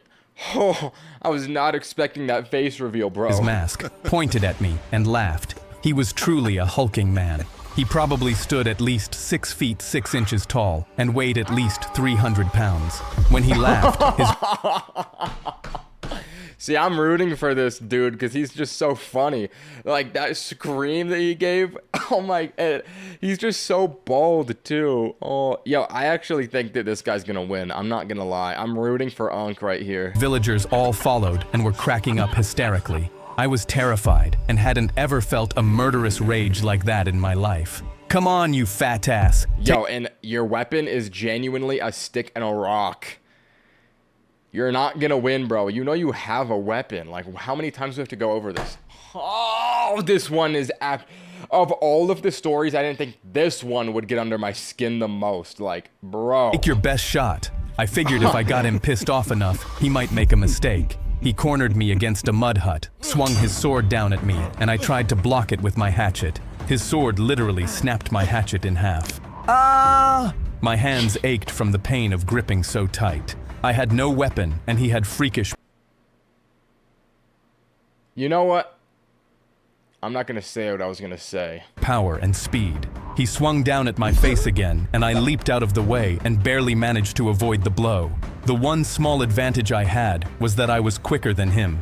My life flashed before my eyes as he swung down at my face. For a split second I thought, is this the end? Then I saw my daughter's face and snapped out of it. I slipped away from his attack, rushed over to his throne and searched for some type of a weapon.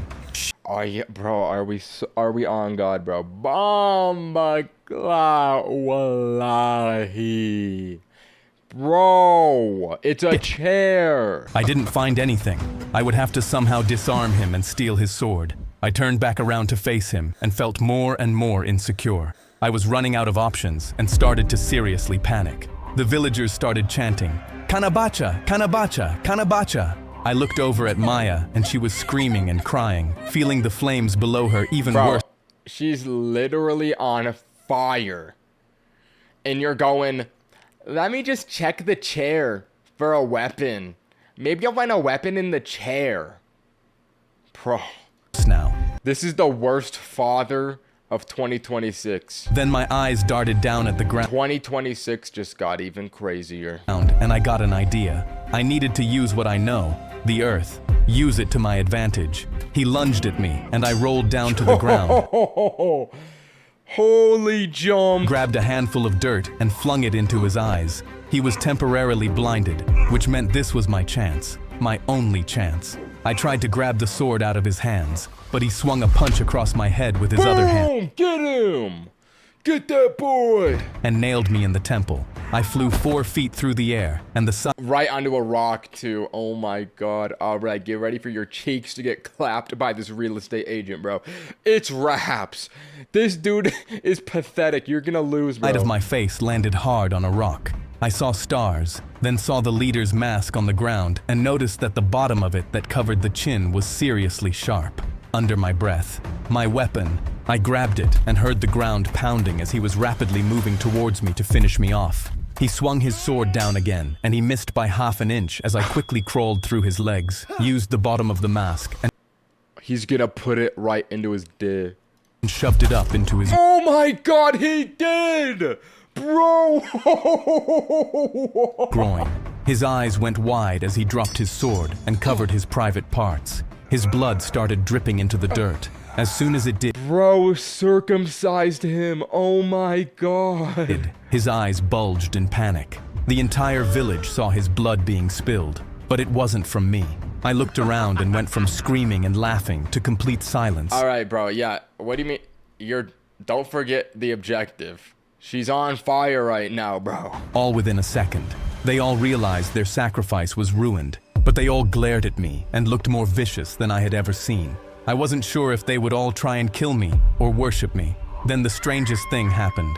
One female villager started to yell up at the sky and cry, along with several children. Then many other villagers followed them, weeping up at the sky. It was what I had hoped might happen. They felt cursed for failing at these rituals. Oh my God. The leader sunk down onto his knees in the sand and wept like a baby. "Dad, help me." I turned to see Maya, who was almost fully engulfed in flames. Luckily, the entire village was consumed by grief, which gave me a window, so I rushed over to her, kicked and tossed a bunch of sand over the fire below her, and put it out. I quickly untied her from the wooden stake. "You okay? Are you burnt?" She was trembling, and her feet and legs were red from the fire. "I think I'm okay. You can walk?" She nodded, so I took her by the hand, and we ran towards— Yo, worst father ever.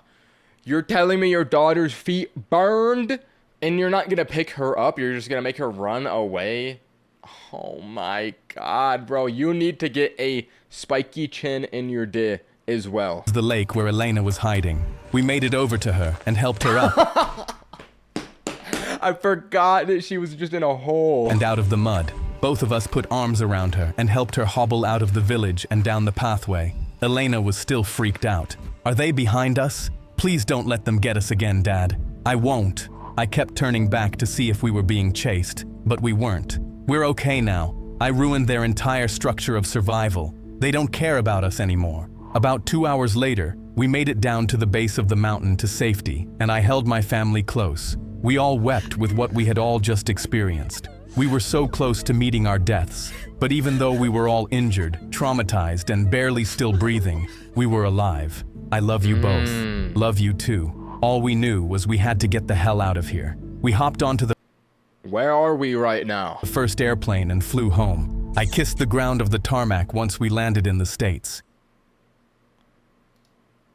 I thought they were 17 miles into the desert, into the mountains. How did they just get... I don't even know, bro. Yo, I was gonna say this episode was the most plot hole ridden, rage baiting, incorrect information, low IQ play video I've seen so far. But that final fight with the big dog low key saved it. I think this is the 4th best one I've ever watched. That was a fun one. Not gonna lie, I liked that one. All right, fellas. I'll see y'all in the next one. Bye. Subscribe. Bye.